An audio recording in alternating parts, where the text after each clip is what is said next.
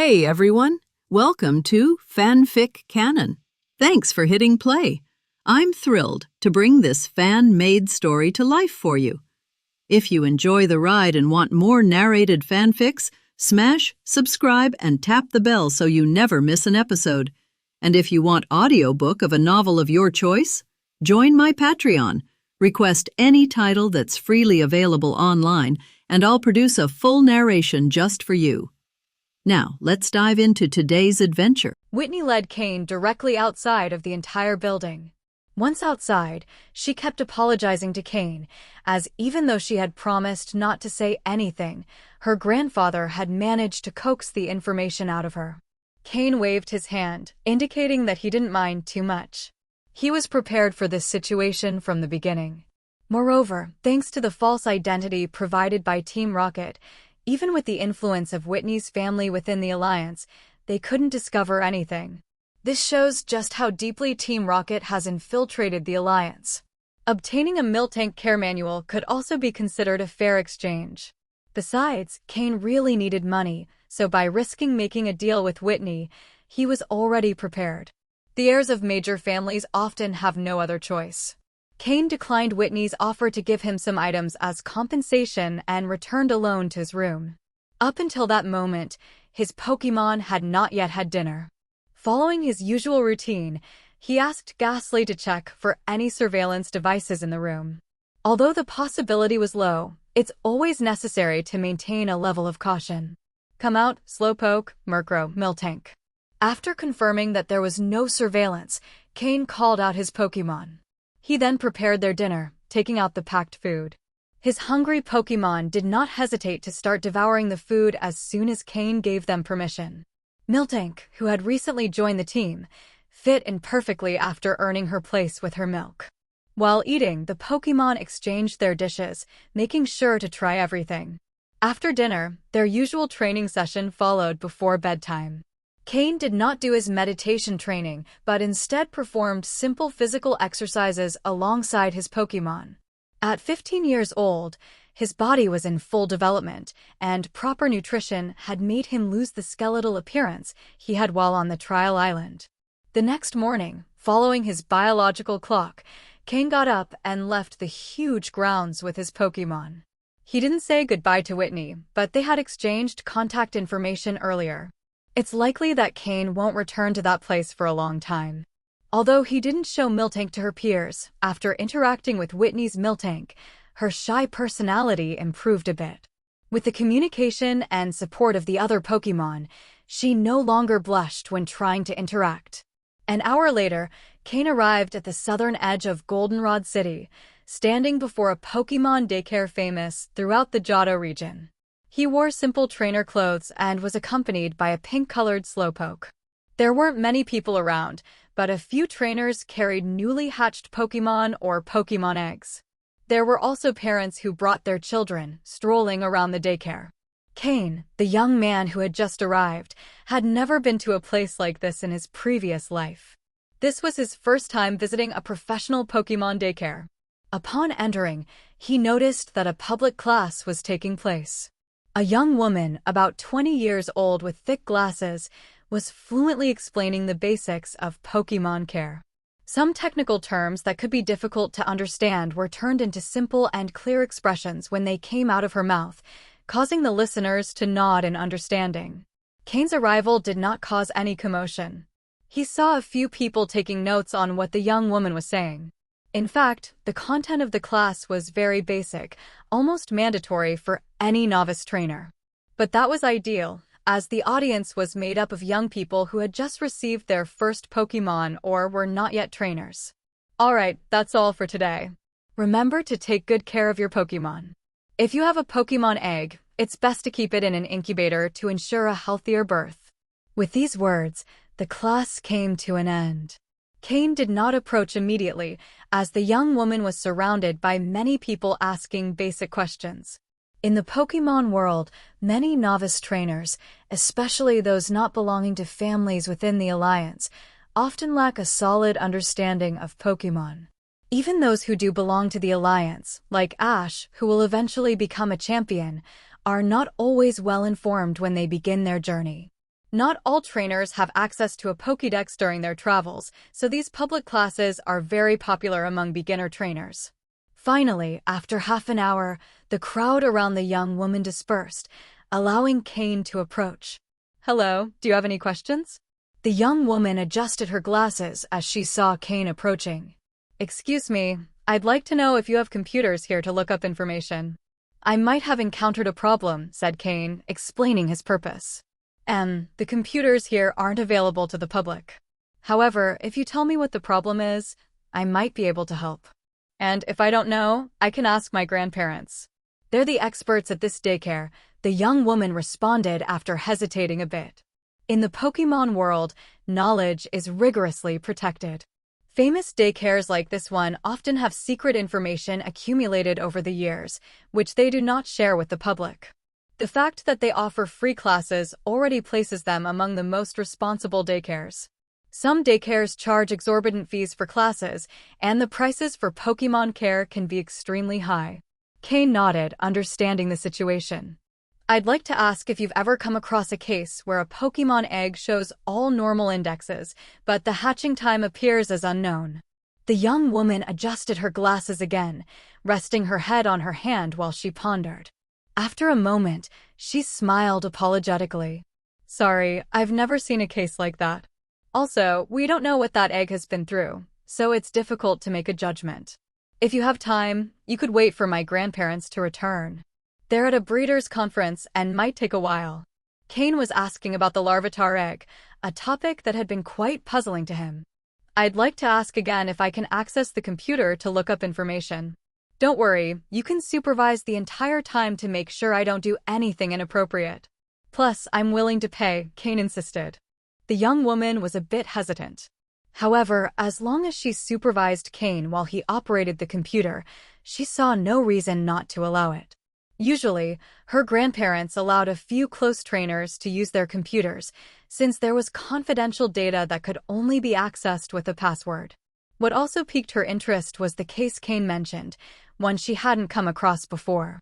As an expert in Pokémon breeding, unknown knowledge always sparked her curiosity.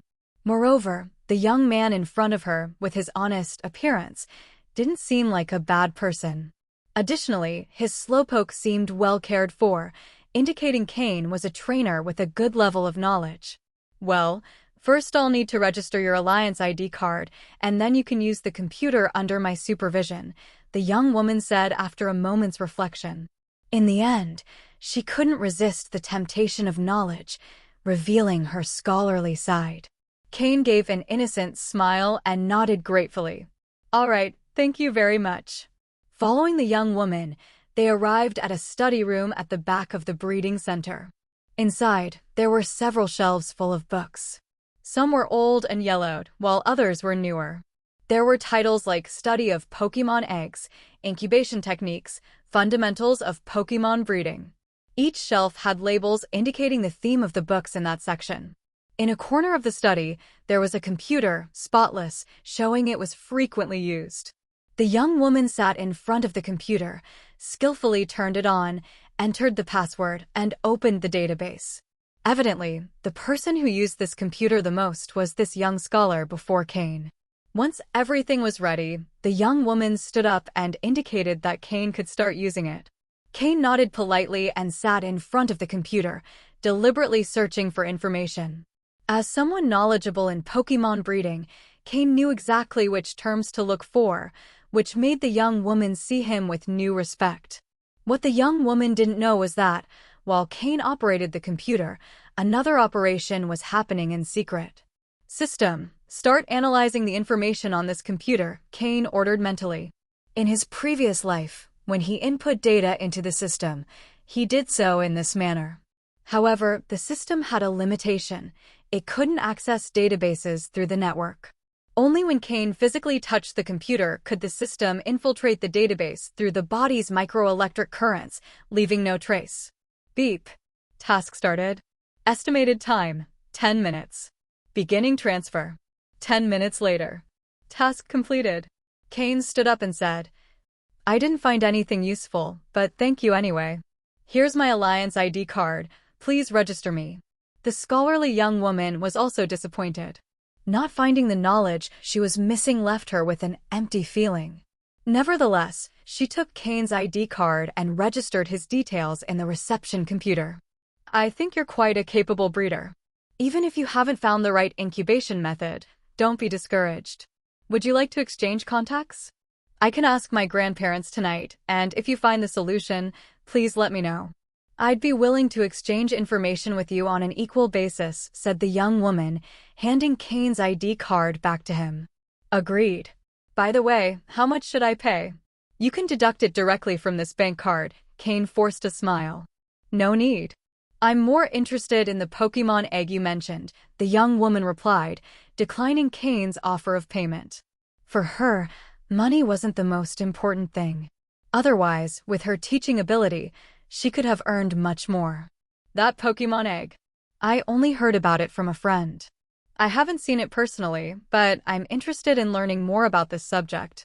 Hearing she couldn't see the egg, the young woman showed a look of great disappointment.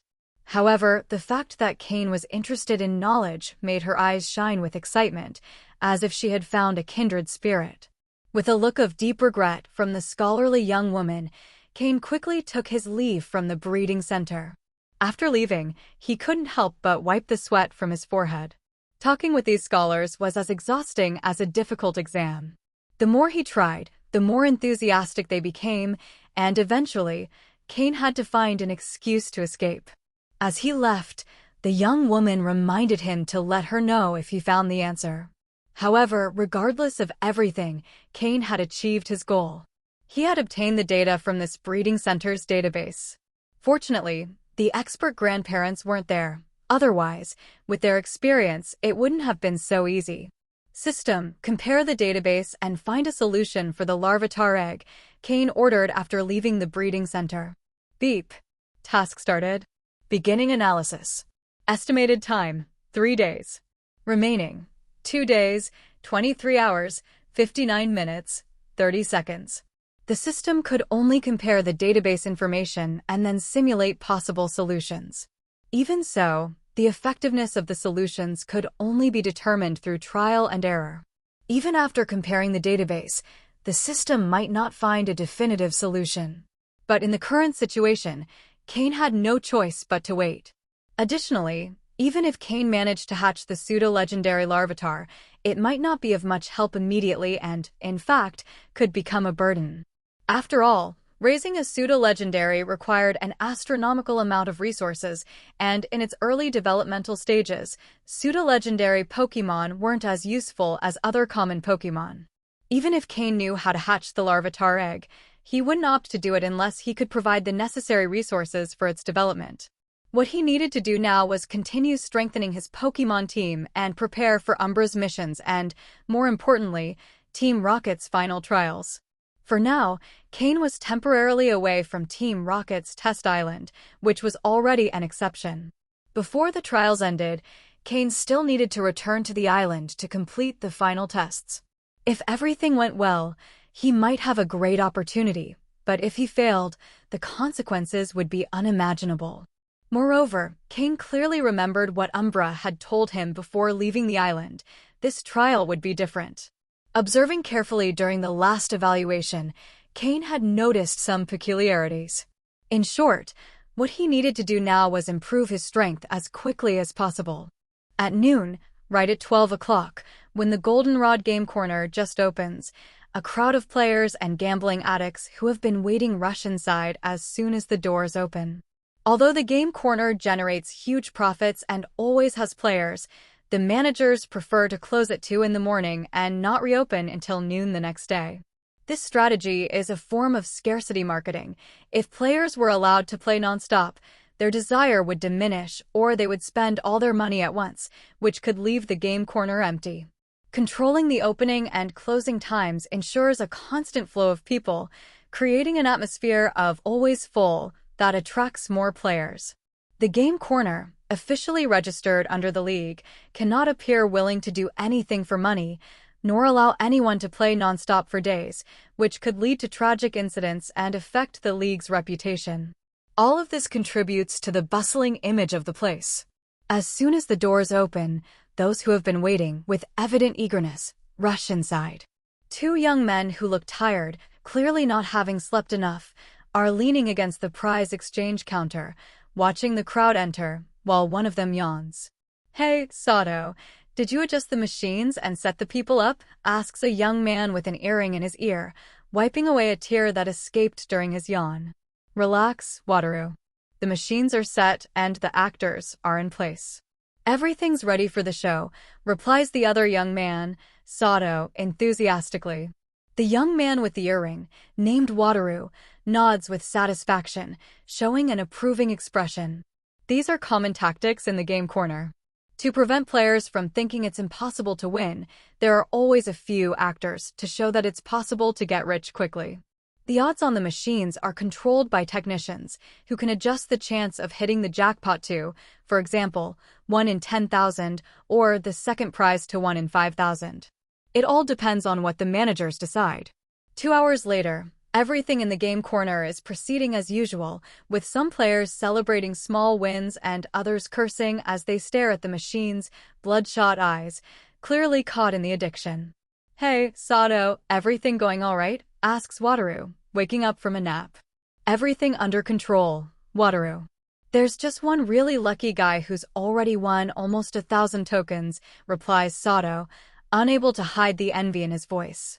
1,000 tokens amount to tens of thousands of Poke dollars, an insignificant sum for the game corner, but a fortune for someone like Sato, who has only recently started working there. "Are you sure it's just luck?" "Nothing strange," asks Wataru, now more alert. Wataru, unlike Sato, has years of experience working in the game corner. Though young, he has seen many veterans come and go, and he's one of the few who has stayed to supervise the place. His experience tells him something might be off. No, he's lost more times than he's won, and he's never hit a jackpot. "He's just been lucky with a few small prizes," replies Sato, hesitating a bit. Sato had observed the guy, watching as he won 1,000 tokens, then dropped to 800, and then went back up to over 1,000 with a minor prize. Everything seemed to indicate he was simply a lucky player. Maybe it's just a stroke of luck. He'll probably lose it all soon. Keep an eye on him. "I'm going to sleep a bit more. I'm exhausted," says Wataru, lying back down on the counter, and soon, he's asleep again. Sato, feeling envious of Wataru's ability to sleep so easily, keeps watching the place, wishing he could prove himself and get a promotion in the future. 2 hours later, Sato is drenched in sweat, nervous, and unsure of what to do. Finally, he makes a decision and wakes up Wataru. "Wataru, wake up. Something's not right." "What's up?" Wataru replies, annoyed at being woken up, though now feeling more rested. "It's the lucky guy. He's now won almost 10,000 tokens," says Sato urgently, with sweat still dripping down his forehead. "What?" Wataru jumps out of his seat at hearing this. 10,000 tokens are like 1,000,000 Poke dollars, an amount that would take them decades to earn with their salaries. Although the sum is small compared to the casino's daily profits, a loss of over 1,000,000 would catch the supervisor's attention, and they could be in trouble. "Let's go check it out," says Wataru, quickly getting up. "Yes," replies Sato, following closely behind him. When Wataru and Sato arrived at the lucky guy's slot machine, there was already a crowd around it. The boy, with an ordinary appearance and a somewhat clumsy expression, stared intently at the machine in front of him. His hands were on the machine and only moved when he needed to insert coins, proving that he was alive. Wow, he really is lucky. He's won quite a lot. So, you can play this way. Just keep inserting coins, and even if you don't win the jackpot, the small prizes keep coming. Wow, he's won more than I make in a year. Sometimes fools are lucky. Hey, I'm just curious. Could he be cheating? That winning rate seems a little high. Are you dumb? If he were cheating, those guys in black would have already caught him. Besides, there's someone else over there who's won even more. The crowd murmured around him. Sometimes, when you can't get something yourself but see others achieve it easily, you feel a bit resentful. Did you call the technicians?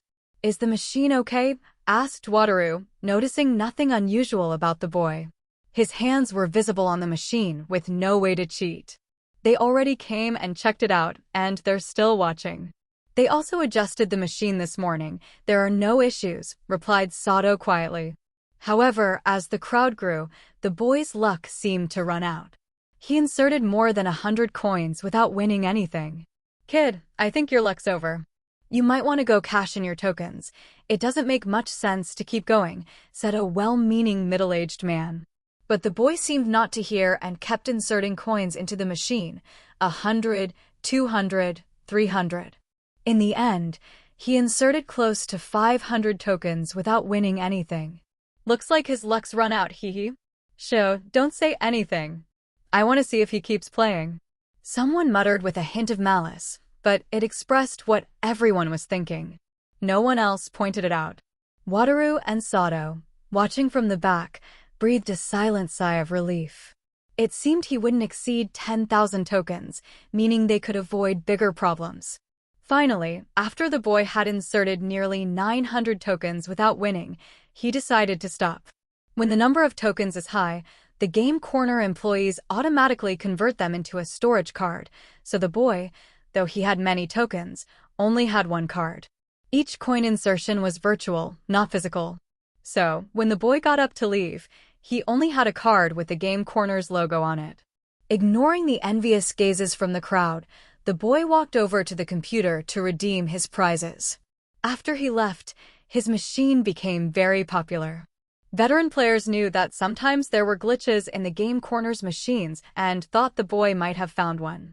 Others tried to copy the boy's method, choosing a random machine and starting to insert coins non-stop, whether they won or lost. But these clever strategies would probably only make them lose all their money. The clumsy boy sat in front of the computer and began operating it awkwardly, clearly someone who didn't use computers often. After 5 minutes of struggling, he finally added items to his cart, then paid with his card using his earned tokens. He redeemed 2 TMs for the move Protect and 1 for the move Toxic, spending a total of 6,000 tokens. He converted the remaining 3,000 tokens into Poke Dollars. He went to the counter, ignoring the looks from Wataru and Sato, and quietly waited for his items to arrive. Soon, a door behind the counter opened, and a middle-aged man in a work uniform came out with a box. He placed the box on the counter and left. Here's your stuff and an anonymous bank card with 375,000 Poke Dollars. Check everything, said Wataru grumpily, pushing the items towards the boy. Although they had avoided a bigger issue, they knew they would likely lose their monthly bonus, which left them in a foul mood. Moreover, seeing this boy win more than they could earn in years stirred deep envy. The boy nodded, picked up the box, and left the game corner, ignoring the looks from others, including some tattooed youths who murmured things as they watched him go. When the boy left the game corner, the sun was already on the horizon. He walked with his head down but couldn't help but smile slightly. This clumsy boy was none other than Cain. He had entered the Goldenrod game corner at noon, following the crowd. With his previous experience in game corners, slightly manipulating the machine's internal system through his own system was very easy for him. However, to avoid raising suspicion, Cain ensured his token gain wasn't too fast. He earned tokens bit by bit, with more losses than wins, but with a total gain that exceeded the losses, allowing him to win consistently. Cain knew that as long as his earnings didn't exceed 1,000,000 Poke Dollars, he wouldn't attract the game corner management's attention, and he would only cause the employees to lose some bonuses. After all, in a gambling game corner, it's normal for there to be wins and losses. As long as the business remains profitable, the management won't worry too much about occasional small losses. Knowing he was close to winning 1,000,000 Poke Dollars, Cain deliberately lost a bit to ease the employees' nerves, then redeemed some needed moves and left. Cain had no intention of turning the game corner into his personal ATM. He knew that even if he used disguises, he'd eventually be discovered if he visited too frequently, as things like height or visible hands and feet are harder to conceal, even if a person can change their appearance.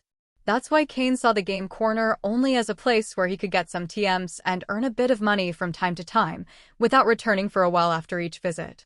Wow, money really can corrupt people.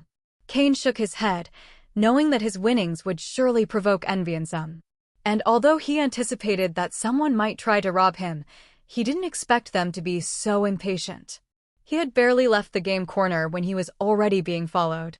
When Cain left the game corner, some of the criminals who frequented these places had already marked him and began to follow him clumsily. With his experience in Team Rocket, Cain easily noticed this crude attempt at a tale. However, the people who had set their sights on Cain were not mere common thugs. They were members of a small gang in Goldenrod City. Though they didn't even qualify as a real gang, they barely formed a small organization. These individuals spent their days loitering around game rooms, intending to prey on those who seemed weak but were lucky enough to win money at the machines. Today, Cain's appearance perfectly matched the profile of their target. Moreover, Cain had won a considerable amount of money, which had sparked their greed. They kept their distance, following Cain without making any sudden moves, waiting for other members of their group to join. Although Cain appeared physically weak, as if anyone could easily defeat him, they followed their leader's orders.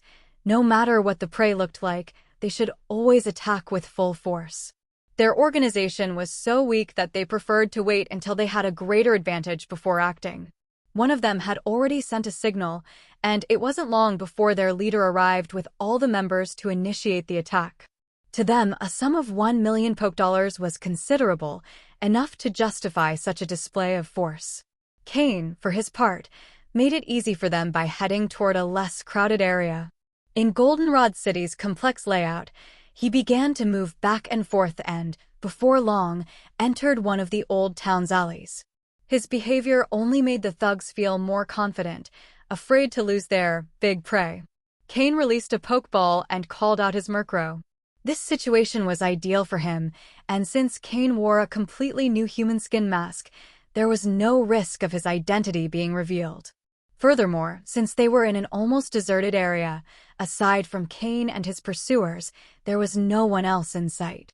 As the light diminished, those following Cain began to grow impatient. Some, more impulsive, stopped hiding and sped up, closing the distance with Cain. Although they saw the Murkrow on his shoulder, they didn't feel the need to back down. On the contrary, they became more furious. What they didn't know was that Cain, who was ahead, had been controlling his pace to ensure they wouldn't lose sight of him. His lips began to curve into a smile, and even the Murkrow on his shoulder seemed excited, barely able to contain its eagerness. Since leaving the Challenge Island, Murkrow hadn't had a decent fight, and its repressed combat desire was finally about to be fully unleashed. The daylight was fading, and the alleys began to darken. The few remaining people had completely disappeared from view. The leader of the group following Cain judged it the perfect moment. He gestured with his hand, signaling everyone to attack. At his signal, those who were already impatient picked up the pace, running directly toward Cain. Hearing the rushed footsteps behind him, Cain grabbed the Pokeball containing his Slowpoke and suddenly sped up, quickly turning into another alley. "Hurry, follow him," the leader shouted, realizing Cain had discovered them. They no longer bothered to hide and started pursuing him with full force, calling on their fastest Pokémon. After surviving on Challenge Island for over half a month, Cain was no longer the weak, skinny young man he used to be. Although he didn't have a muscular build, his body had been significantly trained in the jungle. Additionally, thanks to the deliberate training during that time, Cain was physically well above these street thugs. Moving with the agility of a leopard, Cain navigated the city's alleys. With the darkness on his side, he quickly lost his pursuers. However, compared to Cain, who was an outsider, the members of the small gang knew Goldenrod City much better, having grown up there and spent their days wandering the streets. Therefore, they weren't worried about losing sight of Cain. "Split into pairs," ordered the leader. To be safer, he decided it was best for them to move in pairs. Although he felt that using such precautions against a young man seemed excessive, he knew there were many young people in this world with great strength. His subordinates, who had clearly worked together before, quickly grouped up and spread out through the various alleys. What they didn't know was that the person they were looking for was now dressed in black, practically invisible in the dark alleys. A pair of cold eyes, devoid of any emotion, watched them silently as they separated. Cain adjusted his breathing, trying to remain silent. The Murkrow on his shoulder also tensed up, ready to strike at any moment. This reversal of roles between hunter and prey was what he enjoyed most. The thugs, who had previously had the advantage in numbers, possessed Pokémon such as Rattata, Beedrill, and Pidgey, common Pokémon. Though they weren't powerful individually, their numbers represented a considerable force. However, now that they were dispersed, nothing could stop Cain's offensive. Once he had completely steadied his breathing, Cain emerged from the alley. Murkrow, with its excellent night vision, guided him, allowing him to move with ease. The Ghastly, which had been hiding in the shadows until then, also appeared beside Cain. In this environment, it was like its kingdom. It didn't take long before Cain spotted two of his pursuers. Ghastly approached stealthily, and before the thug's Pokémon could react, it used the hypnosis move to put the trainers to sleep. Then, Murkrow, with its speed and attack power, took out all the Pokémon in a single strike. These were just street thugs, and their Pokémon, obtained illicitly, were of poor quality. Additionally, they hadn't received proper training, and combined with the level difference, they couldn't withstand even one of Murkrow's attacks. If you try to attack me, you better be prepared to be taken down. Both thugs slept deeply under the effect of Ghastly's hypnosis move. Cain, with the dagger he had used on Challenge Island, approached. His eyes gleamed with a cold flash as he covered their mouths with one hand and plunged the dagger into their throats. As was his habit, he wiped the blood off the dagger on the thugs' clothes before collecting their valuables. Although there was nothing of great importance, it was better than nothing. As for their Pokémon, Cain saw no value in them, so Murkrow held nothing back and took them all out. After dealing with the two, Cain, along with Murkrow and Ghastly, vanished into the darkness once again. The hunt continued. The old district was quite large, and they had spread out considerably. The scent of blood from the two Cain had killed didn't permeate the whole area, so he wasn't worried about being discovered. Taking advantage of Murkrow's night vision and Ghastly's ability to move through shadows, Cain soon found another pair. Before they could react, he easily dispatched them the same way. 4. Based on my previous observations, there should be 9 left, Cain murmured as he faded into the darkness. 6. 8. Cain silently counted the victims. Originally, there were 13, and now only 5 remained. That's when the faint scent of blood began to spread through the alleys, and the group finally realized something was wrong. Through several signals, the leader of the remaining 5 gathered everyone. However, there was no trace of the arrogance and ferocity they had shown earlier. The only expressions on their faces were worry and fear. The only one who remained somewhat calm was their leader. He had once been a small member of a major gang in Goldenrod City, but after failing in a power struggle, he barely survived and gathered a group of street thugs to sustain his life. But despite everything, he was the only one among them who had seen the world. He knew that some prodigies existed in this world, people who, despite their young age, possessed formidable strength. That's why he always acted with extreme caution, afraid of provoking the wrong person. It was precisely this caution that allowed him to survive in a large city like Goldenrod City.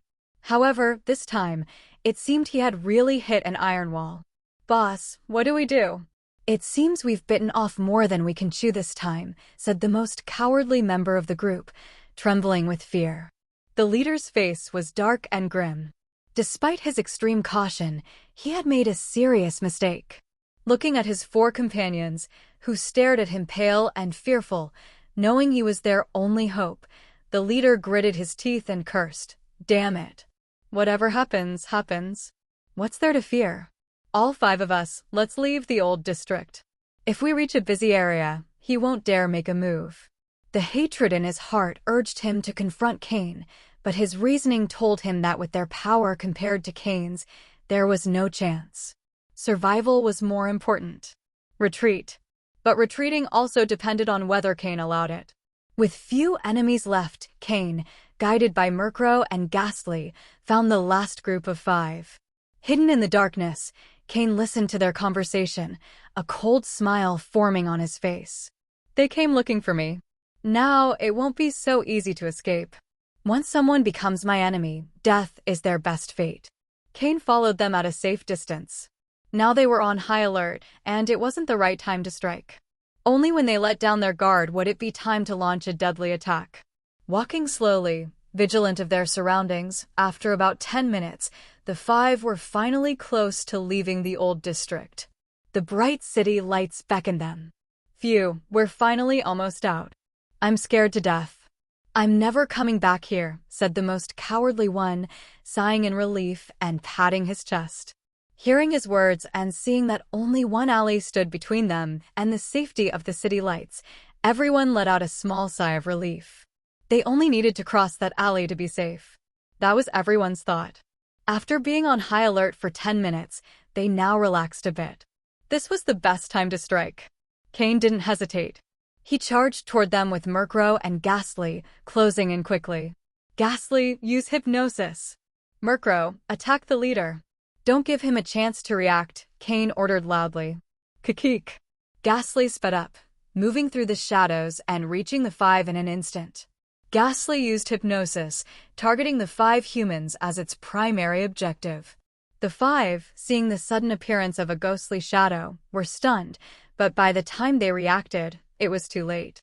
Their bodies began to fail, especially their eyelids, which felt as heavy as mountains, forcing them to close their eyes. The only one who managed to react was the leader. With a mental scream of, "This is bad," but his body already wouldn't respond. He bit his tongue hard, the sharp pain pulling him out of hypnosis trance, and he rolled on the ground, narrowly dodging Murkrow's attack. Murkrow, missing its first strike, didn't pursue him but instead used the opportunity to eliminate the other's Pokémon. After using hypnosis, Ghastly tangled with the leader's Pokémon. Though not strong enough to win, Ghastly could delay it without issue. Ghastly was known for being especially troublesome. The leader, after dodging Murkrow's attack, endured the pain in his tongue and tried to reach for a Pokeball on his belt. Bang!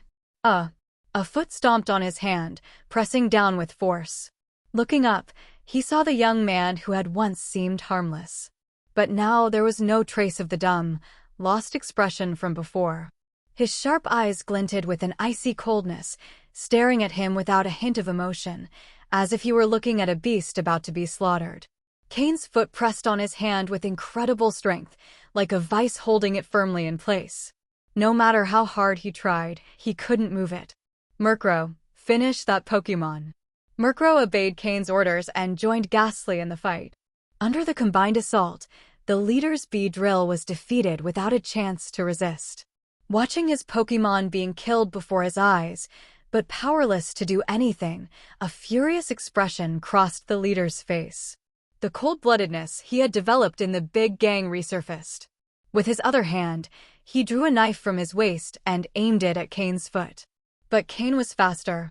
Always attentive to his movements, Cain threw his own knife, striking the leader's other hand with precision. With a cry of pain, the leader dropped his knife. Cain crouched down, looking into his eyes and said coldly, "In your next life, don't provoke those you shouldn't."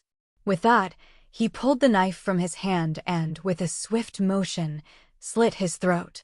He kicked the lifeless body aside, picked up the Pokeballs from his belt, and locked them away, putting them in his pocket.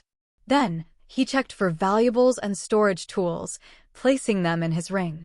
The thug's Pokémon didn't interest him, but the leader's Pokémon held some value. When Cain reappeared on the streets of Goldenrod City, he was once again wearing his League identity mask.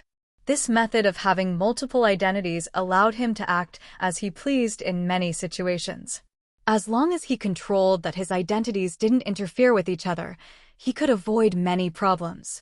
For example, when he had just dealt with those thugs, he wore the mask of a taciturn young man. Even if someone tried to investigate, they wouldn't be able to trace anything back to Cain.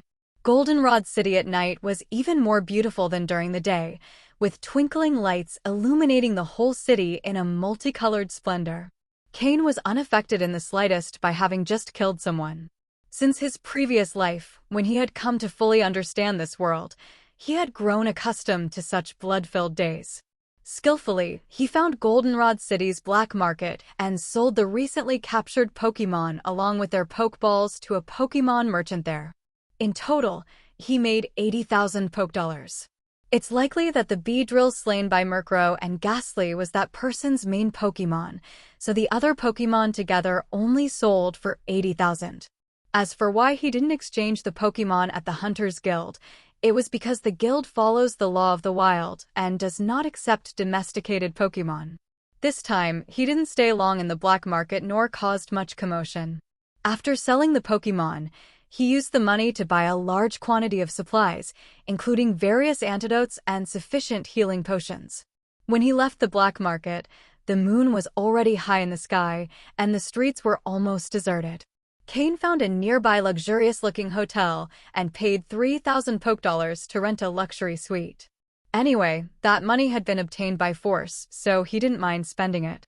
Following the hotel room number, he found his room. It wasn't called a luxury suite for nothing. The room was very spacious, even allowing for more complex physical training for Pokémon. Dinner had already been taken care of before he went to the black market. It cannot be denied that Cain and Murkrow are quite similar. Right after dealing with some thugs, they went to eat, and the food tasted even better. Murkrow, after releasing his long-repressed combat desire, ate more enthusiastically than usual. However, Slowpoke felt a bit disappointed for not being able to participate in the fight. After entering the room, Cain locked the door and Ghastly, on his own initiative, began inspecting the room's security. Tomorrow it would be time to leave Goldenrod City. Cain had previously bought the locations of some reliable Nidoran colonies on the black market. While hunter missions don't generate large earnings at first, as you level up, the rewards become more lucrative. Now he needed to level up quickly. Just as he sat on the couch, ready to plan how to head to Mahogany Town, Ghastly suddenly interrupted him. "What's wrong, Ghastly?" Cain asked upon seeing Ghastly's strange behavior in front of him. "Kikik." Ghastly let out a laugh and then dove directly into Cain's shadow. Could it be? Seeing Ghastly's behavior, Cain had a hunch. As Cain had suspected, Ghastly soon emerged from his shadow again, this time holding an incubator in his smoky hands. Seeing the incubator, Cain's eyes gleamed. Skorupi. Taking the incubator containing the Skorupi egg from Ghastly's hands, he saw that the marked hatching time was less than 5 minutes. Slowpoke and Murkrow also noticed Ghastly's actions and approached with expressions of joy. The first team member to hatch would also be the youngest of the group. The arrival of a new teammate generally brings joy, and the training paused as Cain and his 4 Pokémon attentively observed the Pokémon egg. Slowpoke felt it the most. With his mastery of psychic powers, he could clearly sense the vibrant life energy within the egg and the increasingly strong heartbeat. Time, which normally passed quickly, seemed to have stopped. Every second felt like hours. Finally, the 5 minutes were up, and the egg began to tremble slightly. The incubator slowly opened, as if blooming as the countdown ended. The Pokémon egg was now fully exposed to the air, and a faint violet vapor started to appear around the egg, which was now shaking more vigorously, as if something inside was struggling to break free. Crack. The first crack appeared in the egg, and the surrounding violet vapor, as if finding an escape route, rushed toward the fissure. With the help of the violet vapor, the crack expanded more and more, and the cracking sounds became more frequent as fissures spread all over the egg. Boom. Finally, the eggshell couldn't withstand the force of the little being it contained any longer, and it broke completely, revealing a small blue and violet Pokémon now in front of Cain. The little Pokémon, about the size of a palm, was full of energy. Its blue eyes looked at Cain, filled with closeness and a bit of curiosity. Its tail, which took up half of its body, was upright, and its small white pincers were raised above its head, waving in the air like a child asking for a hug. "Welcome to this world, little one." Seeing the little creature that showed such closeness to him, Cain smiled sincerely and extended his hand toward Skorupi. Skorupi looked at Cain and then at his hand, hesitated for a moment before happily jumping onto it. Cain immediately took out a bottle of milk he had obtained from Miltank, and then, after placing a straw in the bottle, put it in front of Skorupi and said, Try this. I'm sure you'll like it. Skorupi, who had just hatched, had expended a lot of energy breaking the shell. Seeing Cain offering him something to eat, he curiously sniffed the straw. Sensing a peculiar milky aroma, his eyes lit up, and he began drinking enthusiastically. As he drank, he found the milk more and more delicious, and eventually, he took the entire bottle from Cain's hands. His small pincers held the bottle perfectly, much heavier than he was, and in between sips, Skorupi made little sounds of joy. While Skorupi drank the milk, Cain activated the system to scan his stats. Pokémon, Skorupi, light blue. Gender, male. Level 1. Type, poison plus bug. Ability, sniper. Held item, none. Egg moves, screech, agility, poison tail, pursuit. Basic moves, bite, poison sting, leer. Learned moves, none. TM moves, none. Cain's eyes immediately lit up. He hadn't expected Skorupi to have the sniper ability. Although all of Skorupi's abilities have good development paths, Cain had always preferred the sniper ability. The sniper ability allows for an increase in the power of critical hits. If in the future Cain can find an item that boosts the critical hit rate for Skorupi, then he, or his evolution Drapion, will become his highest instant damage attacker. Especially for Pokémon whose types are weak to Skorupi's attacks, they'll be almost instantly defeated if struck at a critical point, even if there's a level difference of up to 5 levels. Additionally, to Cain's surprise, Skorupi already knows 2 useful moves, Poison Tail and Agility, which demonstrate his talent. The light blue color of his quality is the highest among Cain's Pokémon. The difference in combat power between Pokémon of different quality colors is significant, even if they're at the same level. After Skorupi hatched, Murkrow and Slowpoke were particularly happy.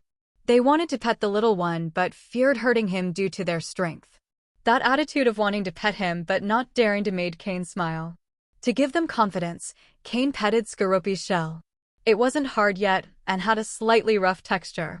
Following Cain's example, Murkrow and Slowpoke gently petted the little Skorupi, who was so focused on drinking milk that he didn't notice them petting him. Soon, Skorupi finished the milk bottle and, after a satisfied burp, climbed up Cain's arm to his neck, where he gently nuzzled his head against Cain's neck before falling asleep. His tiny pincers gripped Cain's clothing firmly, and despite his size, Skorupi held on tightly, so much so that not even running would make him fall. Skorupi's pincers have small hooks that easily latch onto the fabric fibers. Unless pulled firmly, it's hard to detach him. After Skorupi fell asleep, Murkrow and Slowpoke took one last look at him before resuming their basic training. Skorupi has just been born and is still a baby.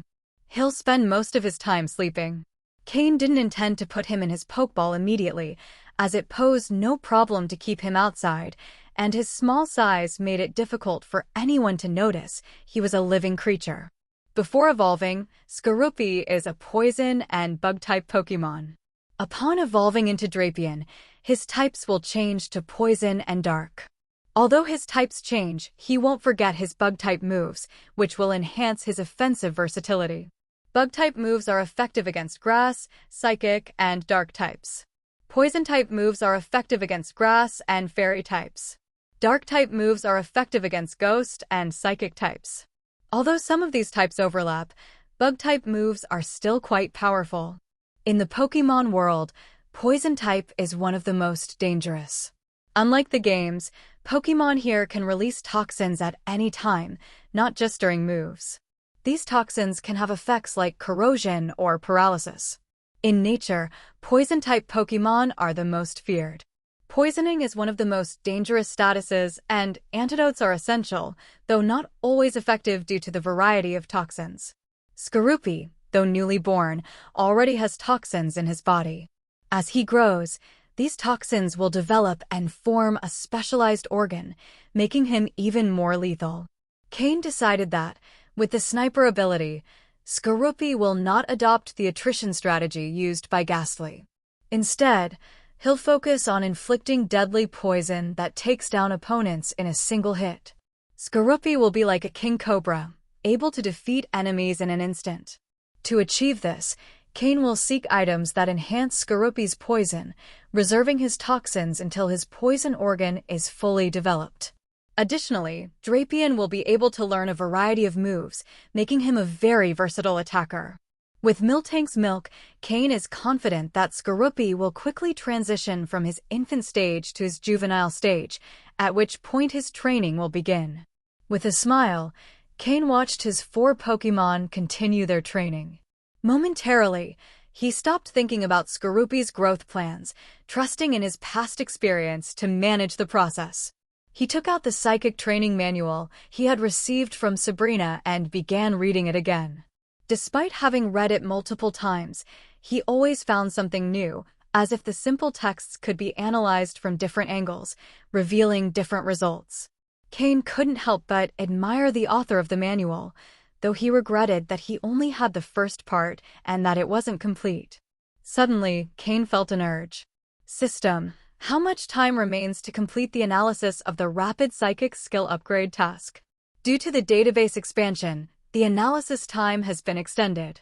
Remaining time, 6 hours, 31 minutes, 42 seconds, the system responded. It seems that the inclusion of additional data has lengthened the analysis time. Tomorrow morning, I should have the results, Cain thought to himself. The morning sun had barely risen when a young man of ordinary appearance, dressed in the Standard League trainer uniform, appeared in the northern outskirts of Goldenrod City. Beside him walked a light pink Slowpoke, and on his shoulder perched a small, violet-blue Pokémon. If one didn't look closely, it would be difficult to confirm it was a Pokémon. Cain had woken up before dawn and left Goldenrod City, venturing into the forests surrounding the city in search of a Nidoran. In his hands, he held a map with several small circles drawn on it, marking areas where Nidoran might likely be found. He had purchased this information the day before from an informant in the black market. Though it wasn't completely reliable, at least it saved Cain from searching blindly. Comparing the nearby hill with the map, Cain confirmed he was at the first possible marked location and headed directly there, following the map's directions. Although the hill seemed close, it took him almost an hour to reach it. Fortunately, Cain was already accustomed to the harsh conditions of Judgment Island, so the forest on the outskirts of Goldenrod City felt like a small grove to him. As he ventured deeper into nature, signs of human activity became less frequent, while the levels of wild Pokémon began to rise. However, all were within Slowpoke's skill range. It should be around here. I don't know if there will be any, but come out now, Murkrow, and look for traces of Nidoran. Cain released Murkrow's Pokeball. As a flying-type Pokémon, Murkrow could use his wide field of vision to help with the search. Additionally, in this remote place, there was no need to worry about being seen with his Pokémon. Murkrow flew out and, with a slight flap, became a black shadow disappearing into the sky. As he watched Murkrow disappear into the distance, Cain fell into deep thought. That morning, the system had finished analyzing the task, and to Cain's surprise, the system's database really contained methods to quickly increase psychic energy, or in other words, the level of psychic abilities. However, upon seeing the strange names of the required items, Cain began to wonder if he really had lived another life. He hadn't heard of any of the names except one, a tool called the Meditation Pearl, which supposedly could increase the speed and efficiency of psychic meditation. However, the authenticity of this tool remained to be verified, or even if it truly existed. The system's database only stored data and didn't discard items based on feasibility or efficacy. Even if the system filtered out some items, Cain couldn't be entirely sure of their effectiveness. Perhaps in this life, he was not destined to become an advanced psychic. If he had never awakened psychic abilities, Cain probably wouldn't feel so dissatisfied.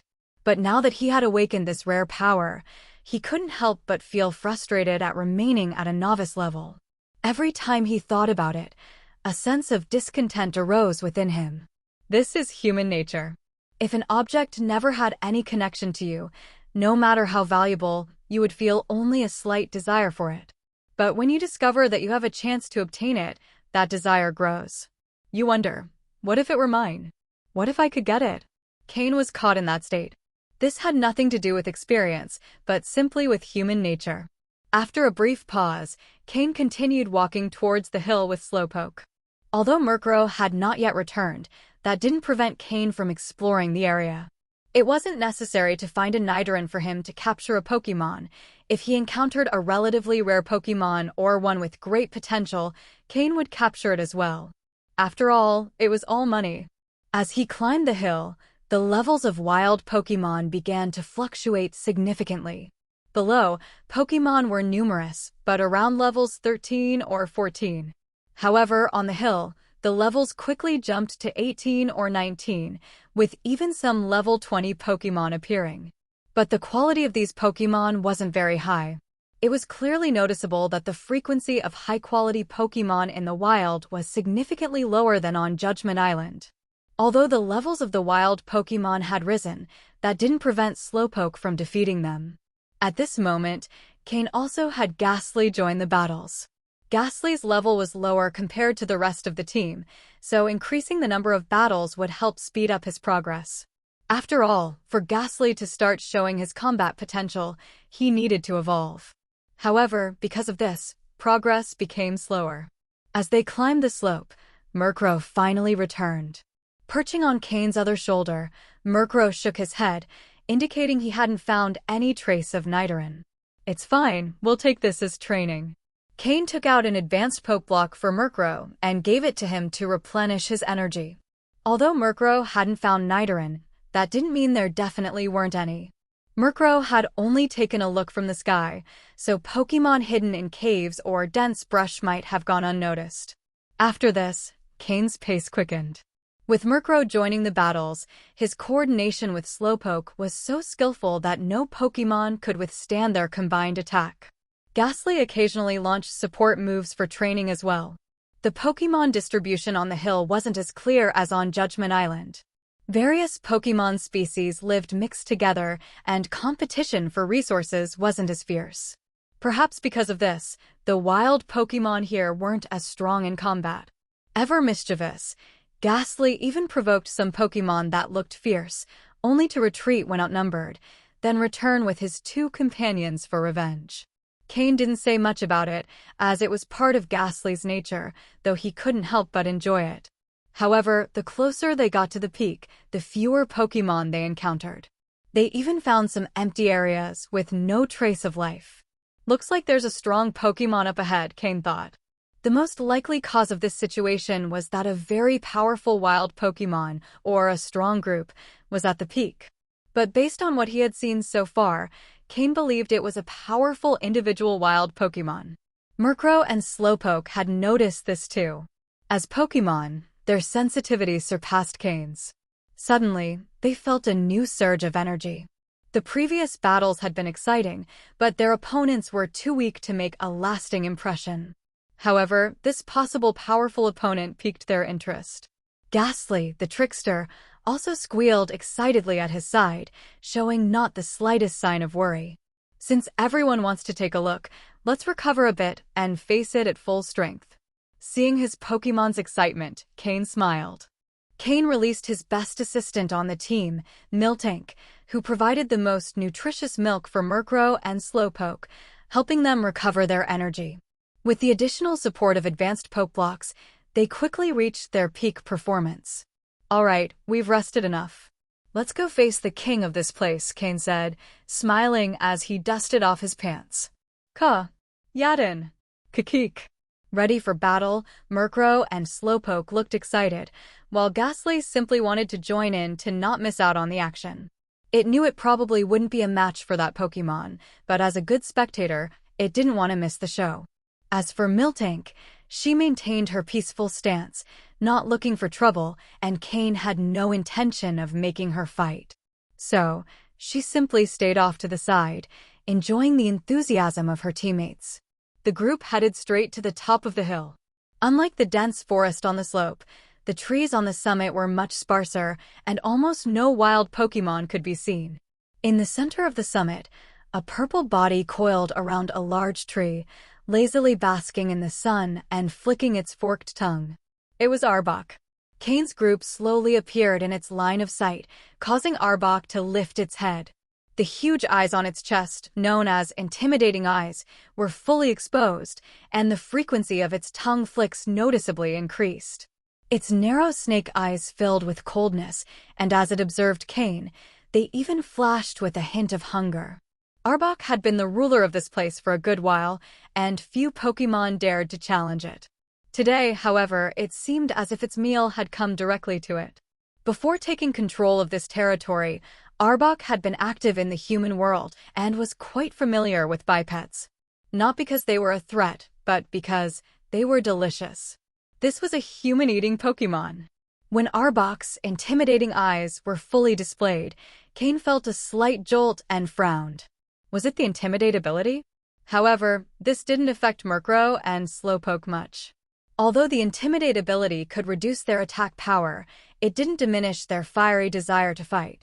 Arbok slowly descended the tree trunk, its purple scales scraping against the ground and producing an unpleasant sound. As it approached, the sound of its breathing became more evident to Cain and his team. When it was within scanning range, the system displayed Arbok's information before Cain's eyes. Pokémon, Arbok, light green. Gender, male. Level, 23. Type, poison. Ability, intimidate. Held item, none. Egg moves, poison fong, poison tail. Basic moves, crunch, ice fong, thunder fong, fire fong, wrap, leer, poison sting, bite, glare, screech, acid. Learned moves, gastro acid, bind, snatch. TM moves, none. Seeing this Arbok's data, Cain's eyes gleamed slightly. A light green quality Arbok? However, he wasn't interested in capturing it.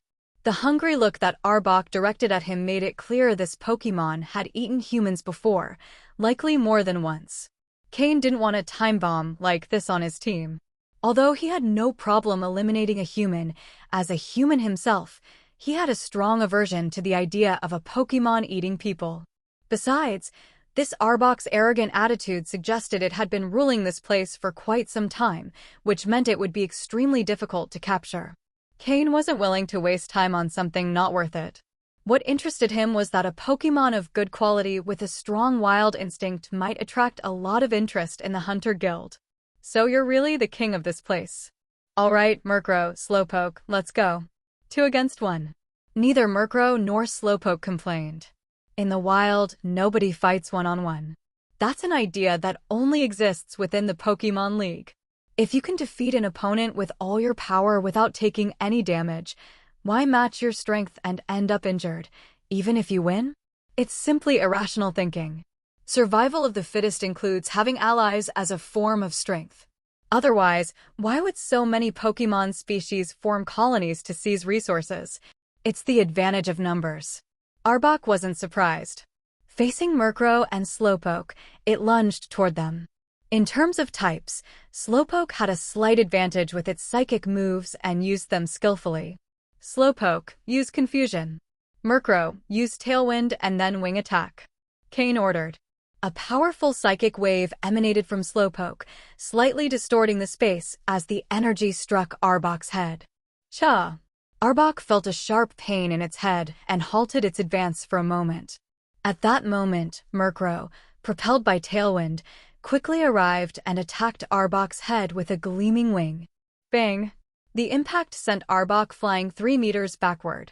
A snake's head is its hardest part, so even though Murkrow's attack hurt it, it also snapped Arbok out of the confusion caused by Slowpoke's confusion move. Arbok's mouth suddenly opened, releasing a foul breath as it fired several poisonous needles toward Murkrow. Immediately after, its body hit the ground and lunged like an arrow after the needles. Arbok's attack was powerful, especially in close combat. Once it coiled around its prey, the pressure of its muscles was enough to crush almost any Pokémon. Murkrow, dodge and use Dark Pulse. Slowpoke, stop it with Confusion, and then use Calm Mind. Slowpoke's Confusion once again struck Arbok, slowing its advance. Murkrow dodged the poison needles and quickly gathered dark energy, releasing a Dark Pulse towards Arbok. Ghastly, you join in too.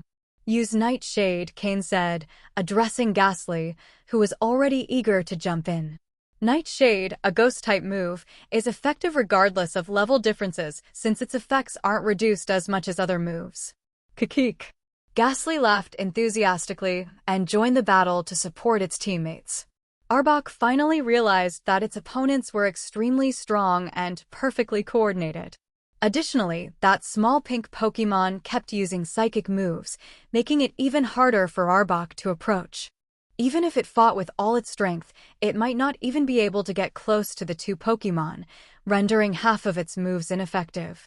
Moreover, both Pokémon's attacks were extremely powerful, and it realized that its body could no longer withstand them. Seeing the unfavorable situation, it immediately decided to flee. Having grown to this point from its weaker days, escaping had become an instinct for it, so running away this time also seemed completely natural. Keep fighting? Await death? Seeing that Arbok was clearly attempting to flee, Cain maintained an expressionless face and said coldly, "Slowpoke, full power, use confusion." After a successful calm mind, Slowpoke's special attack was boosted and a bright blue glow appeared in its eyes. An invisible psychic wave surged toward the fleeing Arbok. Having already taken 2 rounds of attacks, enduring the double damage from confusion and being occasionally struck by Ghastly's Nightshade, Arbok was now exhausted, both physically and mentally. Under the full-powered confusion from Slowpoke, the swiftly moving Arbok suddenly halted, its eyes rolled back, and it fell to the ground, drained. Cain pulled out a simple red and white Pokeball from his ring and threw it toward Arbok. The Pokeball opened upon contact, and after a flash of red light, Arbok was captured within. Beep! After a slight shake, the central button of the Pokeball glowed red, indicating a successful capture. Slowpoke used its psychic power to float the Pokeball back to Cain, who smiled and patted it on the head in congratulations. Then he released Arbok. The recently released Arbok had already regained consciousness. It looked at Cain, who was surrounded by Slowpoke and Murkrow, with fear, and its body shrank involuntarily, causing its wounds to sting, making it hiss in pain. "I don't care what you think, obey my commands. You have only one life. If you try anything, you won't ever open your eyes again." Cain looked down at Arbok, his words cold and devoid of emotion. Hearing Cain's words, Arbok glanced at Slowpoke and Murkrow, who seemed ready to hurt it if it disobeyed, and submissively nodded. "Isn't staying alive better than anything else?" Cain took out a healing spray and casually used it to treat Arbok, ensuring it wouldn't die from its serious wounds, but didn't fully heal it either. Cain didn't completely trust this crafty venomous snake. As long as it didn't die before he sold it, that would be enough. After quickly treating Arbok's wounds, he returned it to its Pokeball under the resentful gaze of the snake. Overall, Cain was quite satisfied with this battle. Slowpoke and Murkrow had worked in excellent coordination. With the double damage from psychic-type moves, Slowpoke was the main attacker in this battle. Additionally, the extra effects of the psychic moves provided added control. Meanwhile, Murkrow took on the role of restraining Arbok, switching between close and long-range attacks, perfectly coordinating with Slowpoke's control. This was the synergy they had developed over time. This Arbok's level wasn't low, and its potential wasn't weak either. Despite Slowpoke's type advantage, it still took 3 rounds of attacks with Murkrow to defeat it, though Arbok only managed to use Poison Sting once. However, it had to be admitted that Arbok held great value. Even if he didn't find a Nidoran this time, he had already gained something valuable. "Let's see if there's anything good around here," Cain said with a smile, satisfied with capturing a high-value Pokémon. Ghastly, skilled at treasure hunting, began to explore. Nothing could escape its gaze as it slipped through obstacles. Under the tree where Arbok lived, numerous white bones were piled up. The dense, deathly atmosphere provided a great meal for Ghastly, and the purple mist around it grew denser. Thanks to the efforts of the 3 Pokémon, they found several valuable items, totaling around 50,000 Pokedollars in materials. Some of these materials were poison type, which Cain planned to save for Ghastly and Skorupi. By the way, the recent battle had nothing to do with Skorupi, who had been peacefully sleeping on Cain's neck, completely unfazed by the fight. Cain was continually amazed at Skorupi's deep sleep during its growth. After clearing the battlefield, Cain and his Pokémon left, heading to another marked location on the map. 3 hours later, Cain hadn't found success at the second spot the information broker had marked as a possible Nidoran habitat. Aside from defeating a few weak wild Pokémon along the way, there was nothing special. He didn't even encounter a yellow-quality Pokémon, so it was really a waste of time. During the search, they stopped for a break and solved the lunch issue. With plenty of time, Cain decided not to settle for dry rations. The Pokémon enthusiastically caught some wild rabbits and chickens and enjoyed a rare barbecue, which they all missed. The one who ate the most was Miltank, who was tasting Cain's barbecue for the first time. Her recent training had increased her appetite, and she ate more than all the other Pokémon combined.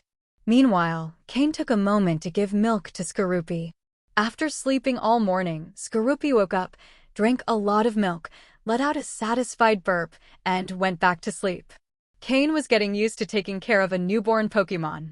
However, it's worth mentioning that after a morning of continuous battles, Ghastly's level had reached level 16, and Murkrow's level also increased, reaching level 21. This was Murkrow's first level up since leaving Challenge Island.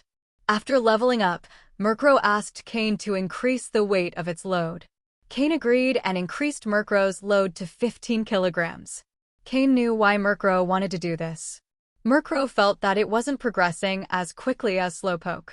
Though Slowpoke didn't level up this time, it was because there were many bug-type Pokémon in the forest, which gave Murkrow a great advantage, allowing it to level up first. Cain was sure it wouldn't be long before Slowpoke leveled up as well. Murkrow, being competitive, asked to increase its load, not out of jealousy of Slowpoke's progress, but because it was determined to work as hard as possible to keep up with Cain. Moreover, Ghastly's rapid improvement also made Murkrow feel a slight sense of urgency. It knew that its advantage over Slowpoke and Ghastly was mainly due to its type advantage. It also understood that its potential was slightly lower than that of Slowpoke and Ghastly. As the one who always considered itself the leader of the group, Murkrow was determined to give its best effort, to train hard and grow quickly, taking on more responsibilities for the entire team. This way, even if its companions caught up, it would feel it had done enough. At least it had tried. Upon observing the third marked location on the map, he saw that it was the farthest from Goldenrod City.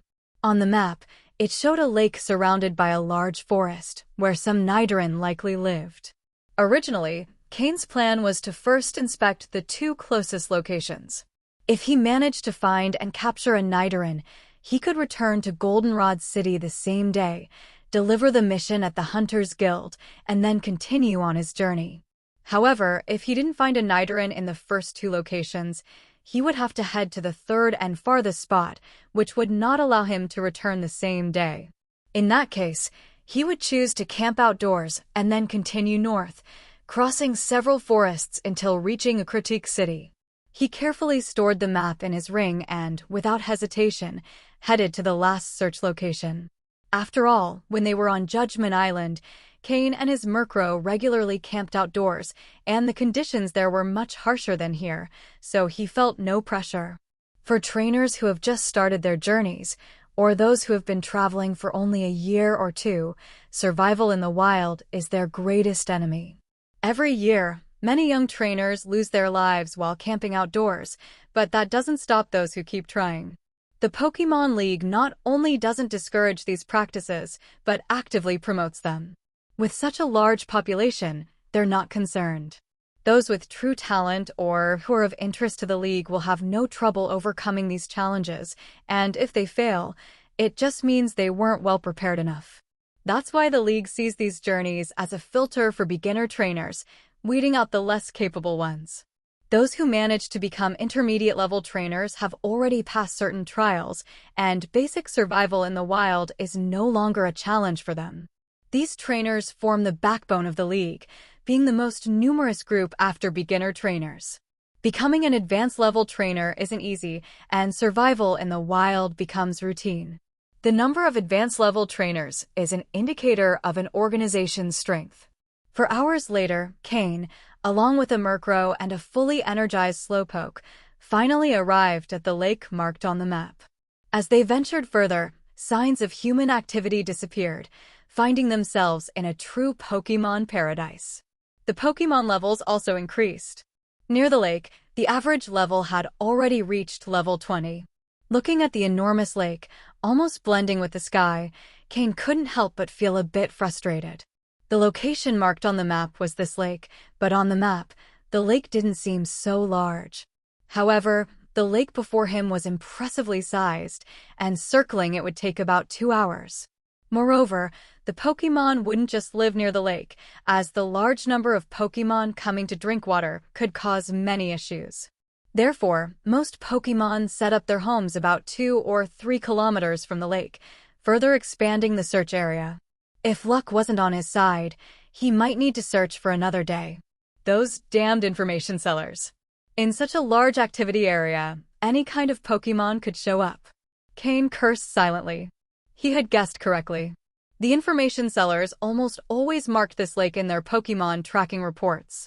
After all, with such a large ecosystem, who knows what could appear?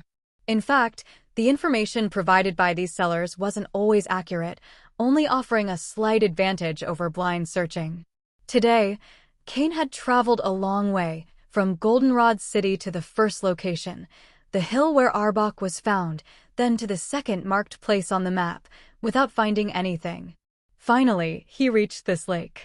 Since before the sun had risen until now, when it was beginning to set, Murkrow and Slowpoke had experienced a day full of intense battles. It seemed like they wouldn't find anything today, so Cain decided not to push it. He found a scenic spot by the lake and prepared to camp. The setting sun painted the sky a deep red, reflected on the lake's surface, which looked like a fiery painting. Cain took out a tent he had prepared in Goldenrod City, and with Slowpoke's psychic power, quickly set it up. He used some stones from the lake to build an improvised fire pit, then filled a pot with lake water, added some purification tablets, and set it to boil. Although he had brought some purified water from Goldenrod City, as outdoor life would continue for a while, he decided to save it for emergencies.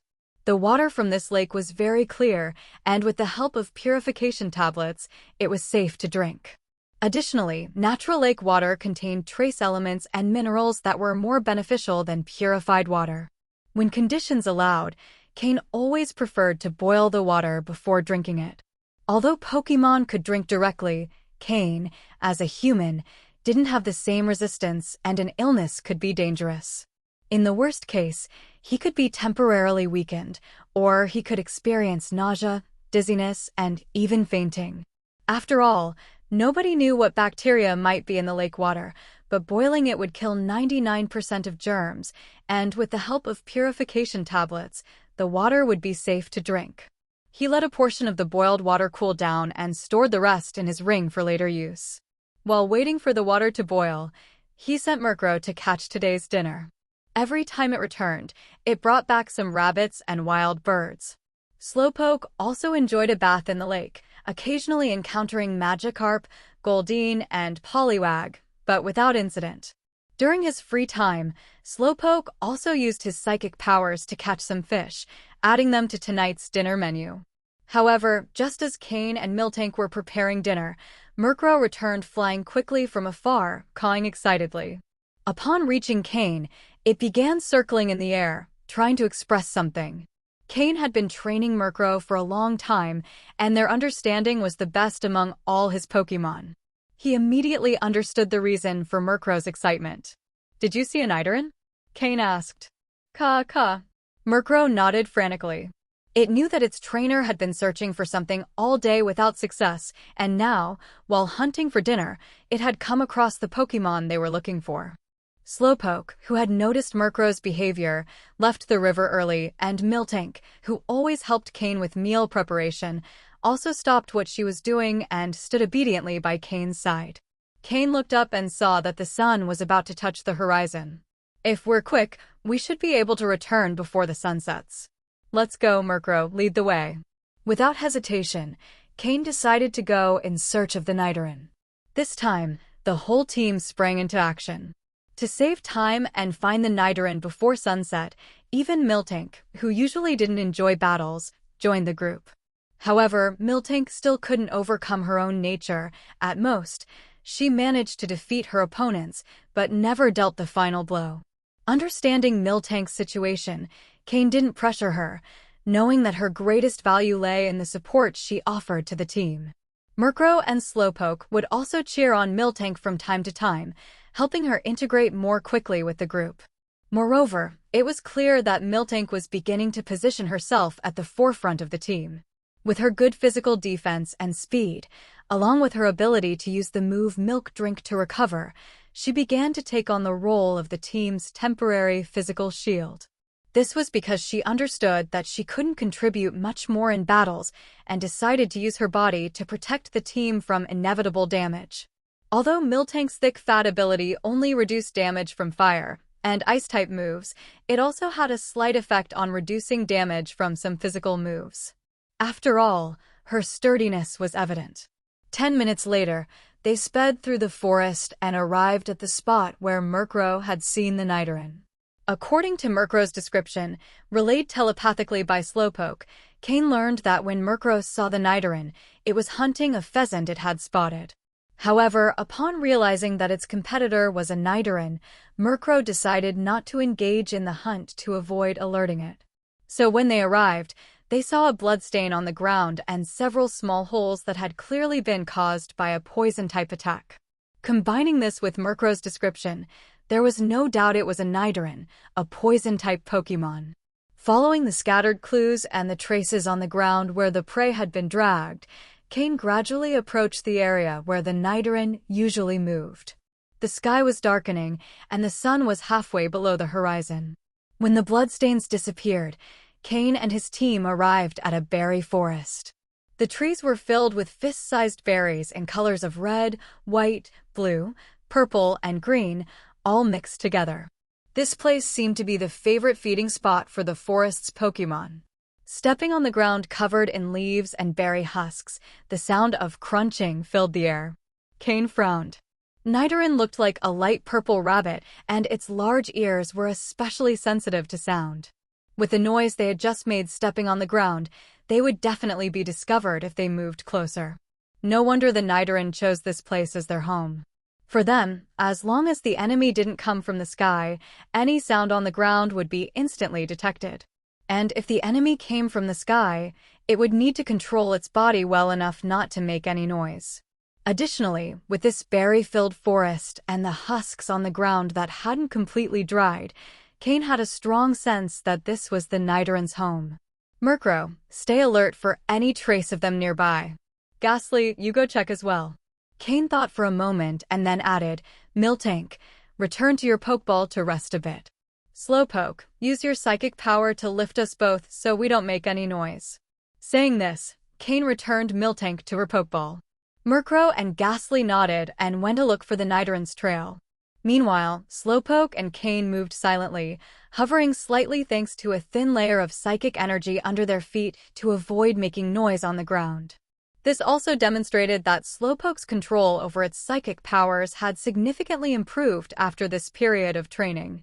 Once the exact location was determined, with Murkrow and Ghastly's mobility, it shouldn't take long to find the Nidoran, as long as it was truly there. And indeed, Cain didn't have to wait long. Ghastly emerged from behind a tree with an excited expression. Seeing its appearance, Cain felt excited. Did you find it? Kakik, Ghastly nodded repeatedly. Under Ghastly's guidance, Cain and Slowpoke arrived at a large berry tree. From the size of its trunk, which needed at least 4 people to encircle it, it appeared to be several hundred years old. Ghastly used its purple smoke to form a hand that pointed at a hole at the base of the tree. This was the place. Cain thought silently. To avoid alerting the Nidoran, no one made any noise. Slowpoke, use water gun and fill the hole with water, Cain ordered, finally breaking the silence. Upon hearing, Slowpoke opened its mouth and an arm-thick stream of water shot out, quickly filling the hole. Since Ghastly had already confirmed the location and everyone was in position, there was no need for further subtlety. Slowpoke attacked immediately. At that moment, Murkrow returned without having found the Nidorann's trail. Seeing Slowpoke using water gun on a hole, it immediately understood that they had found the Nidoran. Cain saw Murkrow had returned and didn't hesitate to give his command, "Murkrow, use hidden power on that hole." Murkrow's hidden power was electric type, and by combining it with Slowpoke's water, they could significantly weaken the Nidoran before it managed to escape. Murkrow, following the special energy path, created a bright yellow energy sphere in front of its chest.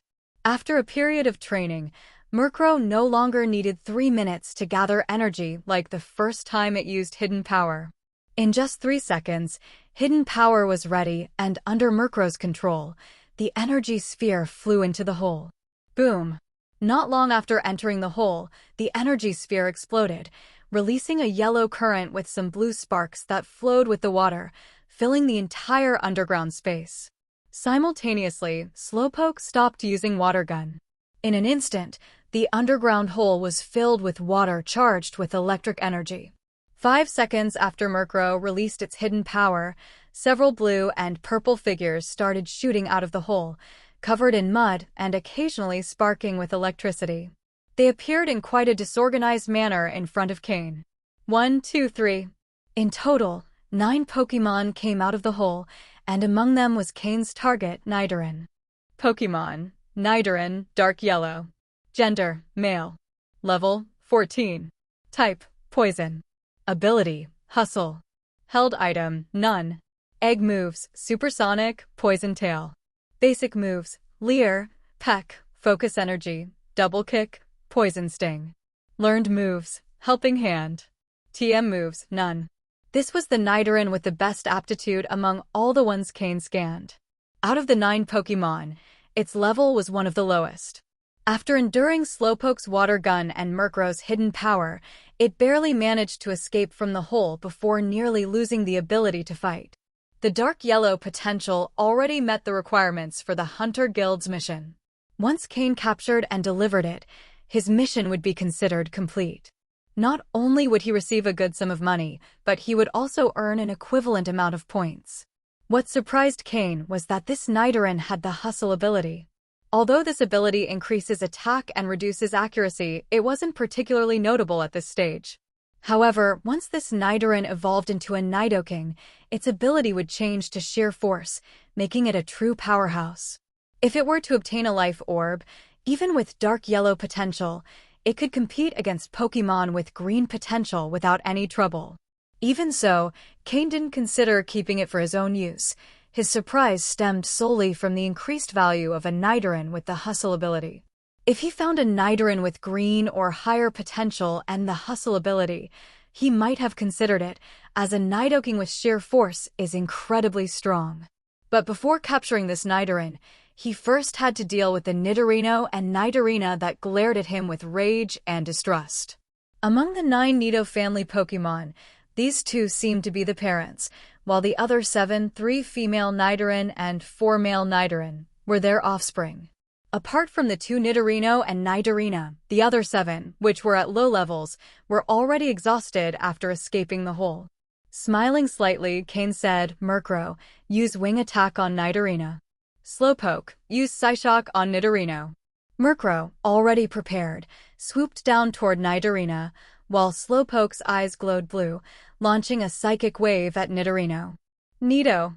Although they still had traces of electricity on their bodies, they couldn't move quickly.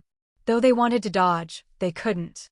With 2 roars, Murkrow struck Nidorina with its wing without hesitation, pushing her back 3 meters, while Slowpoke's Psyshock, with its type advantage, dealt double damage to Nidorino, leaving him paralyzed on the spot. Murkrow, use feint attack on Nidorino.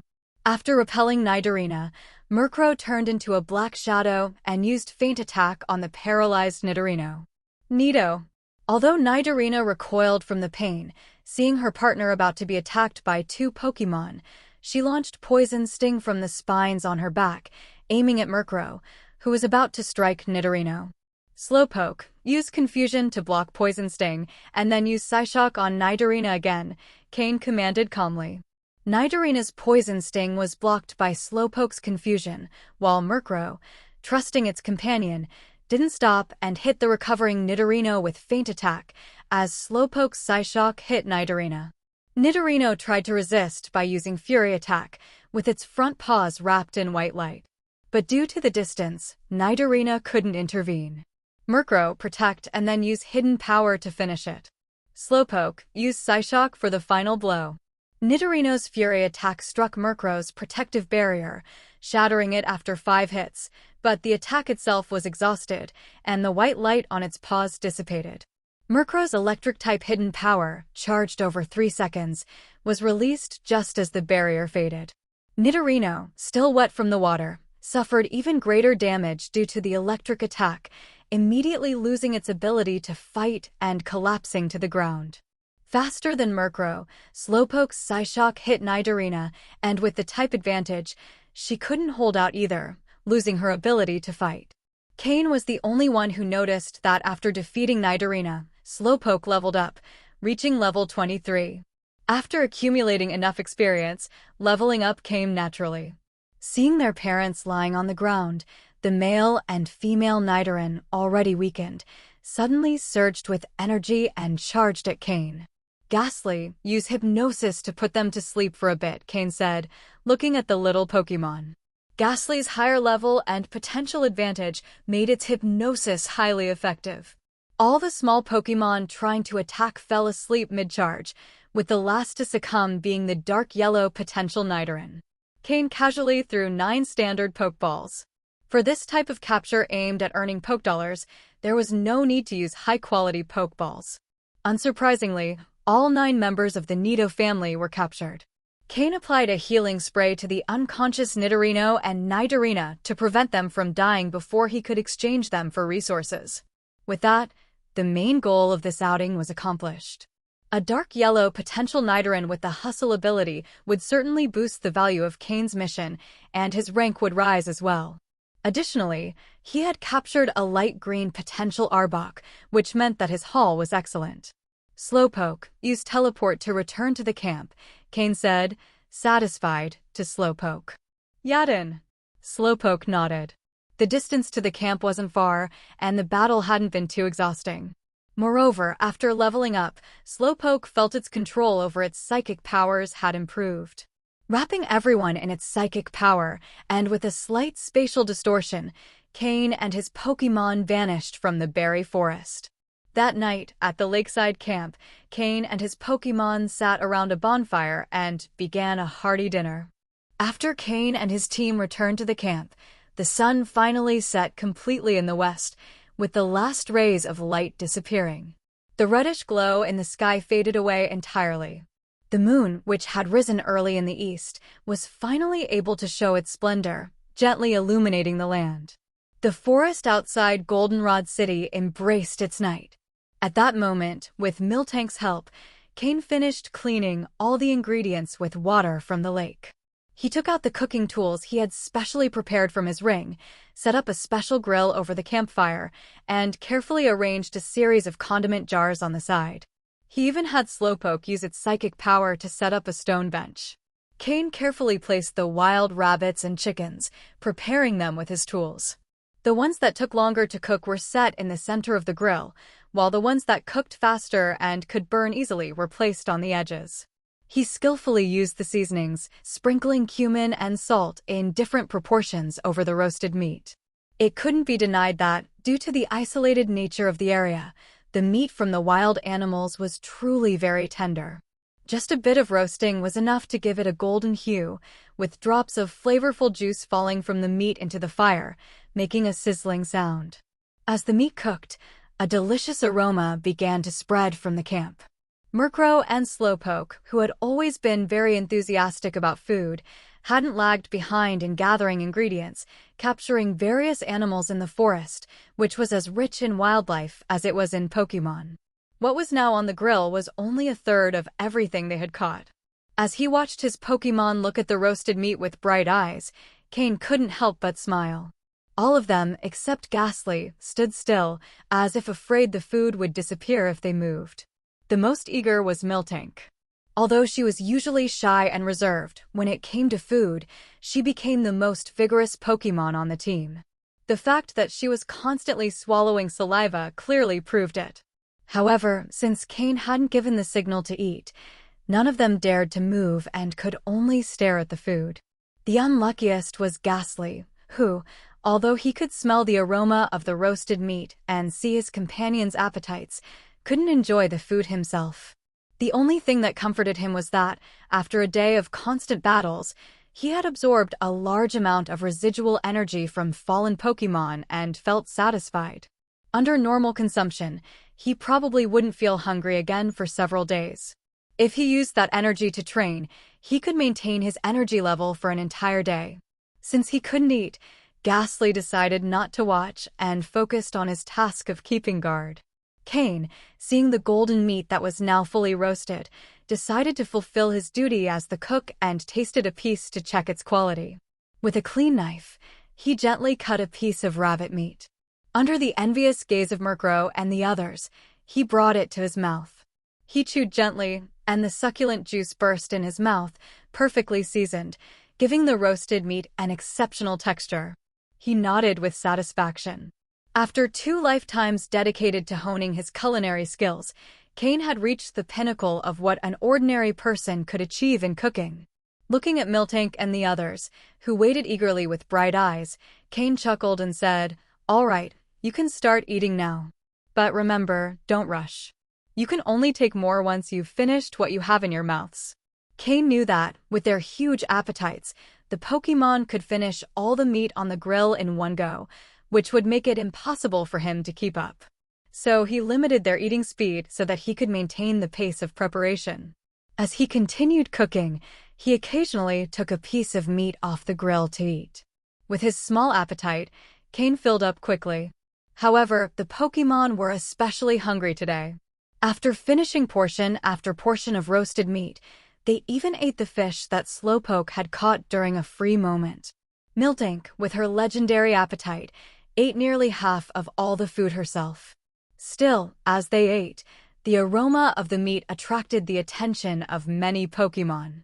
A few pairs of red or green eyes began to watch the camp from the forest undergrowth. Cain wasn't worried about these wild Pokémon, drawn either by the smell of the roasted meat or the light of the fire.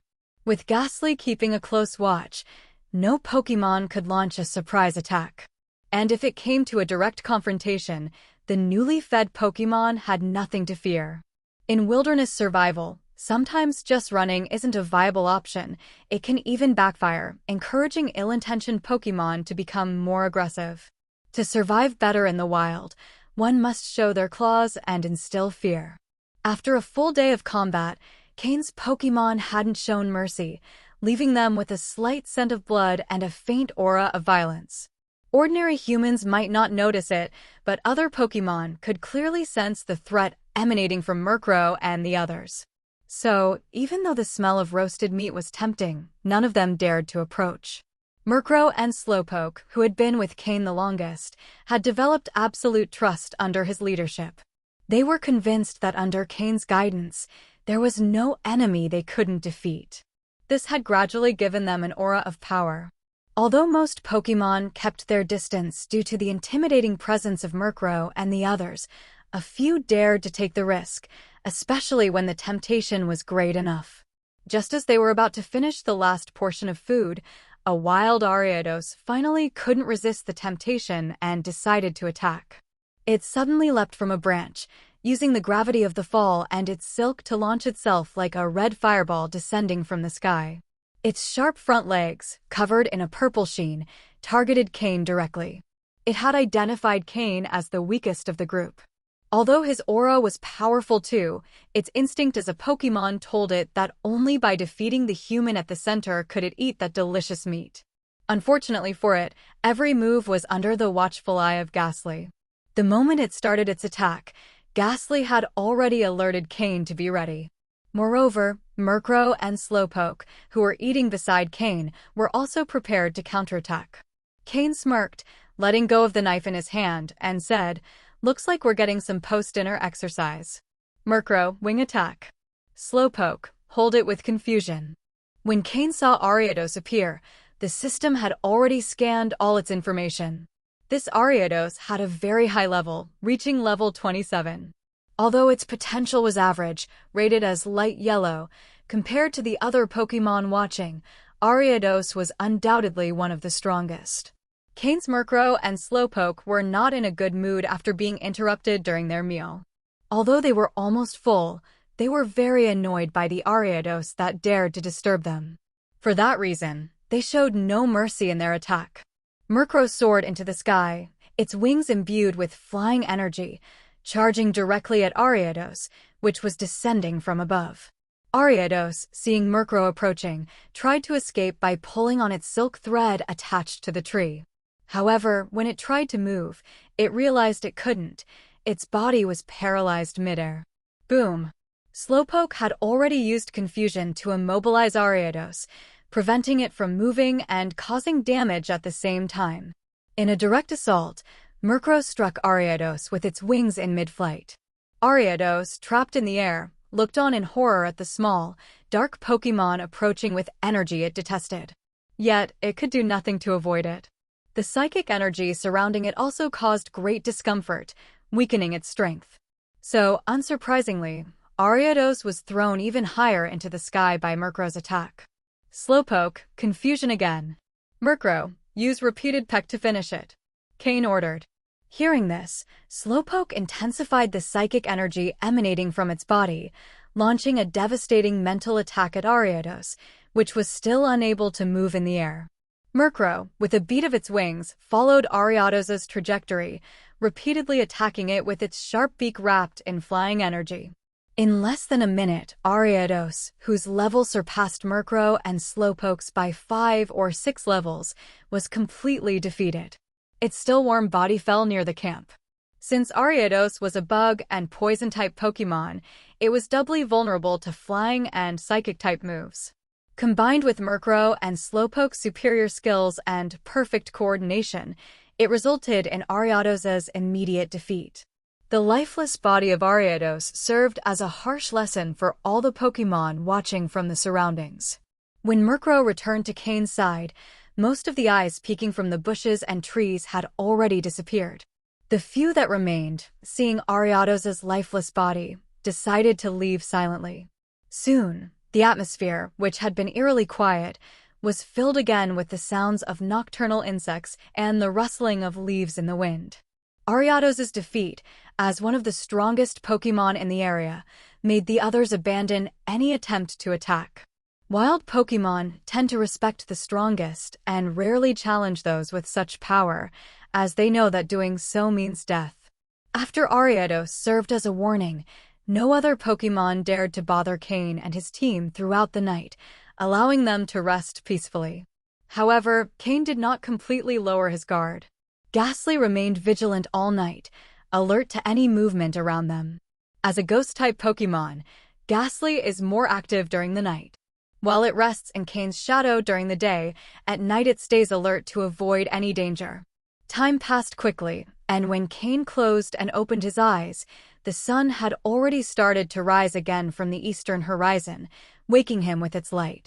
Cain had a very precise biological clock developed in his previous life. Although he had once fallen into laziness, since arriving at the Island of Judgment, he had regained his routine and had no intention of abandoning it. Cain generally woke up around 6 in the morning, just as the sun began to rise. The air was fresh and damp, and the proximity to the lake made the humidity even more intense, while the sounds of birds in the forest started to fill the air. The campfire they had lit the night before had already gone out, but some embers still glowed among the stones forming the base of the fire pit. There were signs of Pokémon activity around, but apparently, none had tried to approach the tent, so Ghastly had not scared them away or woken Cain. However, the body of Ariados, which had been left there the previous night, was now gone. Only a pool of coagulated blood remained. Cain headed to the lake, causing a small commotion among the Pokémon playing in the water, making them all disappear quickly. Cain smiled and shook his head, beginning his morning routine by freshening up with the lake water. His Pokémon started waking up one by one upon hearing Cain moving around. Cain prepared breakfast for his Pokémon. Since he didn't want anything too greasy in the morning, breakfast consisted of Poke Blocks and Miltank's milk. Preparing breakfast was simple. Cain took out each Pokemon's bowls and filled them with their respective Poke Blocks. Miltank, always helpful, assisted Cain by filling the cups with milk and filling a special bottle with milk for the small Skorupi. Cain woke up Skorupi on his shoulder and handed him the bottle so he could drink his milk through a straw. Lately, Skorupi had been sleeping very well, and if Cain didn't wake him, it was unlikely he would get up on his own. However, Skorupi knew that whenever Cain woke him, it was mealtime. After enjoying Miltank's milk, Skorupi licked his mouth contentedly, then, wagging his small tail, nestled against Cain's neck to continue sleeping. Cain couldn't do much about Skorupi's sleepiness, but by checking his data with the system, he could see he was growing well. Although it wasn't obvious at a glance, the system could obtain precise results. In summary, Skorupi was growing healthily, and with the help of Miltank's nutritious milk, when he transitioned from the infant stage to the growth stage, his accumulated physical condition would allow him to develop rapidly. While Skorupi finished eating, Murkrow and the others also completed their breakfast. After all the Pokémon finished breakfast, Cain assigned them their morning training tasks. The day's planning begins in the morning, a phrase that is sometimes more than just a saying. Cain discovered that morning training for Pokémon tends to be the most effective of all times of the day. Since they were by the lake, Slowpoke did not go through its usual psychic power training. Although its skill in water-type moves is slightly weaker than its skill in psychic-type moves, it is still an important ability that needs to be mastered, at least so that it doesn't become a weakness. Slowpoke entered the water to train in managing water-type energy. On the other hand, Murkrow was assigned physical training. It usually carried a 15 kilograms weight, which allowed it to stay in good shape with continuous training. However, this weight was not overly burdensome. For this reason, Cain increased the weight to 20 kilograms during its physical training, which would further improve its results. Murkrow's task today was to fly back and forth along the edge of the lake, with each lap covering a distance of about 1,000 meters. In total, it had to complete 20 laps. For Miltank, Cain prepared a weighted vest and had her run on a pebble beach near the lake. As the pebbles are slippery and uneven, Miltank was not only training her physical endurance, but also her balance and body control. Since childhood, Miltank had survived alone, so she had not absorbed enough nutrients, making her smaller compared to others of her kind. For instance, the Miltank they met earlier, which belonged to Whitney, was considerably larger. Although Miltank did not enjoy battles very much, she had recently become passionate about training, giving her all in every session and achieving better results over time. Ghastly, who had been on watch all night, was not assigned a heavy training task. Cain only gave it a simple task and allowed it to rest after completing it. Ghastly's task was to practice the combination of rest and sleep talk while trying to control which moves it used during sleep talk. Seeing that all the Pokémon were starting their training with dedication, Cain nodded with satisfaction and took out the psychic training manual from his ring. Based on his recent understanding, he began meditating again. Previously, it took him half an hour to enter a meditative state, but after several attempts and new insights from the manual, it now only took him 10 minutes to reach that state. Of course, the effects of the meditation were not ideal. The system constantly monitored Cain's state, and each meditation session only followed the results calculated by the system. In other words, Cain would need at least 31 years of constant meditation to become a beginner psychic. However, it must be admitted that after each meditation session, his mind felt fully refreshed, more so than after a night's sleep. After 2 hours, Cain led his Pokémon, who had completed their training, into the forest, heading towards Akrutik City, north of Goldenrod City. According to the map, to reach Akrutik City, they had to pass through 2 large forests, which would take about 3 days. Although traveling on foot was much slower than by car, Cain didn't mind, as he planned to take the opportunity for his Pokémon to gain levels. Since leaving the Island of Judgment, the growth rate of his Pokémon had slowed considerably. This was a good chance for his Pokémon to gain some experience. There were many bug and poison-type Pokémon in the forest, making Murkrow's flying-type moves and Slowpoke's psychic-type moves very effective. Although Ghastly is a ghost-type Pokémon, it also has the poison type, allowing it to effectively counter the grass-type Pokémon that were abundant in the forest. In short, the forest was a perfect training ground for Cain's Pokémon, as many of the Pokémon they encountered had types that his Pokémon could counter. As the morning sun gradually rose, the forest Pokémon that had been asleep began to wake up. Under the rays of the sun barely peeking through, the forest was filled with patches of light, and if one looked closely, many Pokémon could be seen in the bushes and on tree branches. They saw a Butterfree collecting morning nectar, a Ledaba sucking sap from a tree, a Rattata searching for seeds in a pile of leaves, and a group of Spinarak weaving a web together, waiting for their prey to come. It was a most peaceful scene. But this peace only lasted as long as no more aggressive wild Pokémon, like Beedrill, Spearow, or Ekans, appeared. When these Pokémon showed up, the calm would break, and chases would begin throughout the forest. Unless wild Pokémon attacked them first, Cain did not have Murkrow and Slowpoke fight them to move through the forest more quickly. However, if they encountered aggressive Pokémon that attacked them, Cain showed no mercy and defeated them without hesitation. Of course, if he found Pokémon with great potential or battle value, Cain did allow Murkrow and Slowpoke to strike first, but he did not necessarily eliminate them. However, throughout the journey, the number of wild Pokémon Cain deemed to have good potential was low, demonstrating how difficult it was to find high-quality Pokémon in the wild. While moving through the forest, they also found some valuable medicinal herbs or rare items, but these things were often guarded by strong Pokémon. Fortunately, Cain had his system, which could scan and provide accurate data. If they encountered a Pokémon they could defeat, Cain didn't miss the opportunity to collect the materials, but if the situation was unfavorable, he withdrew without hesitation, making rational decisions. Although Cain and his Pokémon were quite strong in that forest, it did not mean they could move freely without concern. There were many dominant Pokémon in the forest that Cain could not yet face, which forced him to avoid them. If they came across powerful and aggressive Pokémon, they had to escape quickly. For example, at that moment, they were being chased by a level 35 Ursaring. Ursaring is a normal-type Pokémon, powerful and violent in nature. After Cain accidentally entered its territory, the Ursaring chased them for nearly 5 kilometers as Cain dodged its hyper beam attacks. Fortunately, Ursaring was not very agile, and Cain managed to escape using the forest terrain to his advantage. However, the chase was not in vain as Murkrow, being very cunning, stole some Beedrill honey from Ursaring's territory while they fled. This was the reason why the enraged Ursaring pursued them relentlessly. For 3 whole days, Cain and his Pokémon were in the forest between Goldenrod City and Akritique City in the Johto region.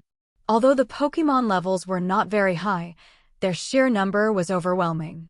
Cain and his Pokémon walked for 3 full days to completely cross this forest. Of course, saying the levels were not high refers to the average level, as there were many high-level Pokémon in the forest with great potential and considerable strength. These Pokémon often occupied their own territory, and any Pokémon that entered without permission was attacked. The previously mentioned Ursaring is just a typical example of the attacks Cain and his team faced. Compared to other Pokémon, Ursaring was relatively easy to handle, as it didn't have complicated thoughts. Even when it was enraged, it acted straightforwardly, allowing Cain to find ways to evade it. However, some Pokémon were not only powerful, but had intelligence almost equal to that of a human. If it weren't for Ghastly's Protect, Move, and Slowpoke's Teleport, Move, Cain and his team might not have made it out of the forest. Despite everything, after experiencing different situations and countless battles, Cain's Pokémon saw significant improvement. Ghastly, who had started at level 16, reached level 19 by the time they exited the forest. This was mainly because the forest had many low-level Pokémon, and both Murkrow and Slowpoke showed great teamwork by allowing Ghastly to participate in more battles. In the end, Ghastly was the Pokémon that fought the most in the entire team, resulting in an increase of 3 levels and impressive growth. Murkrow and Slowpoke, who had each leveled up in previous battles, did not experience as much of an increase. However, due to the constant pressure of facing powerful opponents and repeatedly surviving dangerous situations, both managed to level up again. Now, Murkrow reached level 22, while Slowpoke reached level 24.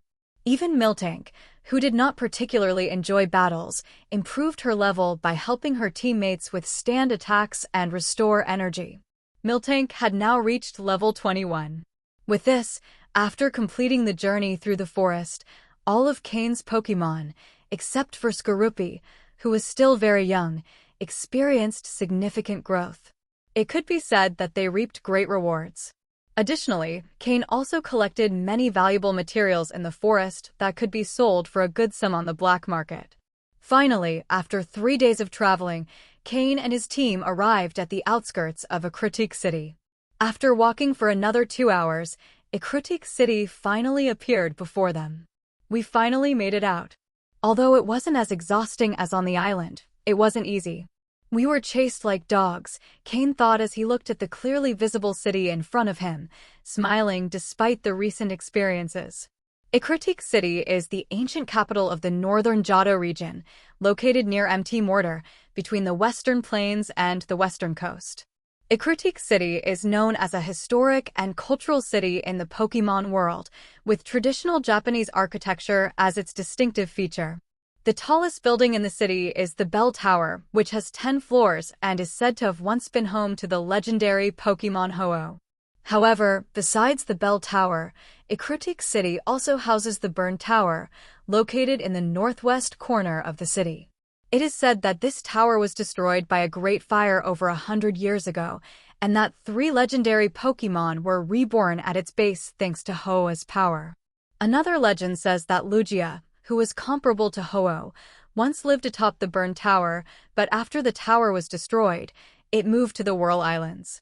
Another notable building in Ecruteak City is the Dance Theater, built by the city's largest family.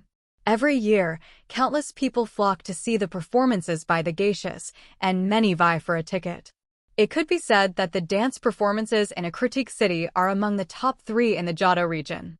They attract not only people from Johto but also from other regions. This is a prominent feature of Ecruteak City.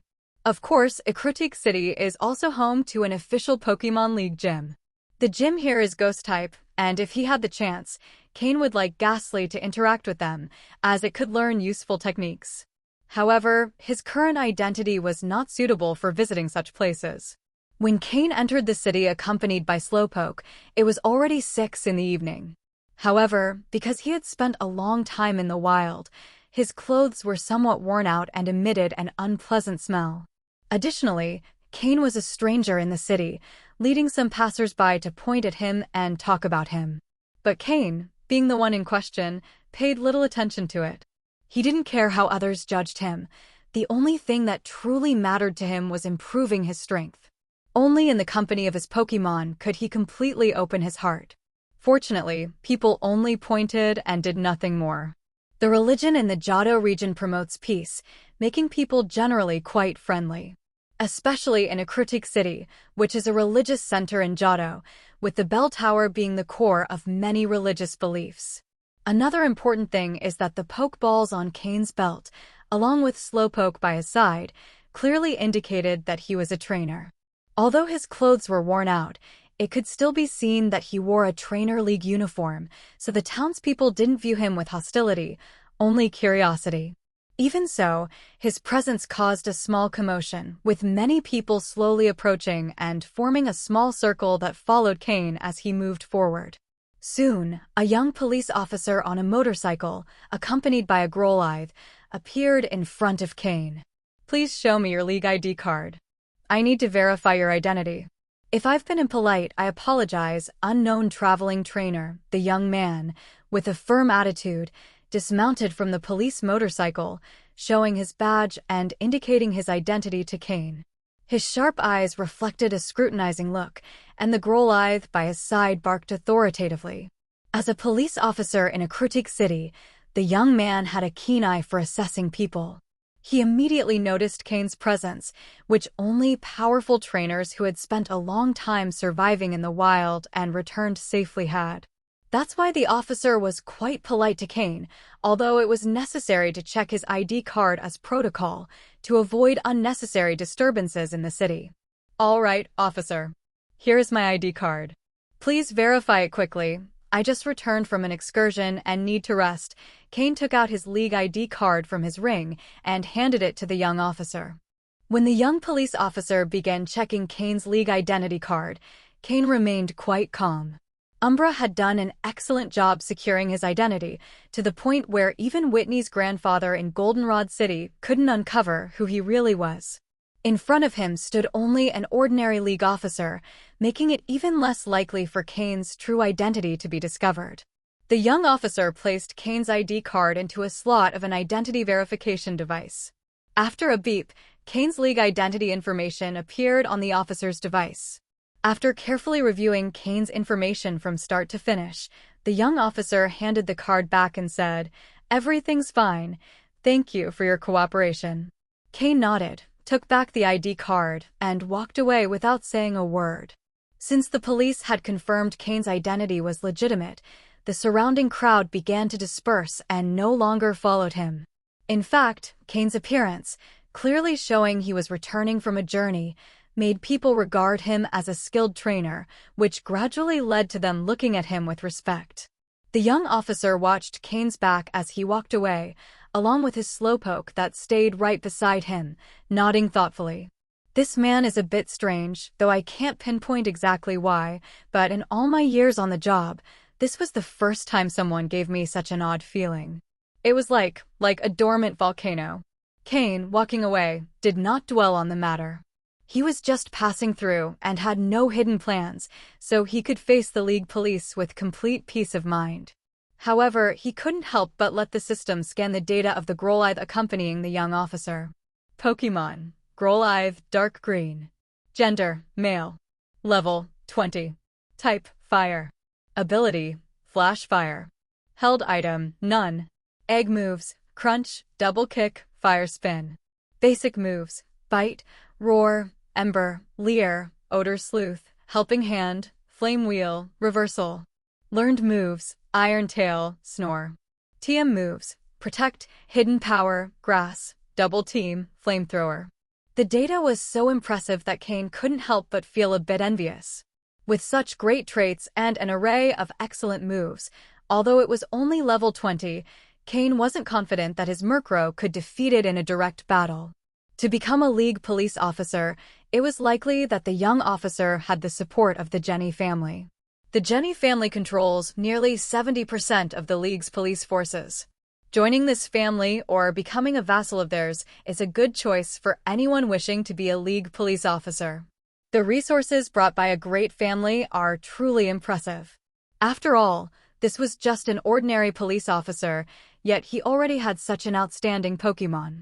In his previous life, before Cain reached the quasi-elite level, he once battled a true city leader from the Jenny family. The power of his opponent's Pokémon was so great that it forced Cain to retreat. If he hadn't been that strong, he might have been defeated. The Jenny family is very different from the Joy family. This clan has reached its current position solely through strength. As defenders of the cities, it's essential that they possess considerable power. Cain couldn't wait any longer to reach the Pokémon Center. Although it hadn't bothered him initially, as soon as he returned to civilization, he noticed how sticky and uncomfortable his clothes felt. What he wanted most now was to take a good bath and change into clean clothes. He didn't care about others' looks, but drawing so much attention wasn't ideal either. While he had experienced harsh living conditions, he didn't mind living a bit more comfortably when the opportunity arose. However, having learned from the mistakes of his past life, Cain dared not indulge as he once did. Perhaps he had already experienced it in his past life, so in this life, he wasn't as interested in it. Enjoying it occasionally was fine, but the priority must always be having enough strength. In a critic city, Cain found a hotel that seemed quite luxurious. Under the somewhat hesitant gaze of the reception staff, He paid 3,000 poke dollars for a luxury suite. As the most famous city known for its ancient culture in the Johto region, and with the spectacular performances at the dance theater, Ikrutik City attracts many tourists each year. Therefore, the tourism industry in Ikrutik City is thriving, which also leads to high demand for hotels in the city. With the room card in hand, Cain went straight to the bathroom. Although Cain always carried several changes of clothes in his ring, with outfits for different identities, changing clothes in the wild didn't make sense. His body would still feel sticky and dirty, and changing would only soil clean clothes without making him feel any better. Moreover, in the wild, survival was the top priority, and no one cared about comfort. Anyone newly returning from Challenge Island likely resembled a caveman. He scrubbed himself with water and soap as if his life depended on it, feeling like he was shedding a layer of skin. During the week he spent on Challenge Island, living in the wild, he never felt this way, but since returning to civilization, Cain made sure to stay clean whenever conditions allowed. Sometimes, Cain might not want to admit it, but he was actually a person with high standards for both mental and physical cleanliness. When he finally emerged from the bath, he had regained his usual fresh appearance. Although he was still wearing the human skin mask used for his league identity, overall, he looked much better than before. Now, if he walked down the street, he wouldn't attract as many stares. He called room service and ordered a cart full of food. That was dinner for Cain and his Pokémon. After spending several days in the wild, although roasted meat was fine, hotel food tasted different. His Pokémon enjoyed a big meal, and Skorupi, who had been asleep on his shoulder, woke up to drink 1.5 bottles of milk. Over time, Skorupi's appetite had gradually increased. Although its body didn't seem to have grown, it was evident that its armor had become shinier, and its shell, which used to be a bit rough, was now very smooth to the touch and had a refreshing feel. This is the great effect of Miltank's milk. Since Pokémon in the breeding stage cannot consume overly nutritious foods, as this could lead to premature development and waste potential, Miltank's milk does not cause such problems and, in fact, improves Skorupi's physical condition. Not only Skorupi, but also Murkrow and the other Pokémon that had been drinking Miltank's milk regularly had shown physical improvements. The most notable change was their increased stamina. After long training sessions, a cup of milk to regain energy had gradually made their bodies better adapted to fatigue. After a pleasant dinner, tonight was a rare night without training. Cain put all his Pokémon back in their Pokeballs and left the hotel directly. He found a secluded corner and quickly changed into the Team Rocket uniform. Then, he covered himself with a black cloak and put on a human skin mask that identified him as a Pokémon hunter. No doubt, tonight Cain was heading to the Hunter Guild to deliver a mission and sell other Pokémon he had captured. This should earn him a good amount of money. Night had already fallen. Unlike Goldenrod City, the people of Ikrutik City are devoutly religious. Some say they are more serene, but others see it as laziness. Although it was only around 7 or 8 in the evening, there were hardly any people on the streets. This allowed Cain, dressed in his black cloak, to not attract much attention. He moved through some alleyways, taking advantage of the darkness, and arrived at a very discreet shop on the southwest corner of Ikrutik City. He knocked on the door in a rhythmic pattern, and after hearing a click, the door opened. This place was a secret contact point for Team Rocket in Ikrutik City. These details had been provided by Umbra before Cain left. Since Cain was working for him, Umbra made sure to provide some assistance, and the password for this place was one of those aids. Cain quickly slipped through the door, which automatically closed after his entry. The shop was arranged very simply, and since it was already closed, there was no one at the counter. The door had only opened due to a special mechanism installed in it, activated when a specific knocking pattern was received. Cain wasn't surprised that there was no one. Although in his previous life he hadn't spent much time in Ikrutik City, he had been here a few times on missions, so he knew the secret points of Team Rocket in the city. In fact, this was not the only secret point of Team Rocket in Ikrutik City. Cain knew of 3 others, but Umbra had only given him the password for this one. He couldn't go to the other 2 locations. Of course, Team Rocket in a Critique City didn't have just 3 secret points, but given his identity and rank in his previous life, he had only known about these 3. Once inside, without making any unnecessary moves, Cain went to a room in the back of the shop and placed his Team Rocket identity card into a slot with the team's emblem. With the sound of gears turning and belts moving, a secret door opened. The secret door revealed a small space, with some strange symbols drawn on the floor. Cain entered, and the door closed behind him with a loud thud. By the faint light of the lamps, Cain inserted his identity card into another slot. With a familiar psychic vibration, the secret door's teleportation was activated. 3 seconds later, Cain disappeared from the room. When he opened his eyes again, Cain was in a rock cave. This place was the black market of a Critique City. However, unlike the fully underground black market of Saffron City, Critique Cities couldn't afford such a luxury. It wasn't that the technology didn't allow it, but the significance of a Critique City to the Pokémon League was different from that of Saffron City. Although Saffron City was the largest city in Kanto, it was so full of different people that even the League couldn't fully control it. Sometimes, they even had to make concessions to some dark organizations like Team Rocket or the Hunter Guild. But a Critique City was different. The city was entirely under the control of the Pokémon League. Even clandestine organizations had to keep their distance. This was because the Bell Tower and Burn Tower were too important, and the League would not allow any clandestine organization to approach them. Even if they had to try their hardest, they would fully control a Critique City. Therefore, since the League didn't make concessions in this regard, organizations like Team Rocket had little interest in facing the League for something that wasn't that important to them. So they relinquished part of their control. As for why Team Rocket gave up on a place with such a special legend, it was because they had found another, more intriguing legend. Compared to the somewhat unrealistic legend of Ho-Oh here, the other legend had almost been confirmed, so a Critique City wasn't as important to Team Rocket. However, black markets in every city were still valuable, so the League turned a blind eye and allowed it to exist. Although this black market was smaller, it was still quite comprehensive and was located in empty mortar, outside the city. Cain appeared in the cave, and with the faint light of some worn-out bulbs, he could barely see the path. Cain released a Pokeball to call out Murkrow and ventured into the cave with him.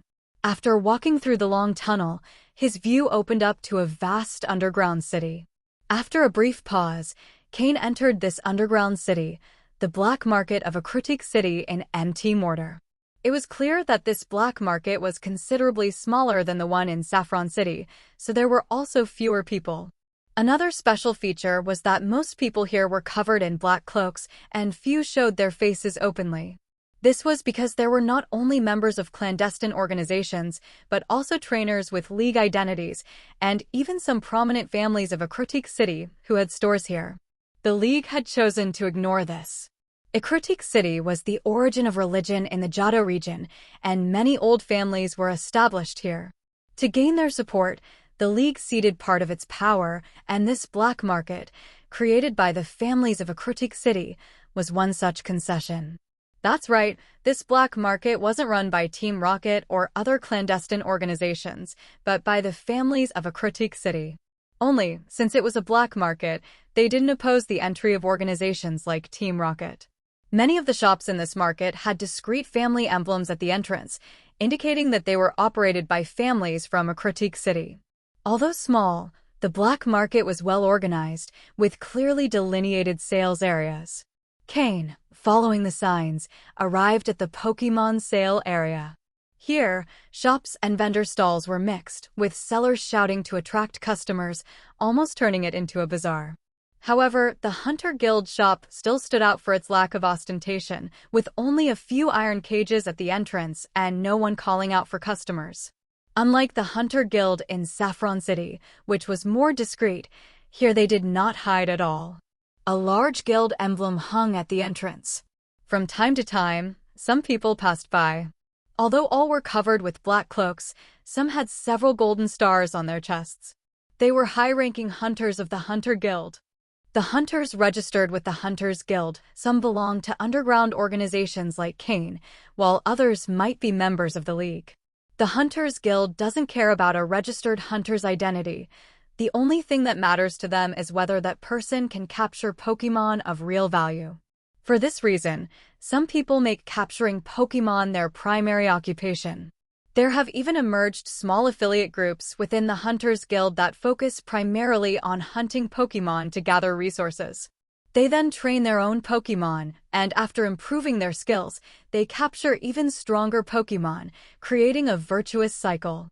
This has led to many people feeling very proud to be hunters, and when they don't need to worry about being pursued by the League, they almost always wear their hunter's badge with stars on their chest. Cain barely glanced around and paid no more attention. He went straight into this Hunters Guild building, which seemed much larger than the other shops. Upon entering, he noticed that the entire center of the building was completely empty, but the decor divided the hall into two areas. One area was the Pokémon sales section, mainly for those who wanted to buy Pokémon and choose the one they desired. So most of the hall space was filled with iron cages of different sizes, containing Pokémon that hadn't been tamed. The other area was the Hunters Guild office, which included the registration counter, computers for taking missions, and the mission submission counter. Of course, if someone wanted to exchange points for Pokémon, they could also go directly to the Pokémon sales area and simply swipe their Hunter ID card. Cain headed to the mission submission counter. The 5 main counters were all packed with people except one, which had a sign that read, "Exclusive counter for hunters with 5 stars or more." In many places in the Pokémon world, people receive different treatments based on their status. The Hunters Guild is no exception. Hunters with 5 or more stars, of course, have their own privileges, and this exclusive counter is just one of them. After all, most of the income of the Hunters Guild comes from these high-level hunters. Mid- or low-level hunters, or even those with no stars, like Cain, can only line up at the general counters and wait for mission submission. Without further thought, Cain got to the end of one of the lines, crossing his arms as he waited. Though he was waiting, he didn't stand idle. His eyes, hidden under the black cloak, were observing the entire hall. The highlight was a person in very striking attire, leaning against a secluded corner of the hall, ignored by everyone around him, or perhaps no one dared to look at him directly. This was because on his chest he wore a sun-shaped badge, the emblem of a high-ranking member of the Hunters Guild, and the person in charge of the guild in a critique city.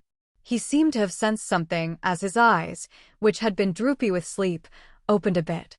After a quick glance around the hall, not finding anything unusual, he yawned, crossed his arms again, and leaned back against the wall to resume sleeping. Being able to sleep comfortably while standing against a wall like that made Cain feel a little speechless. However, Cain didn't underestimate him. Anyone who could wear the sun badge was at least a quasi-elite level expert. Just one closer look, and he had already noticed him. That kind of hunter's instinct was definitely top-notch, and though he seemed lazy, the fact that he could sleep comfortably while standing showed that he had been through many harsh environments, and that, no matter how adverse the setting, he could sleep and regain energy. Always staying alert. There was nothing else special in the hall, so Cain stopped observing. Most hunters in the hall were 2-star level. Occasionally, a few 4-star hunters appeared, but he hadn't seen any 5-star hunters. Suddenly, a commotion arose at the front of the line Cain was in. Congratulations on completing the mission. According to your point calculation, you will be promoted to a 5-star hunter. You may proceed to the exclusive counter to receive your 5th golden star, said a mission submission desk staff member with a professional smile. This phrase caused the people behind him to erupt in murmurs. I didn't expect to see a 5-star hunter today. A 5-star hunter, they must have at least 50 million points. What Pokémon couldn't they obtain with that? Idiots! Stop talking. Don't you see the symbol under that hunter's badge? That hammer symbol is the emblem of a group affiliated with the Hunters Guild, the Warhammer Hunters. Upon hearing the words Warhammer Hunters, everyone behind fell silent and spoke no more. The Warhammer Hunter group may not be famous in other places, but within the hunting profession, It is well known. Among the affiliated hunter groups within the guild, it ranks among the top 5 in terms of power. It's said that their leader personally captured an elite-level wild Pokémon. Although the exact details aren't known, this fact alone brought them great fame. The member of the Warhammer Hunter group who had just been promoted to 5 stars straightened up upon hearing the people behind him talking about his group and walked to the exclusive counter without looking back, as if he was proud of something. After he left, the line moved faster, and 10 minutes later, it was Cain's turn. He sat in the chair in front of the counter. "Hello, please show your Hunter ID card," said the receptionist at the counter kindly. Cain handed over the Hunter ID card he had prepared in his hand. With a simple swipe in the card reader, Cain's data appeared on the staff member's computer screen. "Hello, are you here to submit a mission? If the mission is complete, please place the Pokeball in the compartment next to you. We'll evaluate the Pokemon's quality and other data to determine the mission completion level," said the receptionist, showing no disdain despite Cain being a no-star hunter, simply doing her job mechanically. Cain took the Pokeball containing the Nidoran out of his pocket and placed it in the compartment next to the counter. The receptionist pressed a button on the desk, and the Pokeball disappeared instantly into the compartment. Pokémon Transport Technology. This simple transport technology in the Pokémon World is quite advanced. After patiently waiting for 3 minutes, a data screen appeared on the receptionist's computer, displaying all the information about the Nidoran captured by Cain.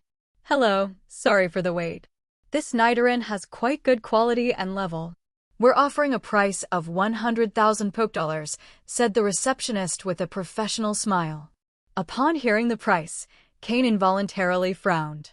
If it were a regular Nidoran, that price would be fair, but the one Cain caught had the special ability, Hustle.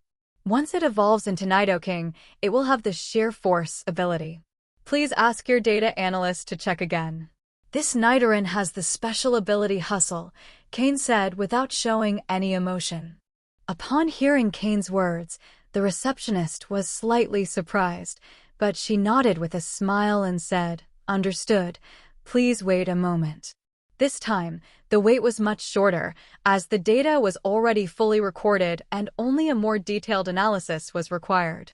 Apologies for the wait. Indeed, it was an error on our part.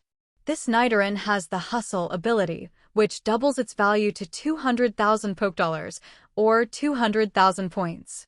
If this is acceptable, it will be directly recorded on your identity card. Cain nodded in agreement. A Nidoran with the Hustle ability and a dark yellow potential had a value equivalent to one with light green to green potential without the Hustle ability. This price was within Cain's acceptable range. Once Cain confirmed, the receptionist performed a few operations on the computer to log the completion of Cain's mission. "Since you've reached 100,000 points, you can now be promoted to a 1-star hunter. Here is your badge. Please keep it safe." With that, she took out a gold star from the counter, engraved with the words 1 star.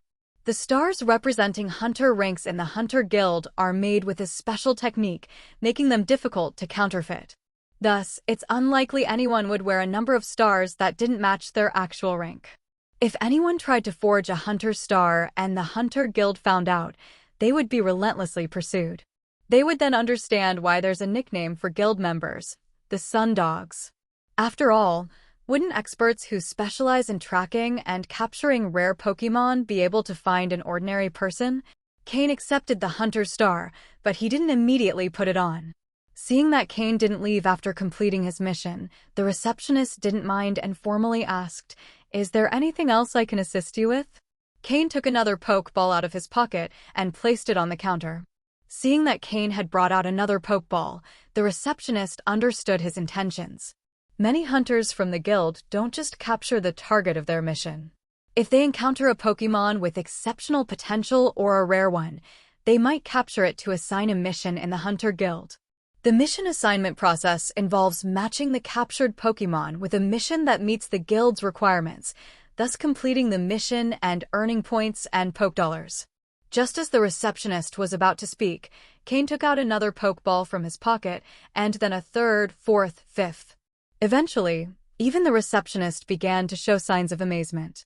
Cain took out a total of 10 Pokeballs, and counting the one he had already handed over, there were 11 in total. It's important to note that the Hunter Guild missions require Pokémon to have at least mid-level potential. According to the system's potential classification, this means that only Pokémon with yellow potential or above can be assigned to a mission. For a mission to be assigned, the Pokémon must have at least mid-level potential, i.e. yellow. However, Cain had presented 10 Pokeballs, which meant he had captured 10 Pokémon with yellow potential or above. Among them was a light green Arbok, which was also the highest level Pokémon among them. 8 were from the same family as the previous Nidoran, all with yellow potential or above due to excellent genetics from their parents. The last one was a dark yellow Mankey, which Cain had caught on his way to a Critique City. Its abilities and characteristics were quite decent, so he decided to capture it to exchange for points. Excuse me, do all these Pokémon have mid-level potential? It's important to note that the Hunter Guild requires Pokémon to have at least mid-level potential to assign a mission, the receptionist asked, hesitantly. In this world, there are tools to assess a Pokémon's potential, but they are not accessible to most people. The hunter in front of her, who had just become a one-star hunter, evidently did not belong to the group of people who could afford those tools. So, could it be that all the Pokémon he captured met the potential requirement? Here is where Cain had the advantage, thanks to the system's function for evaluating Pokémon potential. With the help of this feature, Cain had steady success in his previous life as a hunter. Capturing high-potential Pokémon to exchange for resources and using those resources to acquire even rarer Pokémon, Cain was able to progress in a positive cycle that eventually led him to become a powerful trainer. In response to the receptionist's question, Cain nodded, indicating that all the Pokémon had yellow potential or mid-level potential in the trainer's world. Since Cain confirmed it, the receptionist asked no more questions, though she couldn't hide her skepticism. After all, it was 10 Pokémon. Even with mid-level potential, in all her years of work, she hadn't seen many people present that many at once. Do mid-level potential Pokémon really abound in the wild? Or is this individual joking with me? The Hunter Guild offers a free evaluation of Pokémon potential, but if it turns out they don't meet the requirements for mission assignment, the more this happens, the more the individual's credibility will be affected. With low credibility, certain types of missions will be out of reach. Setting aside her doubts, the receptionist focused on her work and proceeded with her duties. One by one, Cain placed each Pokeball into the transfer device, and they were sent to the guild's evaluation area. Since there were many Pokémon, the wait was longer, and those behind Cain in line started to grow impatient. If the Pokémon Cain had captured met the assignment requirements, all would be well. If not, the people waiting were already prepared to teach Cain the price of wasting their time. 20 minutes later, the receptionist, now visibly astonished, saw the evaluation reports appear on her screen one by one. She rubbed her eyes in disbelief and, seeing no error, swallowed hard. The reports are ready. All 10 Pokémon meet the requirements. Would you like to assign them a mission? Cain, already knowing the result, showed no reaction. In his previous life, when desperate for money, he had spent a month in a forest and emerged with 20 Pokémon to assign missions at the guild. Since then, the nickname of Joker the Hunter had spread among hunters. Whenever they mentioned his name, they couldn't help but add, "That guy with luck to the limit is a lunatic." Assign them a mission, Cain said calmly. His progress in this life had been far better than in the last, and with the experience gained, money no longer concerned him as much. In the final stages of Pokémon training, only a small amount of money is actually needed.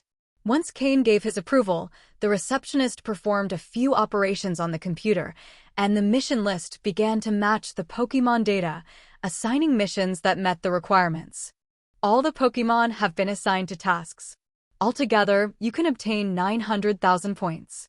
Adding the points from the previous mission, you now have a total of 1,110,000 points. You've exceeded the standard of 1 million points, which qualifies you as a 2-star hunter. Here's your badge. Please keep it safe. The receptionist took out a golden star engraved with 2 stars and handed it to Cain through the window. Learning from the previous experience, after analyzing the data, she made sure to check for any special Pokémon, like the Nidoran with the hustle ability. Fortunately, this time, the Pokémon were fairly standard, and the price calculation went smoothly. A task list was handed to Cain. The light green quality Arbok was purchased for 400,000 Pokédollars, the 8 members of the Nidoran family for a total of 400,000 Pokédollars as well, equivalent to 1 Arbok. And the Mankey that Cain caught on the way was worth 100,000 Pokédollars. Compared to the market sale price, this is a bit lower, but for the guild's purchase price, it's quite reasonable. If Cain were to sell these Pokémon on the open market, he could get a higher price, but he doesn't have that kind of time. Another important point is that when Pokémon are submitted to the guild as part of a mission, you also get the same amount of points as Pokédollars. So, after completing the mission, Cain received a total of 1,110,000 Pokédollars and 1,110,000 points from the Hunters Guild. Cain plans not to use these points for now. At the moment, he doesn't urgently need any specific Pokémon, and with 5 Pokémon requiring training, his current resources aren't abundant, so he needs to manage them efficiently. He isn't looking for quantity in Pokémon, but quality. Once his current Pokémon are well-trained, Cain might consider purchasing more from the Hunters Guild to form a second team. By selling all the Pokémon to the guild, Cain successfully advanced to a 2-star hunter. The biggest difference between a 2-star and a 0-star hunter is that the former can accept up to 3 tasks simultaneously and can take on higher-level missions with better rewards, though also with increased difficulty. He found an available computer, swiped his Hunter ID card, and began browsing the list of 2-star hunter tasks. Since he will soon head to Mahogany Town, Cain selected tasks based on Pokémon he might encounter along the way or once he arrives there. The number of 2-star tasks is significantly lower than that of 0-star tasks. Cain chose a mission to capture a Swinub and another to capture an Onyx. Mahogany Town, which could actually be considered more of a small village due to its size, has few inhabitants. Surrounded by mountains, some of which are snow-covered year-round, it is home to many ice-type Pokémon like Swinub. Onyx, being a rock-type Pokémon, is quite common in the mountains and due to its size, is easy to spot. After leaving the guild store, Cain had completed his main task for the day at the black market. However, since he'll soon be venturing into the wild again, he needed to replenish supplies such as healing sprays and Pokeballs, as he had used many during his Pokémon captures. After completing the mission, Cain had a total of 2.4 million Pokédollars, slightly less due to some previous expenses. He went to the Pokémon supply store to buy some wilderness survival materials and restock his Pokeballs, spending only 10,000 Pokédollars, which for Cain isn't much. Then he visited an information shop in Mahogany City's black market, where he bought information about possible Onyx locations and asked about a meditation jewel that, according to system analysis, could enhance psychic training speed. However, even the information merchants knew nothing about it, making Cain doubt the existence of such a jewel. When Cain returned to the small black room through Team Rocket's transport matrix, no one was present, so he quickly changed back into his original League trainer outfit and put his mask on again. As he left Team Rocket's small shop, the moon was already high in the sky. Under the moonlight, Cain walked along the empty streets toward the luxurious hotel he had reserved earlier. Fortunately, although the streets were deserted, the hotel was still lit up, and the lobby staff was very helpful when Cain entered. Back in his hotel room, Cain released all his Pokémon. If space and circumstances allow, Cain prefers to keep all his Pokémon outside their Pokeballs. It makes everything more lively and helps strengthen their bonds and coordination. While Pokeballs provide a comfortable and spacious environment, they still give a feeling of confinement. Tonight was a rare night without night training. In the previous days, both Cain and his Pokémon had been constantly on guard due to the potential threat of wild Pokémon attacks in the wilderness, so they hadn't rested well. Even with Ghastly keeping watch, he needed to be able to wake them if necessary, right? So today, instead of training, Cain used techniques he had learned in his past life to massage each of his Pokémon, helping them relax and reduce any injuries from training and battles. While Cain was massaging his Pokémon, Skorupi, who was asleep, suddenly woke up. His blue eyes sparkled, and he quickly climbed down Cain's arm. The other Pokémon, worried about hurting little Skorupi, froze as they felt him crawling on them. But Miltank, the only female in the team, understood how to care for little Skorupi. Miltank gently lifted him off Slowpoke's back and offered him a bottle of fresh milk. Skorupi closed his eyes in delight and began drinking happily. With Miltank's warm milky scent, Skorupi felt cozy in her arms. Also, with Cain's familiar scent on the other Pokémon, Skorupi wasn't afraid of them. In this harmonious environment, a comfortable, peaceful night passed quietly. The next morning, taking advantage of the quiet hour, Cain took Slowpoke to the bus station in Ecruteak City, where he bought a ticket for the first bus heading to Mahogany Town. Since Mahogany Town is in a rather remote location, deep in the mountains, there aren't many buses from Ecruteak City that go there. Fortunately, the previous night, Cain had asked the hotel staff about the schedule for the first bus. Otherwise, he would have had to wait another day.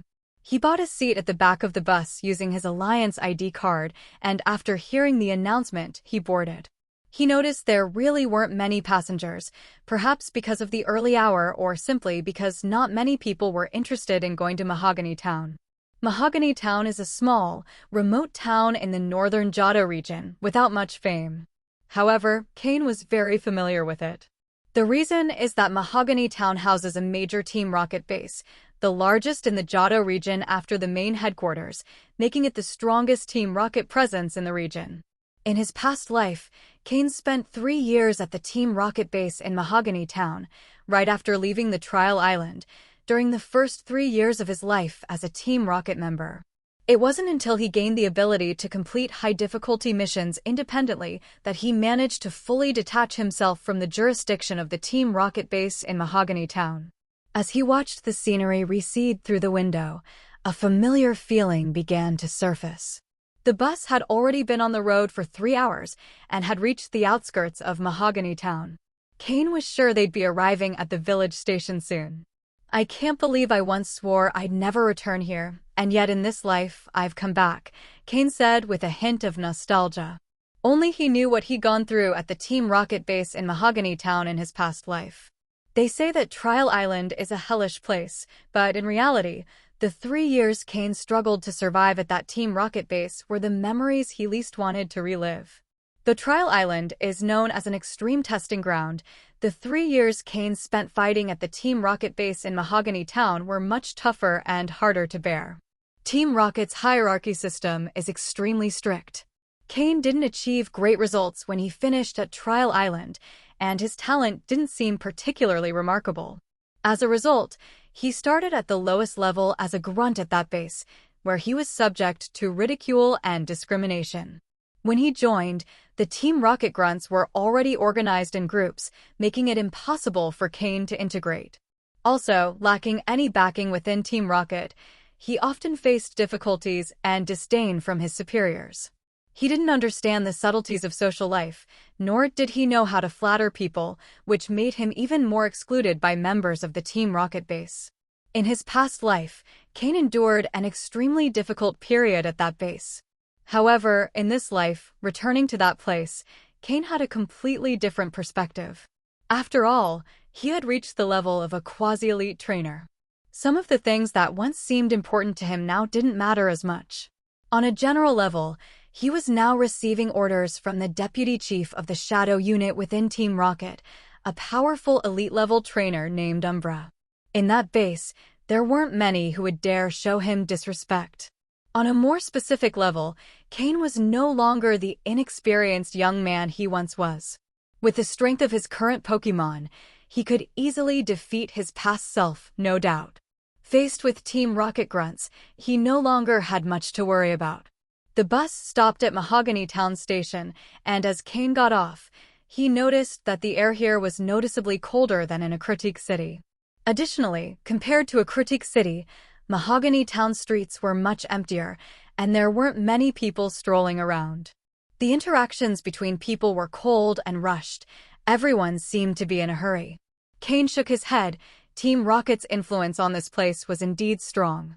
Umbra's mission was to send Cain to the Lake of Rage, north of Mahogany Town, to a secret Team Rocket research base, where he had to find a person using a password and bring back an item. However, Cain wasn't in a rush to do that, as he first wanted to head to the mountains east of Mahogany Town to search for the Pokémon in his hunter missions, Swinub and Onyx. Cain wore a baseball cap, lowered his head, and walked quietly toward the Mahogany Town Pokémon Center. Although Mahogany Town is Team Rocket's largest base in the Johto region, the influence of the Pokémon League here is also considerable. The fact that a strong figure like Price is in charge of the gym in such a small town speaks volumes. With Price's strength, even champions might find him a challenge. He's a true elite-level trainer and one of the league's veteran figures. If not for his extremely strict character and difficult temperament, he would definitely have a place among the current Elite Four. Though he isn't part of the Elite Four, his strength is undeniable. The League stationed him in Mahogany Town, a small town, to keep Team Rocket in check and prevent them from doing anything too severe. Therefore, Cain didn't dare act openly under his Team Rocket identity. After all, officially, the Johto region is under the Pokémon League's control. Using his Alliance ID card, Cain entered the Pokémon Center without issue and went to the free video phone section, where he took out a communication device and dialed a number. When answered, a lively, adorable young woman with pink hair tied in 2 pigtails appeared on the screen. It was none other than Whitney from Goldenrod City. "Cain, where have you been? I left you messages days ago, and you didn't reply," Whitney said, pretending to be angry. For some reason, Cain felt a slight headache. "It's okay, I was just kidding. Look, the thing is, the supply of Poke Blocks you left for the family's mill tank is running low. If you have time, could you make some more?" Whitney said this while sticking out her tongue, but then her expression grew more serious. Cain had underestimated the appetite of Whitney's mill tank, but he still didn't expect them to consume the Poke Blocks so quickly. "I don't have much time, but I made a bit more recently. I'll send it to you now," Cain replied after thinking for a moment. In the days to come, Cain would be quite busy and wasn't sure if he'd have time to continue making the Poke Blocks Whitney needed. "All right, thanks so much. I'll have Sebastian transfer the payment later." Whitney didn't think too much about it. She knew Cain was busy, otherwise he wouldn't have taken so long to return her call. All right. They didn't talk much more, as with Cain's personality, Whitney led most of the conversation, which made it not flow as naturally.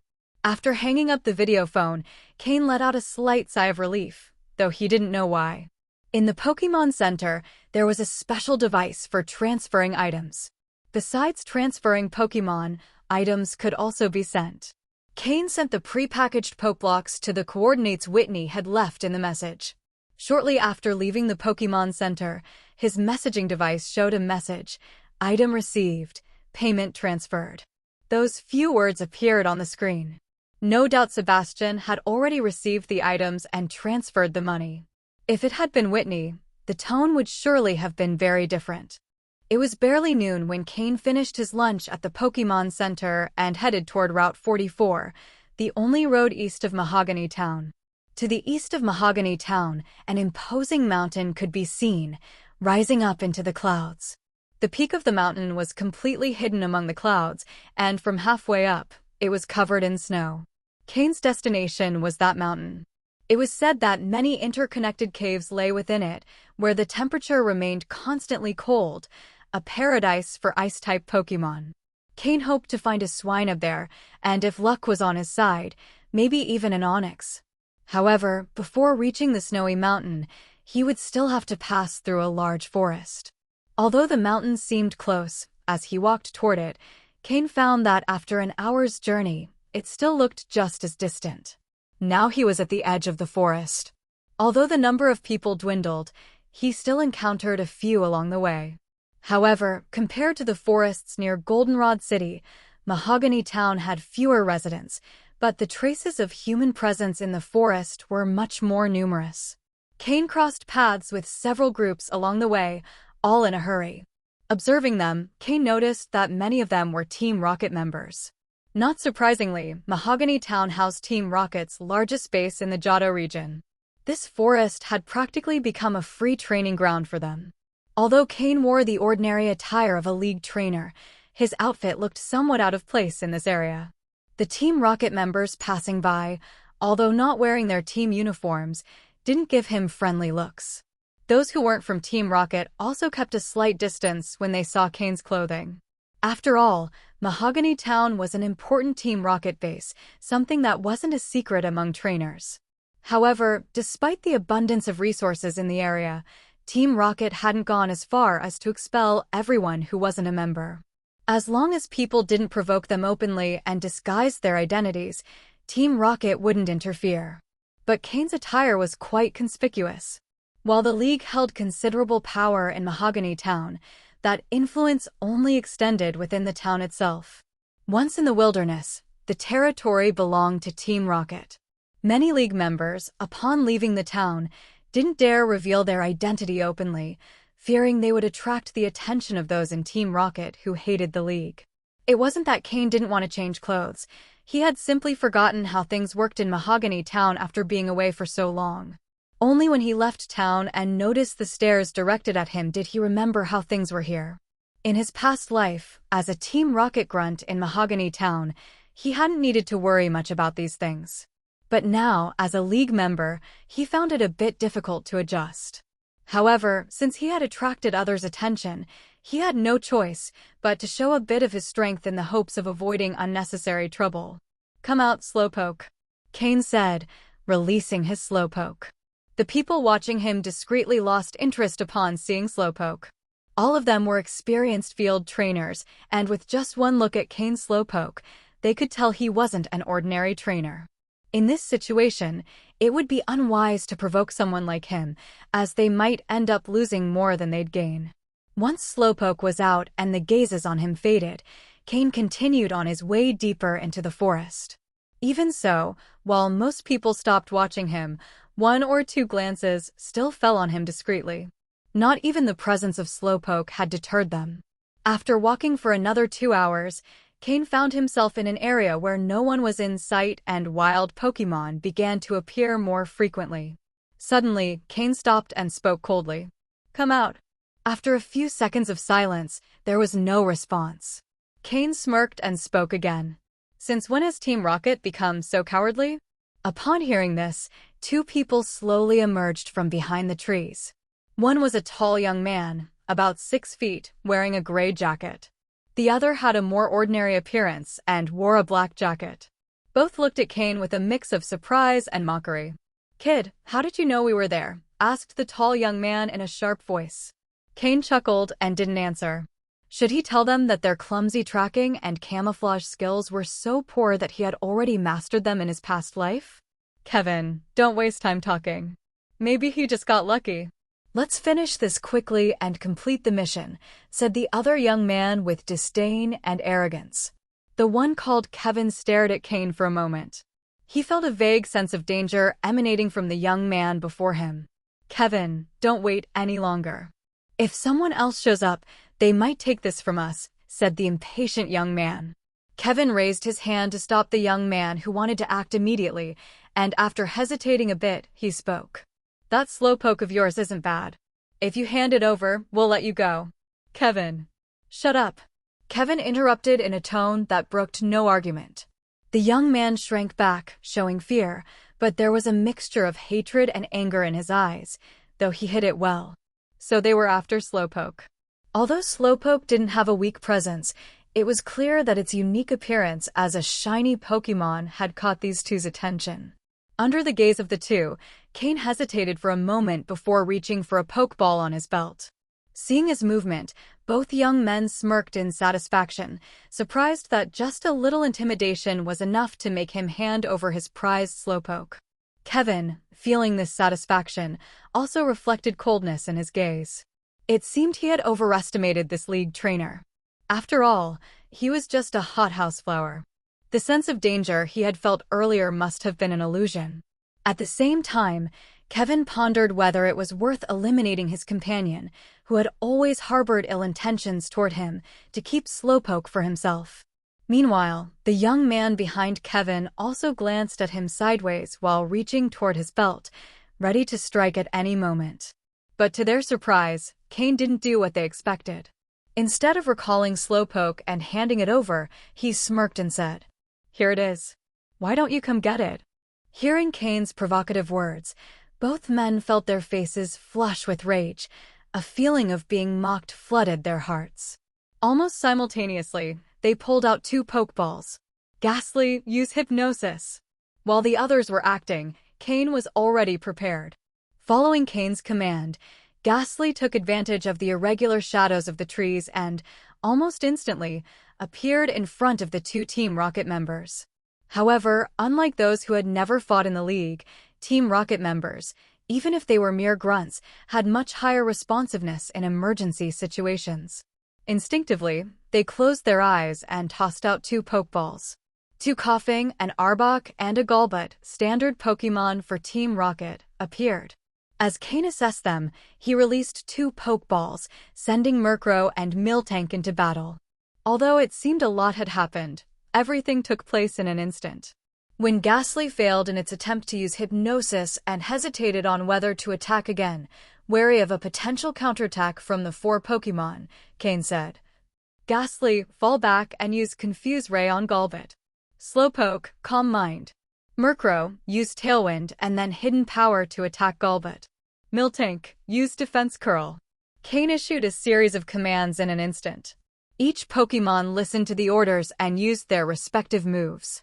Ghastly avoided being surrounded by the 4 Pokémon through the shadows and then used Confuse Ray on Golbat. A small, glowing orb appeared in front of Ghastly, emitting a strange light as it flew erratically toward Golbat. Slowpoke closed its eyes and began using Calm Mind. Cain had trained it to maintain focus in any situation, and although it hadn't reached perfection, it could enter a meditative state almost instantly. "Caw!" Murkrow cried, and a gentle air current surrounded its team. Miltank took the front line, using Defense Curl to boost her defense. While giving commands, Cain quickly assessed the level and quality of the enemy Pokémon. The 2 Coughing were almost identical, both around level 21, with slight differences in quality. Kevin's Coughing had a yellow quality, while the other young man's Coughing was of slightly lower quality. Golbat was at level 24, with a dark yellow quality, probably Kevin's main Pokémon. Arbok had a yellow quality, but its level was lower, only 22, suggesting it had recently evolved. The 2 Team Rocket members opened their eyes after Ghastly retreated, their faces showing displeasure. They had underestimated Cain, thinking he was an inexperienced League rookie. But having reacted slower, they were now at a disadvantage. Ghastly's Confuse Ray struck Golbat, causing it to see strange lights and fly erratically. Golbat. Damn it.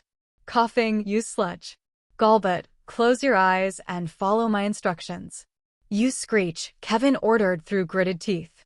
Coughing, use Sludge as well. Arbok, approach Slowpoke and use Bite, the other Team Rocket member said hastily. Both were clearly accustomed to fighting together, and their Pokémon had a certain level of synchronization. Although there was a small conflict between them, they understood they needed to cooperate against a strong opponent. Golbat used Screech, emitting an annoying sound, but due to its confusion, the effect impacted both Cain's Pokémon and those of Team Rocket, hitting everyone equally. Seeing this, the other young man temporarily set aside his resentment, casting a glance at Kevin but without changing his commands. If Arbok managed to get close to Slowpoke, even with its reduced defense, Slowpoke would suffer substantial damage due to the type advantage of Dark-type moves. But Cain wasn't going to let them achieve their goal so easily. Miltank, use Block and stop Arbok. Murkrow, use Gust to blow away the sludge. Slowpoke, give it your all and use Psyshock to attack Golbat. Ghastly, disrupt those coughing with hypnosis. Cain commanded calmly. Despite directing 4 Pokémon, Cain, knowing them so well, had no hesitation in giving the right commands for each situation. Miltank took a large step forward, extending her arms to block Arbok's path. Seeing itself blocked, Arbok didn't know how to proceed, momentarily dazed. The sludge attack from the two coughing was deflected precisely by Murkrow's gust, and the few drops that hit their target didn't cause much damage. Since all 4 enemy Pokémon were poison type, Slowpoke was the primary attacker in this fight. After using Calm Mind, it felt highly focused, and its Psyshock hit the confused Golbat in quick succession. The 2 Team Rocket members, fearing an ambush from Ghastly, didn't dare move the coughing far, limiting their effectiveness. Arbok, take down Miltank using Bind followed by Fire Fang. Coughing, use Smog. Seeing that Golbat wasn't recovering, Kevin tried to cover it with smoke to give it time to recover. Golbat was his trump card, and losing it would mean defeat. Murkrow, use Gust. Miltank, use Bide, Cain ordered upon hearing Kevin's commands. Cain had Murkrow disperse the smoke before it fully covered the area, allowing Slowpoke to continue its attack.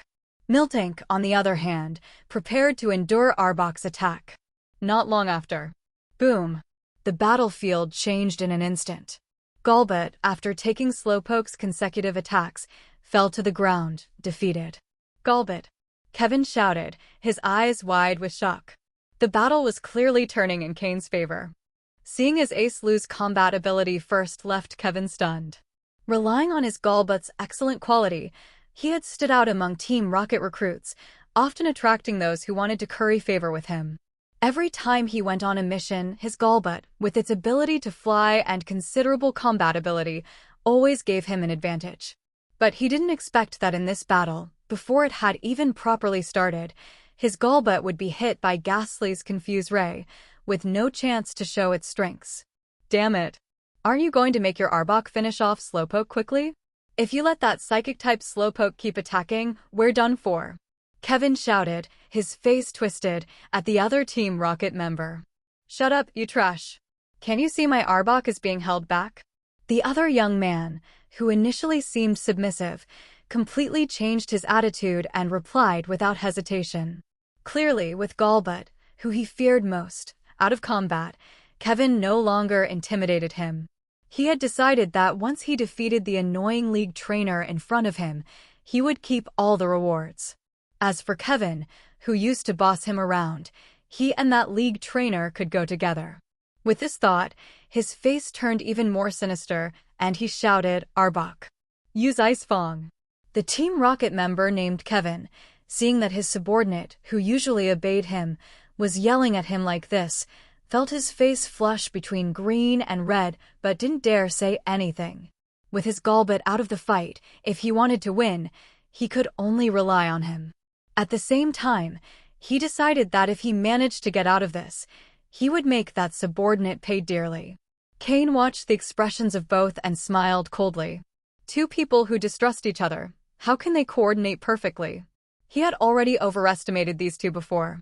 Miltank, keep using Defense Curl. Slowpoke, use Confusion on Arbok. Murkrow, Feint Attack, target coughing. Cain focused his gaze on Kevin's coughing. Originally, these 2 didn't need to be so defensive. With 4 Pokémon against 4 others, even though Cain's Pokémon had better quality, theirs had some advantage in levels.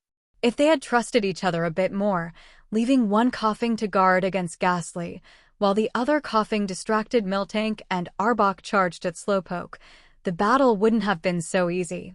Even if Golbat had been hit by Ghastly's Confuse Ray, if it held out a bit longer, it would have recovered, and during that time, Murkrow wouldn't have been able to defeat it. So, it can only be said that these 2 failed because of their mutual distrust. Although the battle wasn't over, for Cain, 2 people as cautious and limited as they were no longer a threat. Defeating them was only a matter of time. Miltank used Defense Curl again, increasing her defense. Although Arbok's Ice Fang move was powerful, Miltank's ability, Thick Fat, halves the damage from fire and ice-type moves. Additionally, with the increased defense from Defense Curl, Miltank could withstand it. Slowpoke's Confusion was the main attack in this battle. Following Cain's orders, it shifted its target to Arbok, and its strong psychic attack made Arbok start to stagger. Murkrow, meanwhile, faced Kevin's coughing. Although it couldn't defeat it in one blow, coughing also had no chance against it.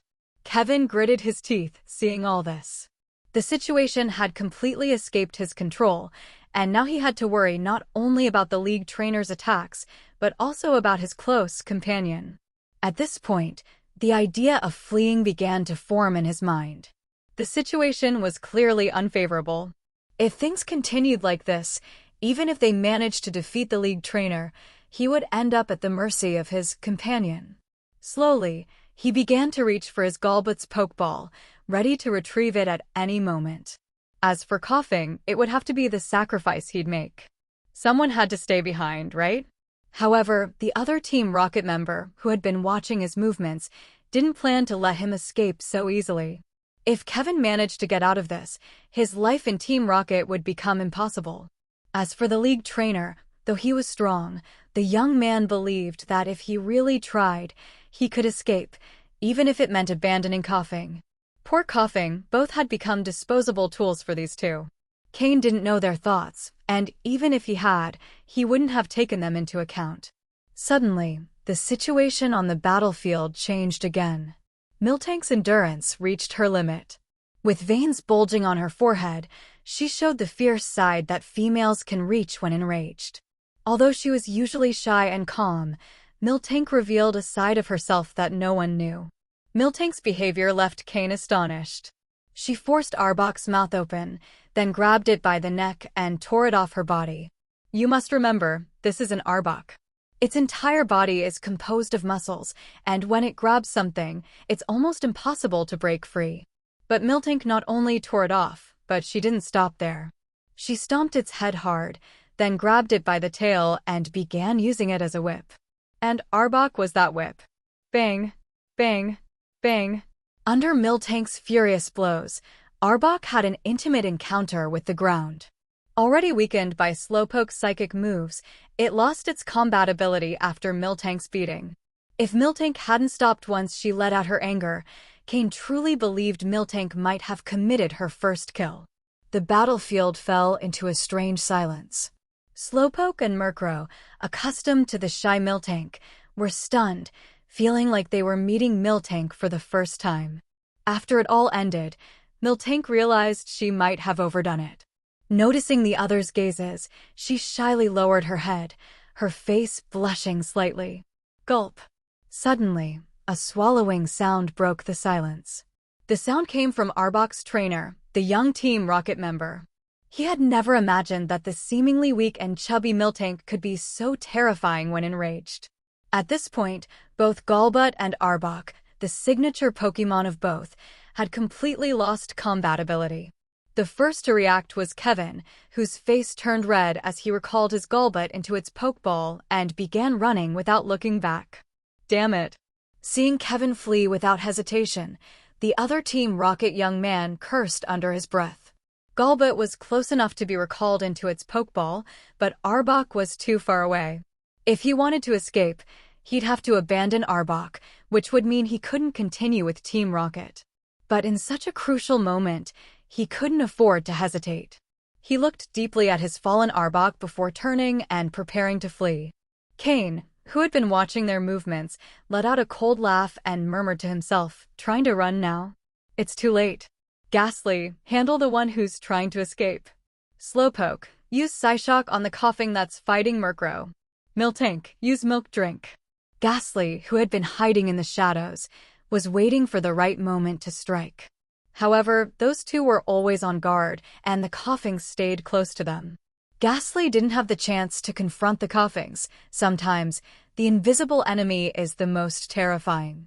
When Kevin turned around to flee, Ghastly saw the opportunity and, under Cain's order, moved quickly through the shadows and appeared in front of Kevin.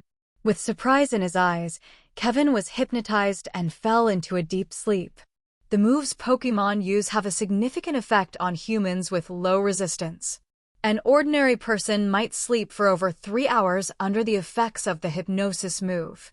In the battle between Slowpoke and Murkrow, Kevin's last coughing couldn't escape its fate and was mercilessly taken down by Murkrow.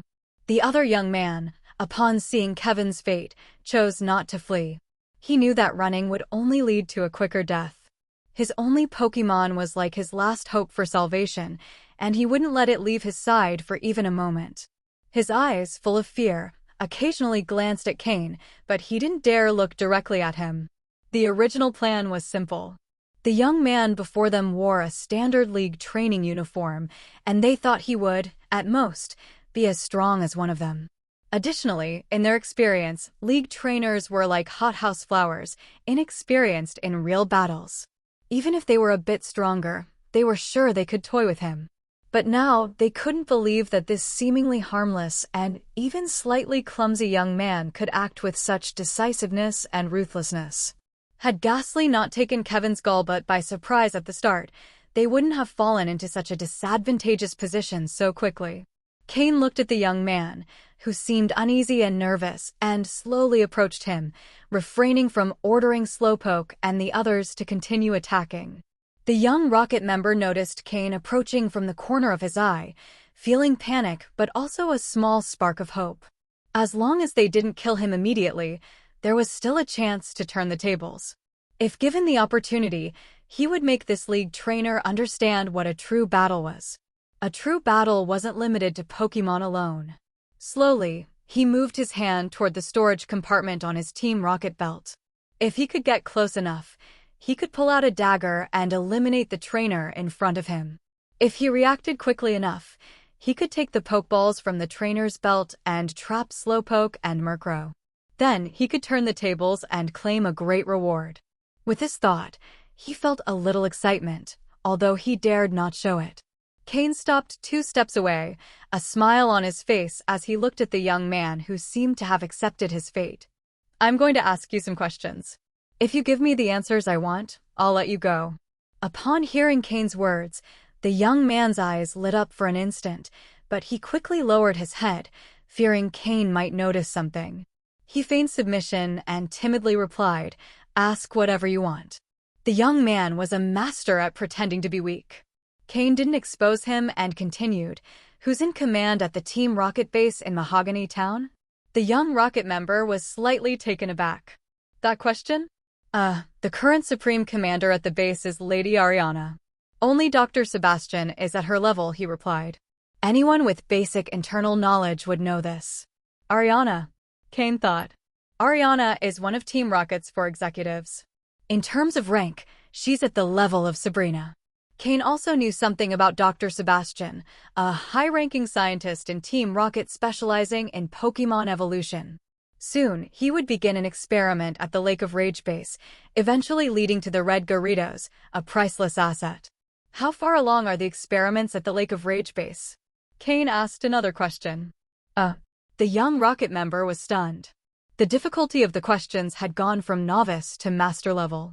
How could he possibly know such confidential information? But he also knew the consequences of not answering. He began to sweat profusely. After 3 seconds of silence, he fell to his knees and repeatedly cried, "I don't know. I really don't know." He wasn't foolish enough to make something up and try to deceive Cain.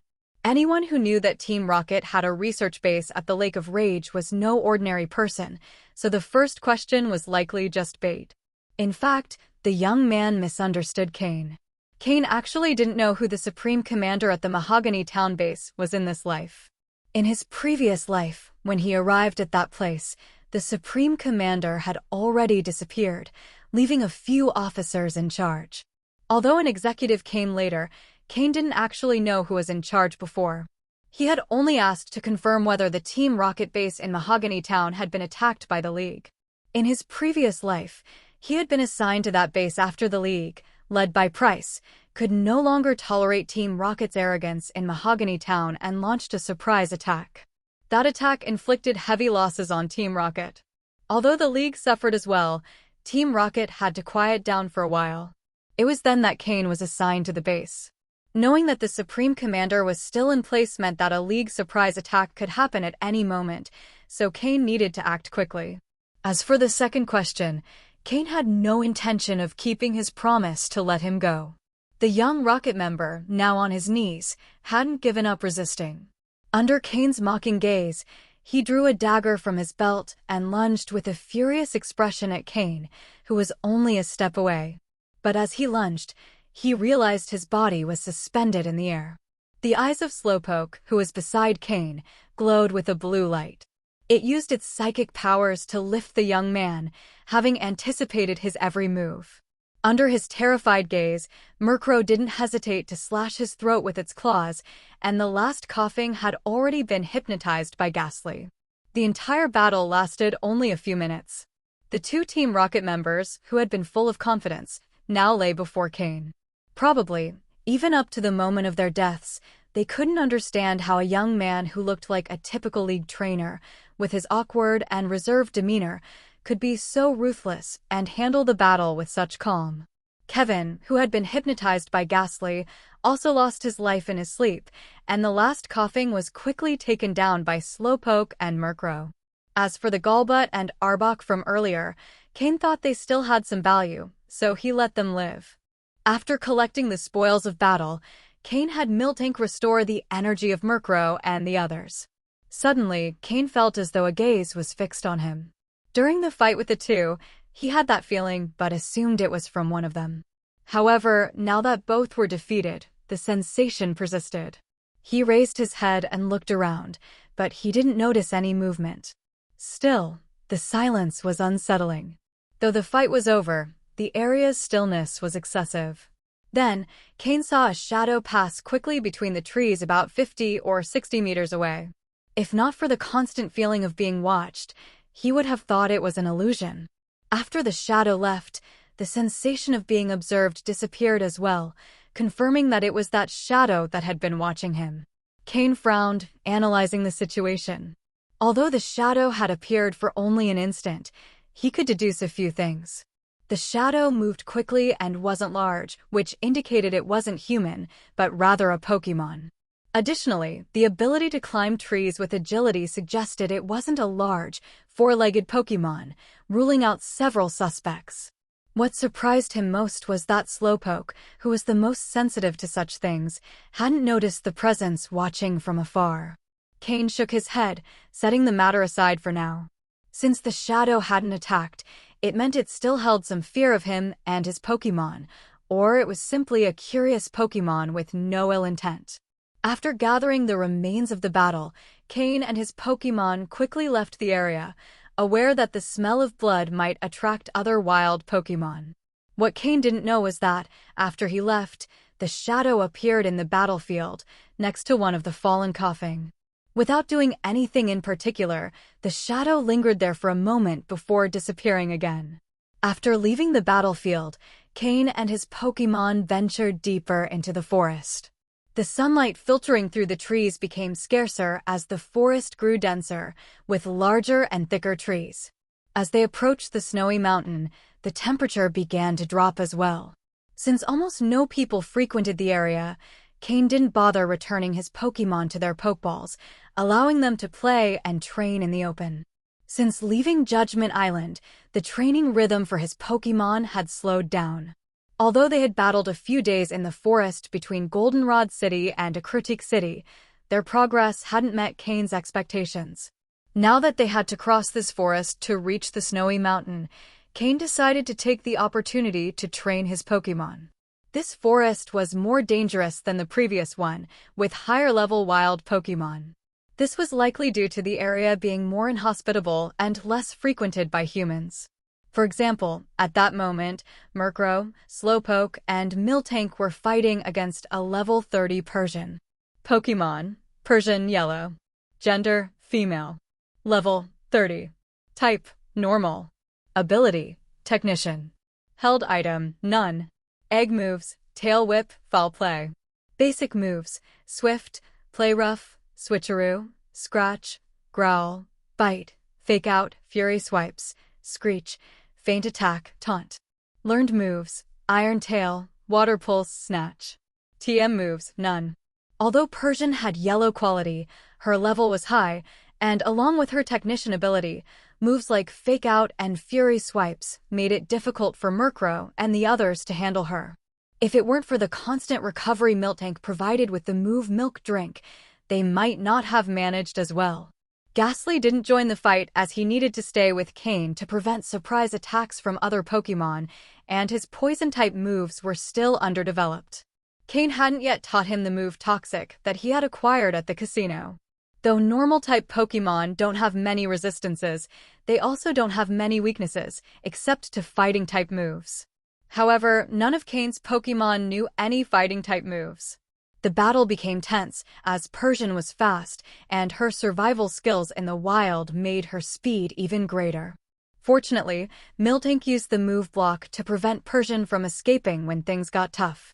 With close cooperation between Murkrow and Slowpoke, under Cain's precise direction, they managed to weaken Persian until she lost her ability to fight. Cain quickly threw a Pokeball and captured Persian. A level 30 Persian with the Technician ability was quite valuable, and Cain knew he could sell it at the Hunters Guild for a good amount of money. He received Persian's Pokeball from the enthusiastic Ghastly, shrank it, locked it, and placed it in his pocket. Though Persian had lost her ability to fight from exhaustion, she hadn't taken much damage, so she didn't need treatment. With a bit of rest, she would recover. Just after stowing Persian's Pokeball, Cain asked Miltank to restore everyone's energy. Suddenly, Cain frowned as the feeling of being watched returned. Though he paused, Cain pretended not to notice. Slowpoke, use your psychic abilities to see if there's a Pokémon spying on us, murmured Cain as he continued his actions. Slowpoke blinked in confusion but obeyed, extending his psychic energy around them. However, he detected nothing and shook his head. Cain frowned even more, but did nothing unusual. Just as he was about to command Murkrow to search for the observer, the sensation vanished again. If he hadn't felt this same sensation before, Cain might have dismissed it as a mere illusion. However, he wasn't taking it lightly now. Once could be a coincidence, but twice was suspicious. Let's go find a place to prepare dinner, Cain said after a moment of hesitation. After the feeling disappeared, the observer seemed to have left, so doing anything more wouldn't have served any purpose. The sun was setting, and the most urgent task now was finding a place to camp. In the morning, Cain jumped down from a large tree, landing firmly on the dew-covered ground and feeling the cool, fresh morning air. He stretched, making his bones crack with the movement. Seeing this, Cain's Pokémon also began descending from the tree one by one. This forest was different from the outskirts of Goldenrod City. For one thing, the Pokémon levels here were generally higher. To be safe, Cain and his Pokémon spent the night in the trees. Although he didn't feel the presence of the shadow that had observed him the previous day, Cain couldn't completely relax. After a good night's sleep, Cain felt full of energy. After a day of travel, the icy mountain that once seemed so distant now appeared much closer. Through the dense foliage, he could already make out some large rocks and patterns on the mountain. However, as they approached the mountain, the temperature also dropped. After a light breakfast, they continued their journey. Due to the high levels of the Pokémon in this forest, Cain and his team's progress wasn't as fast. This forest had marked territories. Some powerful individual Pokémon occupied large areas, while others did so because of the strength of their packs. But they all shared a common characteristic: they were extremely territorial. The lone Pokémon were easier to avoid. Cain only had to be careful not to invade their territories. In the worst case, they could flee if necessary. But the pack territories were more problematic, as they were often full of Pokémon, making it easy to be discovered and expelled, or even chased. What concerned Cain most were the Beedrill. Though native to Kanto, they were also abundant in Johto, albeit not as much as in Kanto. However, if there was one in the forest, their numbers could quickly grow. If it weren't for the presence of many natural predators, Cain believed the Beedrill would dominate the Pokémon world due to their rapid reproduction. Fortunately, they had many natural enemies. In their Weedle form, they were a primary food source for Pidgey and Spearow. Once evolved into Beedrill, Ursaring, and other Pokémon fed on their honey, and various flying species also considered them prey. Despite everything, they remained one of the most numerous species in the forest. A moment ago, Cain and his team had accidentally invaded the territory of a group of Beedrill and were quickly driven out. The number of Beedrill was so overwhelming that Cain got goosebumps. The group of Beedrill in this forest was much larger and stronger than the one Cain had encountered on Trial Island.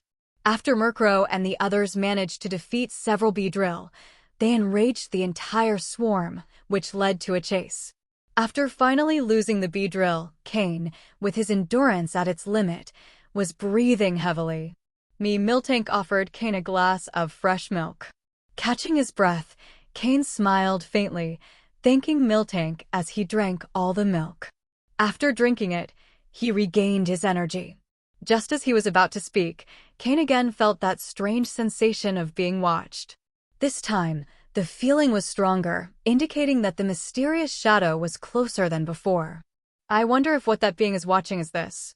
Cain looked at the cup he held in his hand, the one he had just emptied. To test his theory, Cain took out an emergency bottle of Miltank milk. Immediately, the feeling of being watched shifted from the empty cup to the milk bottle. Then he remembered the previous times he'd felt that gaze. The first time, after the battle with the two Team Rocket members, when Miltank had given milk to Murkrow and the others to regain strength. The second time was when Murkrow and the others couldn't defeat Persian, and had to rely on Miltank's milk to hold on until they won. Putting all the pieces together, Cain reached a conclusion. Is that being interested in the milk? Cain felt a bit puzzled. Though he couldn't deny that Miltank's milk was quite appealing, he hadn't expected someone to watch it so intensely from the shadows, making him think it was a mischievous Pokémon. Knowing that the target wasn't him, Cain felt somewhat relieved. He placed the milk bottle on the ground and signaled to Murkrow and the others not to act unusually.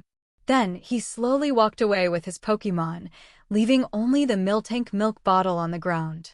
10 minutes later, the milk bottle was still on the forest floor, while Cain and his team watched from a safe distance, hidden among the thick branches of a tree. 10 minutes had passed, and the mysterious shadow still hadn't appeared. Just when Cain was about to give up, something changed. In the blink of an eye, a shadow dropped from a nearby tree, grabbed the milk bottle from the ground, and then disappeared again. What was that? Cain had been watching closely in that direction. Although the shadow moved quickly, he could make out some details. He could barely see a red flash and a bit of white light. However, the shadow had its back to him and moved so fast that Cain couldn't fully identify it. Murkrow, follow it, Cain ordered. Since he couldn't see it clearly, he decided to pursue it to find out what kind of Pokémon seemed so obsessed with Miltank's milk. Without hesitation, Murkrow took flight in the direction where the shadow had disappeared. Cain, for his part, followed with Slowpoke and Miltank behind him. They were in the forest, so they couldn't focus solely on the chase. They also had to stay alert for possible attacks from wild Pokémon. Whether intentional or not, the shadow had fled in the direction of the icy mountain. Half an hour later, Cain, who could no longer run, stopped to rest by a small lake. He'd had to run twice that day, leaving him exhausted. Not even a bottle of Miltank's milk could help him recover his energy. His body was at its limit. Shortly after, Murkrow returned, embarrassed, using his wings to indicate that the shadow moved very fast and knew the terrain well, so he'd lost it. Don't worry. If it's interested in Miltank's milk, it'll surely come back. I think I already know what it is, or at least what kind of Pokémon it is, Cain said, reassuring Murkrow as he caught his breath. Just as Cain had predicted, during their afternoon rest, that sensation of being watched reappeared. This time, Cain was prepared and had Slowpoke mark the Miltank milk bottle with a psychic signal.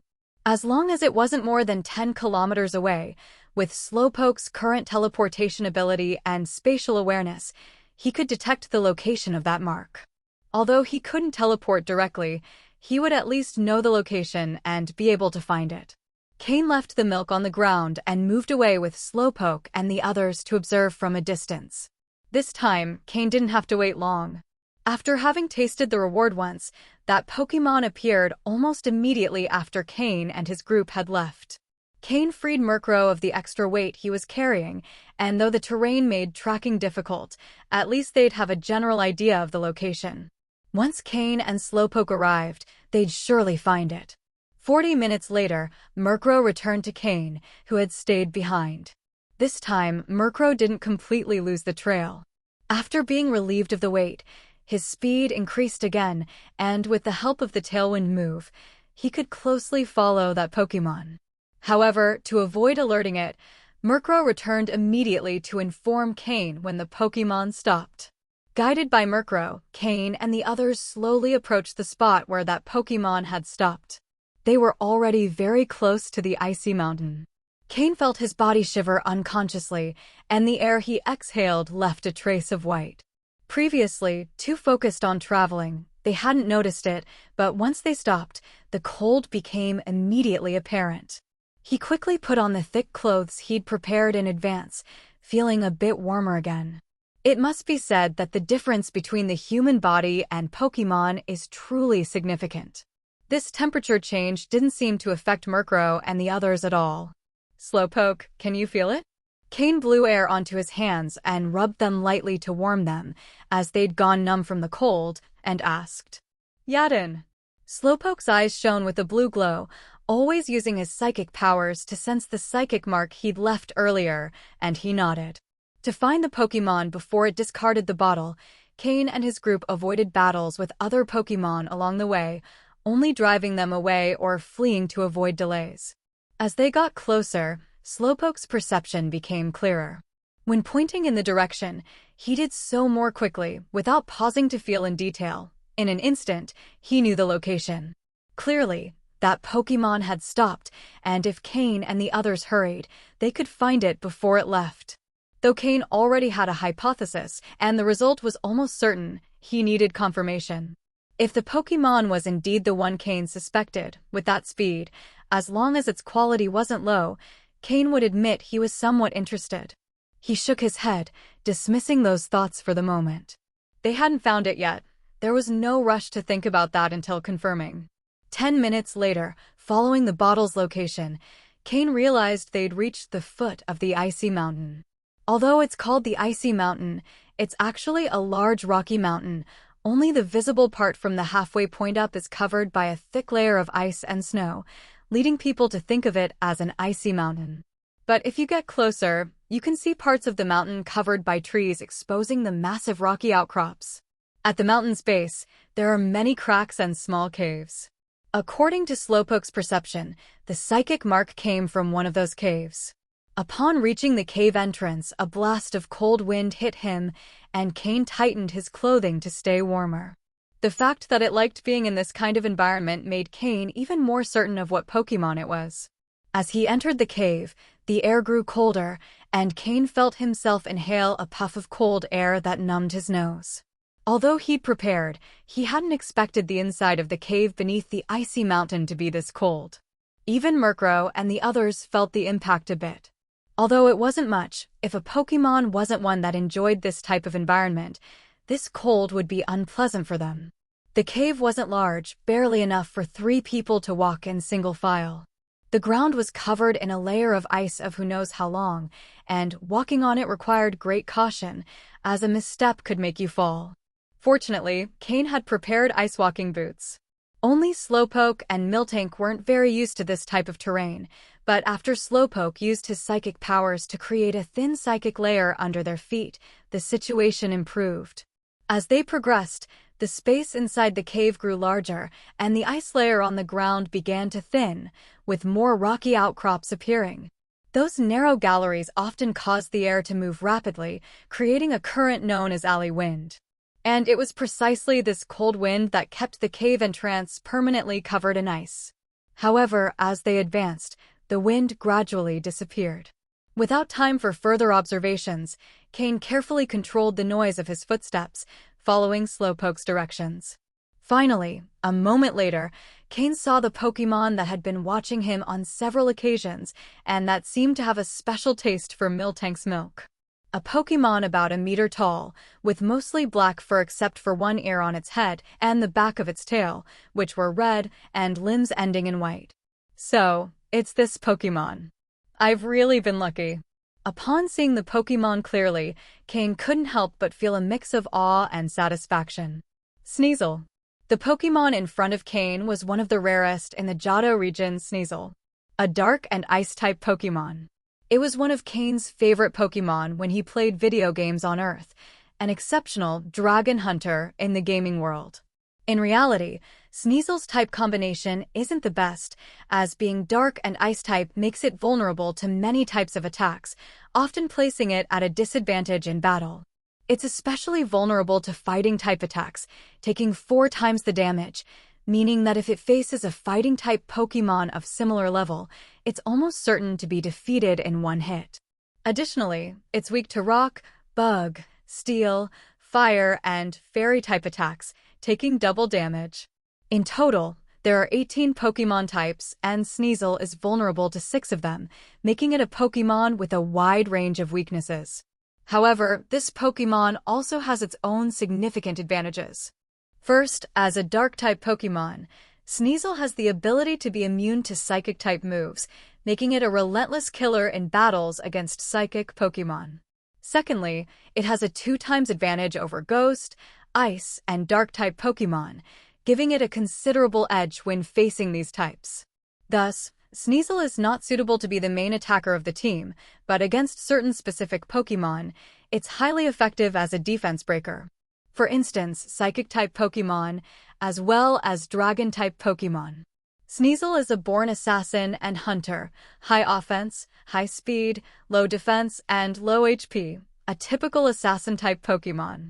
Even after evolving into Weevil, its original advantages will not only be maintained, but will be further enhanced. It could be said that from birth, this Pokémon's growth path is already predetermined. Sneasel's personality is cunning and fierce. It loves to steal wild Pokémon eggs, poking a small hole in the egg with its claw to absorb the nutrients inside. It fixed its gaze on Miltank's milk because the way Cain's Pokémon drank the milk, along with the faint aroma of fresh milk, reminded it of the taste of egg whites flowing from a broken egg. This made Sneasel mistakenly think it was its favorite food. The first time Cain left the milk for Sneasel, it carefully took it and, after tasting it, fell in love with the flavor. It was even better than its favorite egg white. That's why it set its sights back on Cain and his team. However, it didn't dare to get too close. Its cautious nature, developed in the wild, taught it to hide in the shadows, watching silently and seeking weaknesses, like any good thief or assassin. This also explains why Slowpoke's psychic perception didn't detect Sneasel's presence. Because Sneasel is a Dark-type Pokémon, naturally immune to psychic powers.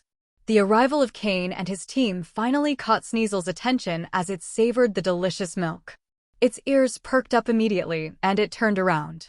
Upon seeing Cain, Sneasel quickly hid the milk behind it, adopting a protective stance that almost made Cain laugh. However, Cain didn't underestimate Sneasel because of its appearance or behavior. Pokémon, Sneasel, light blue. Gender, male. Level, 25.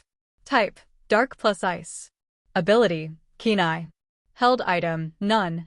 Egg moves, bite, ice punch, ice shard, icicle crush. Basic moves, scratch, leer, taunt, quick attack, feint attack, icy wind, fury swipes, agility, metal claw, hone claws. Learned moves, knock off, snatch, low kick. TM moves, none. Seeing Sneasel's quality and moves, Cain's eyes lit up. Light blue is the highest quality in Cain's team, only comparable to Skorupi's infant stage.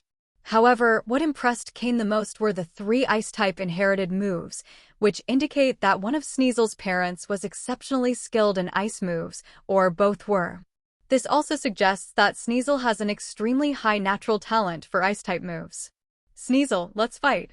If you lose, you'll become my Pokémon, Cain said excitedly, almost like he was in a movie. But Cain was truly thrilled by how exceptional the Sneasel was, so much so that he struggled to contain his enthusiasm. Sneasel is a born assassin and an exceptional hunter.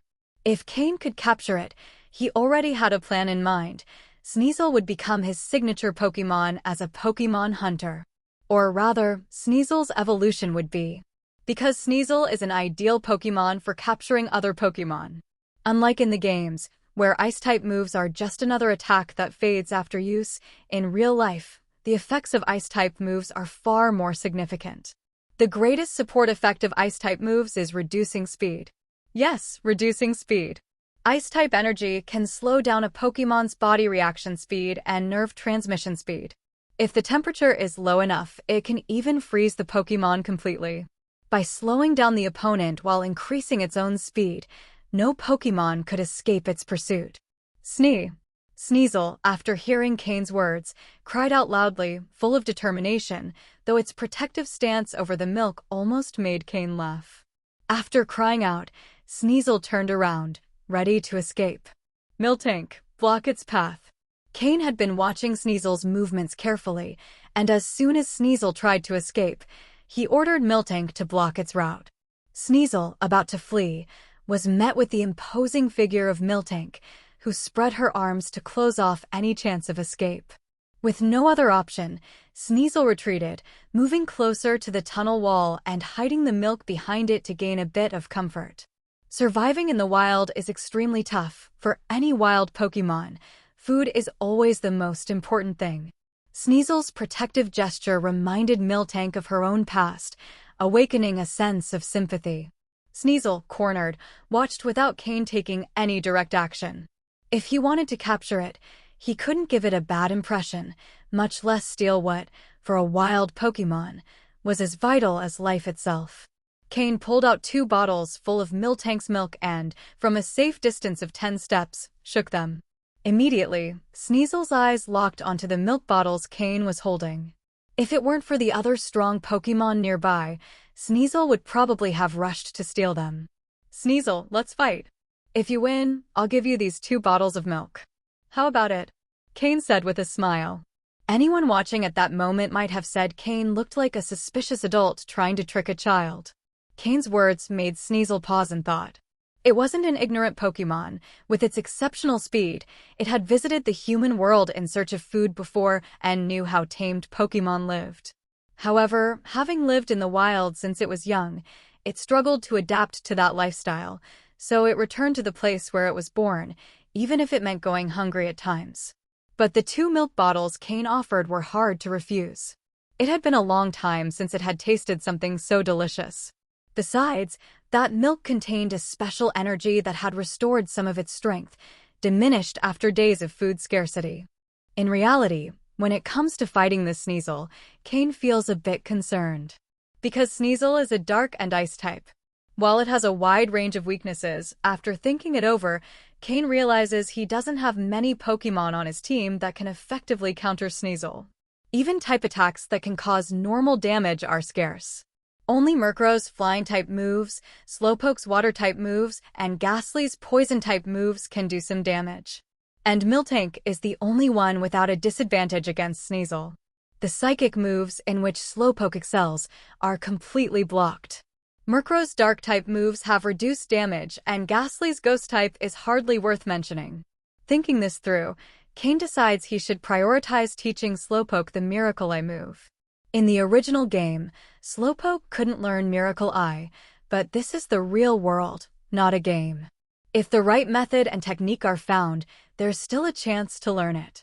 And it happens that Cain had discovered this method in his previous life. In his past life, Cain met a high-ranking trainer who could teach all his psychic Pokémon the Miracle Eye move. Cain paid a high price to learn this technique, intending to raise a powerful psychic Pokémon. However, before he could start implementing his plan, he was killed. So Slowpoke needs to learn Miracle Eye, otherwise it will be very difficult to face Dark-type Pokémon.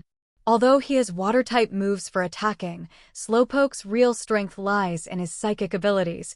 Water-type is only a support for him. This shows that although Sneasel has many weaknesses, it still poses a great threat to trainers whose teams aren't fully developed. In the end, Sneasel couldn't resist the temptation of Cain's 2 milk bottles. But actually, he had no other choice. Cain had already blocked all of Sneasel's escape routes. Even if he didn't accept the battle, he'd still have to fight, and in this case, at least if he won, he'd get the 2 bottles of milk. Carefully, Sneasel set down the milk he was drinking, closing the bottle tightly. His instinct to protect his food was clearly shown. "Don't worry, I won't touch your milk." Cain observed Sneasel's attitude and, for some reason, felt an inexplicable pang in his heart. In Sneasel, Cain saw a reflection of himself in the past. When he first arrived in this world, Cain was an orphan without parents, and the feeling of being in an unfamiliar environment nearly drove him to collapse. Before being captured by Team Rocket for testing, Cain scavenged through dumpsters for food. Surviving was his only goal, and the idea of becoming a trainer wasn't even a dream for him. But sometimes people came out to compete for food. Back then, his protective attitude towards food must have been very similar to Sneasel's now. It was also during that time that Cain saw the other side of the world, a dark and unknown side, and realized that the beauty of the Pokémon world was nothing more than a utopia. The darkness hidden beneath was the true essence of this world. Cain shook his head to clear the memories. Now was not the time for doubts. If he wanted to control his own destiny, he had to become stronger. And that meant capturing Sneasel, no matter what method he had to use, regardless of whether Sneasel would ever truly join him. Right now, Cain was determined to capture him at any cost. If Slowpoke alone couldn't defeat him, then he'd try with Murkrow. And if that didn't work, he'd have Miltank join the battle as well. After all, for wild Pokémon, facing multiple opponents at once was nothing unusual. Sneasel didn't trust Cain's words much. After all, someone who bursts into your home demanding a battle isn't exactly someone to trust easily. Although Miltank had blocked Sneasel's escape route, she tried to explain something. Sneasel interrupted Miltank with a gesture. Although he had no ill will toward Miltank, and even felt some familiarity with her scent, it was clear that Miltank was on Cain's side, so Sneasel didn't want to listen to her. If a fight was necessary, then so be it. Snee. Once Sneasel decided to fight, he stopped paying attention to the milk and slowly walked toward Cain, placing his claws on his chest and staring at him with a cold, emotionless gaze, like a merciless assassin. Murkrow, Slowpoke, attack together, Cain ordered seriously. Sneasel's level and quality were superior to Murkrow and Slowpoke, and he also had the type advantage. In this situation, any single Pokémon he sent out was bound to lose.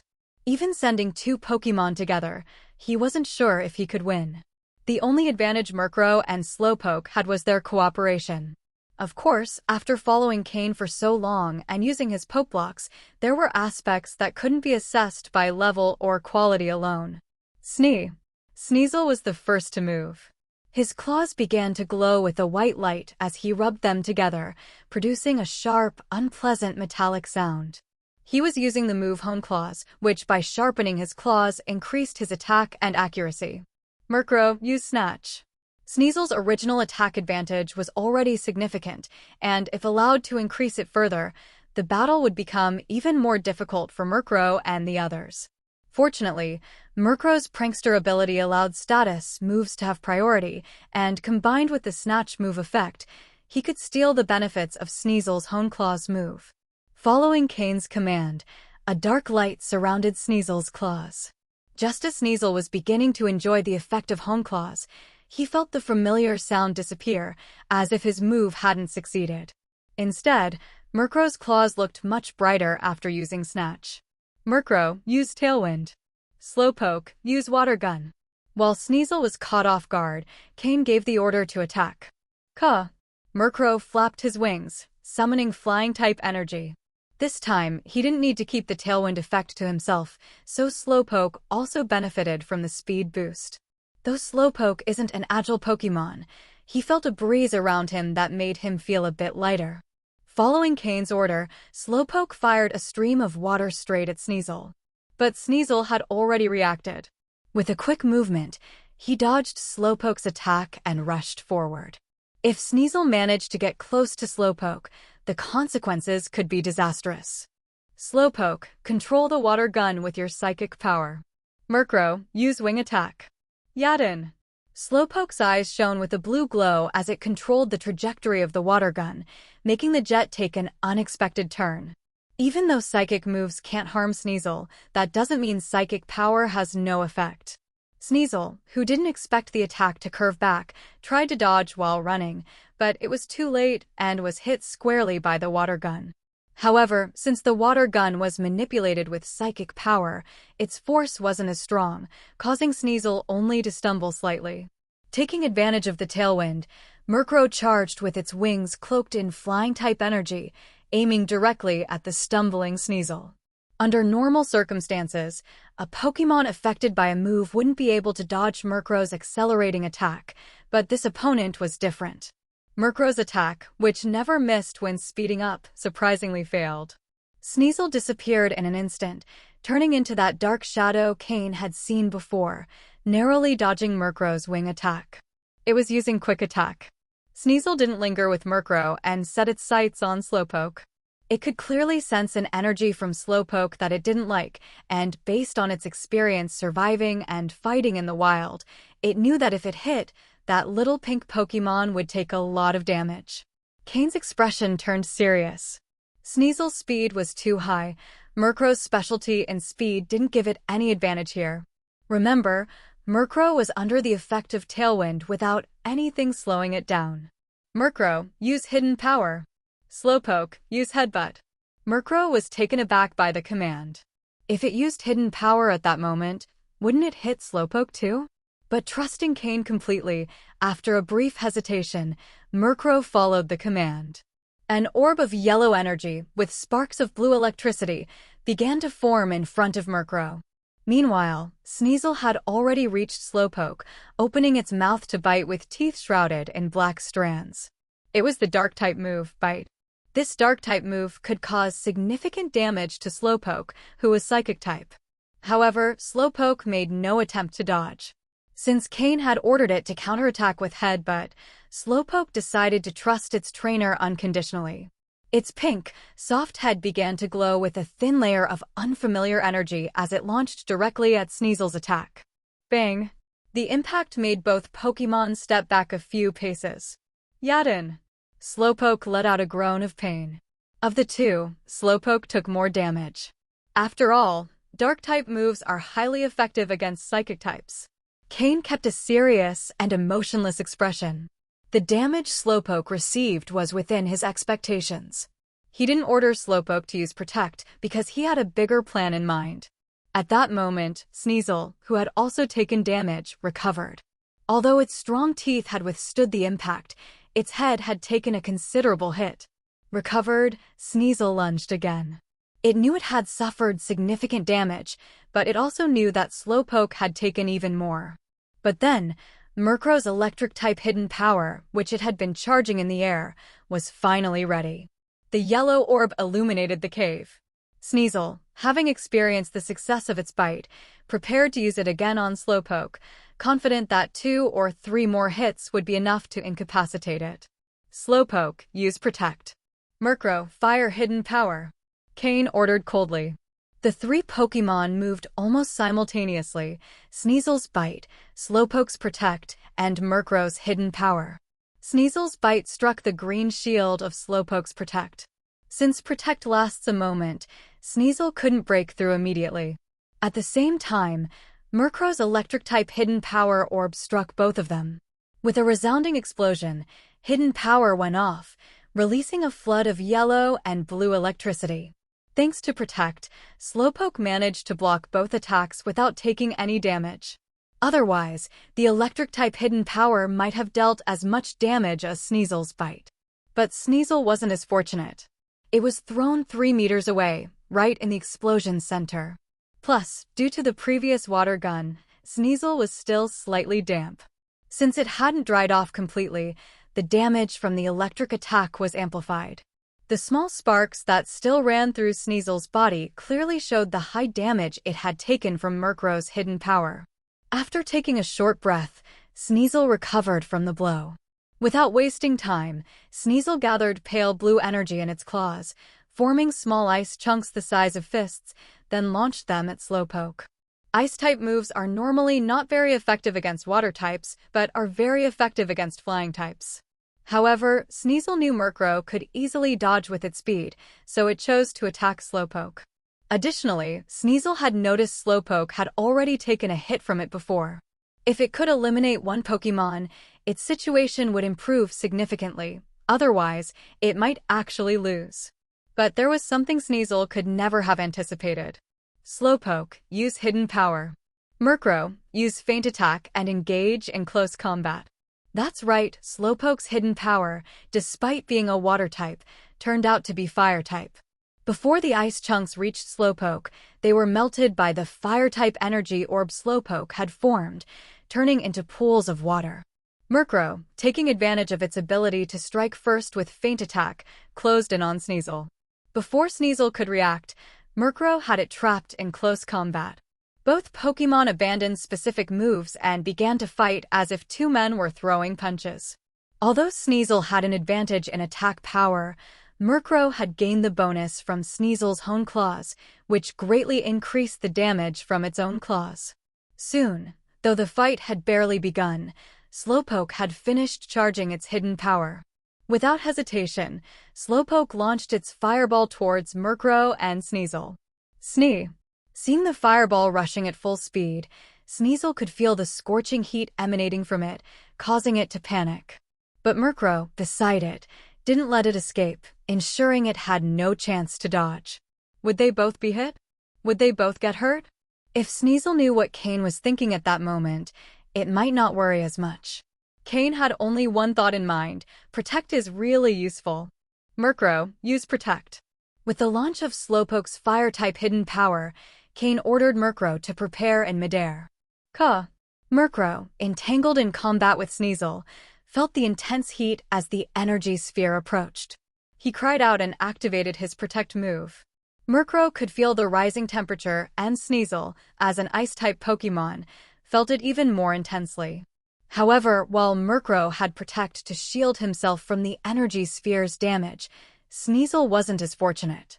Almost instantly, the fire-type energy sphere created by Slowpoke's hidden power exploded in the center of the battle between Sneasel and Murkrow. Boom! With a deafening roar, the fire energy dispersed. The fire-type energy, being incredibly intense, raised the temperature throughout the cave after the explosion. All the ice blocks around the blast area melted instantly, and the resulting water at the center evaporated into steam. As the noise echoed, a mist of vapor appeared in the cave. Murkrow emerged unharmed from the explosion's center, flapping his wings to clear away the smoke and steam. Sneasel, however, lay at the center of the blast, his fur singed and unable to move. Cain observed Sneasel lying on the ground and smiled. Don't pretend to be defeated. I know you're not at your limit yet. Get up. Anyone unfamiliar with the situation might think that Sneasel had already lost his fighting ability and approached carelessly, only to be ambushed and suffer serious or even fatal injuries. This kind of last desperate attack is extremely dangerous. But Cain, monitoring Sneasel through the system, knew that while Sneasel was close to his limit, he still had the strength for one last attack. Snee! Realizing Cain had caught on, Sneasel stopped pretending, bracing himself on the ground with trembling hands, and staggered to his feet. Cain, watching Sneasel struggle to stand, smiled widely. He was very pleased and happy to capture a Pokémon with such a strong will. Sneasel's strength was not negligible, but what pleased Cain most wasn't just his power, but his intelligence and ability to think strategically in battle. As a Pokémon who had grown up in the wild, Sneasel had learned to use his wits to survive, skills he had clearly mastered in this forest. Rest a little, Sneasel. Slowpoke, use Yawn. Cain didn't want Sneasel to keep fighting until he was totally exhausted. Although he could help him recover later, pushing the body to the extreme would always impact future growth. An oval bubble emerged from Slowpoke's nose, floating slowly until it stopped in front of the staggering Sneasel. Pop! With a soft bubble sound, Sneasel, whose body was already at its limit, felt a sudden wave of fatigue, especially in his eyes, which felt as if they bore the weight of a mountain. Sleep crept over him like a tide, and Sneasel's body began to lean downward. As he fell, his barely open eyes turned toward the half-drunk bottle of milk in the cave's corner. With a hint of disappointment and sadness, he murmured, "My milk." Thud! Finally, Sneasel collapsed on the ground, completely losing the ability to fight. Slowpoke's Yawn move had been the final blow for the resilient Pokémon. Cain threw a Super Ball at the right moment. For a Pokémon who had fought so valiantly, it was fitting to give him special treatment. After being absorbed by the Super Ball, Sneasel struggled a bit inside, but the red button in the center briefly lit up before going completely still. Instead of asking another Pokémon to retrieve the Pokeball, Cain personally approached the blast area, where the ground was somewhat dry, and picked up the Super Ball containing Sneasel. This battle had been the result of perfect coordination between Murkrow and Slowpoke under Cain's precise direction. Without Cain's guidance, even if Murkrow and Slowpoke were stronger, facing an opponent like Sneasel, who countered them in type, would not have guaranteed victory. Even so, both Murkrow and Slowpoke had suffered considerable injuries. Miltank, with perfect timing, gave them fresh milk to replenish their strength. Compared to Sneasel, they were in much better shape. Cain also took out various healing potions and applied them to his Pokémon, easing their pain and healing some of the external wounds. He also gave them a few Poke Blocks to restore energy. Miltank's milk restored their vitality, the potions healed their wounds, and the Poke Blocks replenished their energy.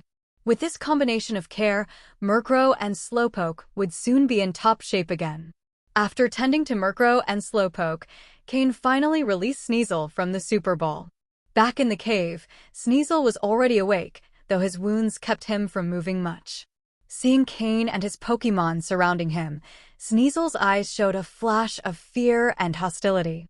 Cain knelt down without saying anything and, using the best healing spray he had, began to treat the various burns, paralysis, and bruises on Sneasel's body.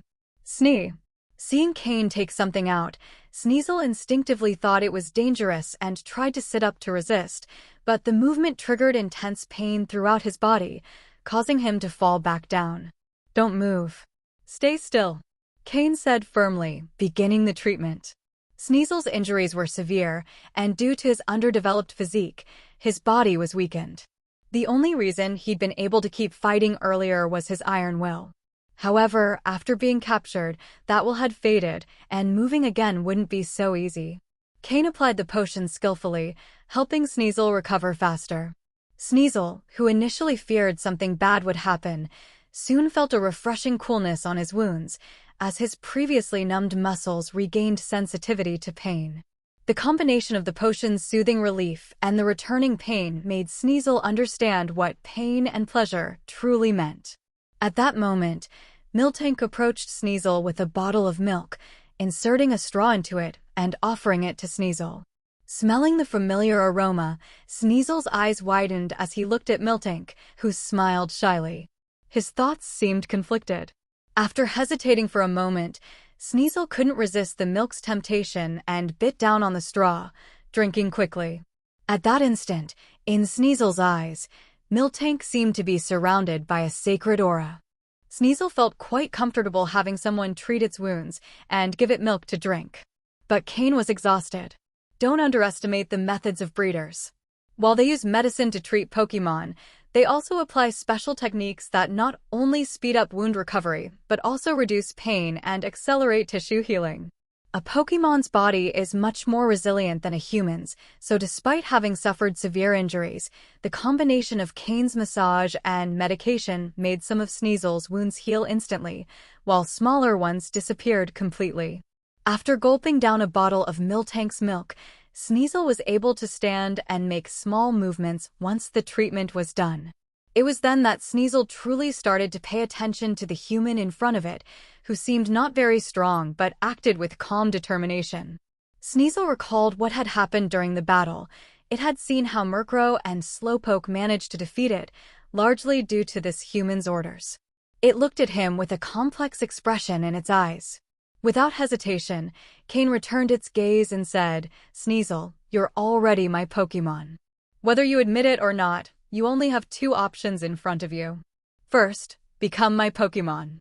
I will help you grow, fight, and you can enjoy anything you want, like milk, Pokémon tools, and food." Sneasel listened to Cain's words without showing any emotion until he mentioned milk. At that moment, it showed a slight change, though it tried to suppress it. Although Sneasel had strong self-control, Cain could still see it was tempted. Smiling to himself, Cain knew he had a 50% chance of earning Sneasel's loyalty.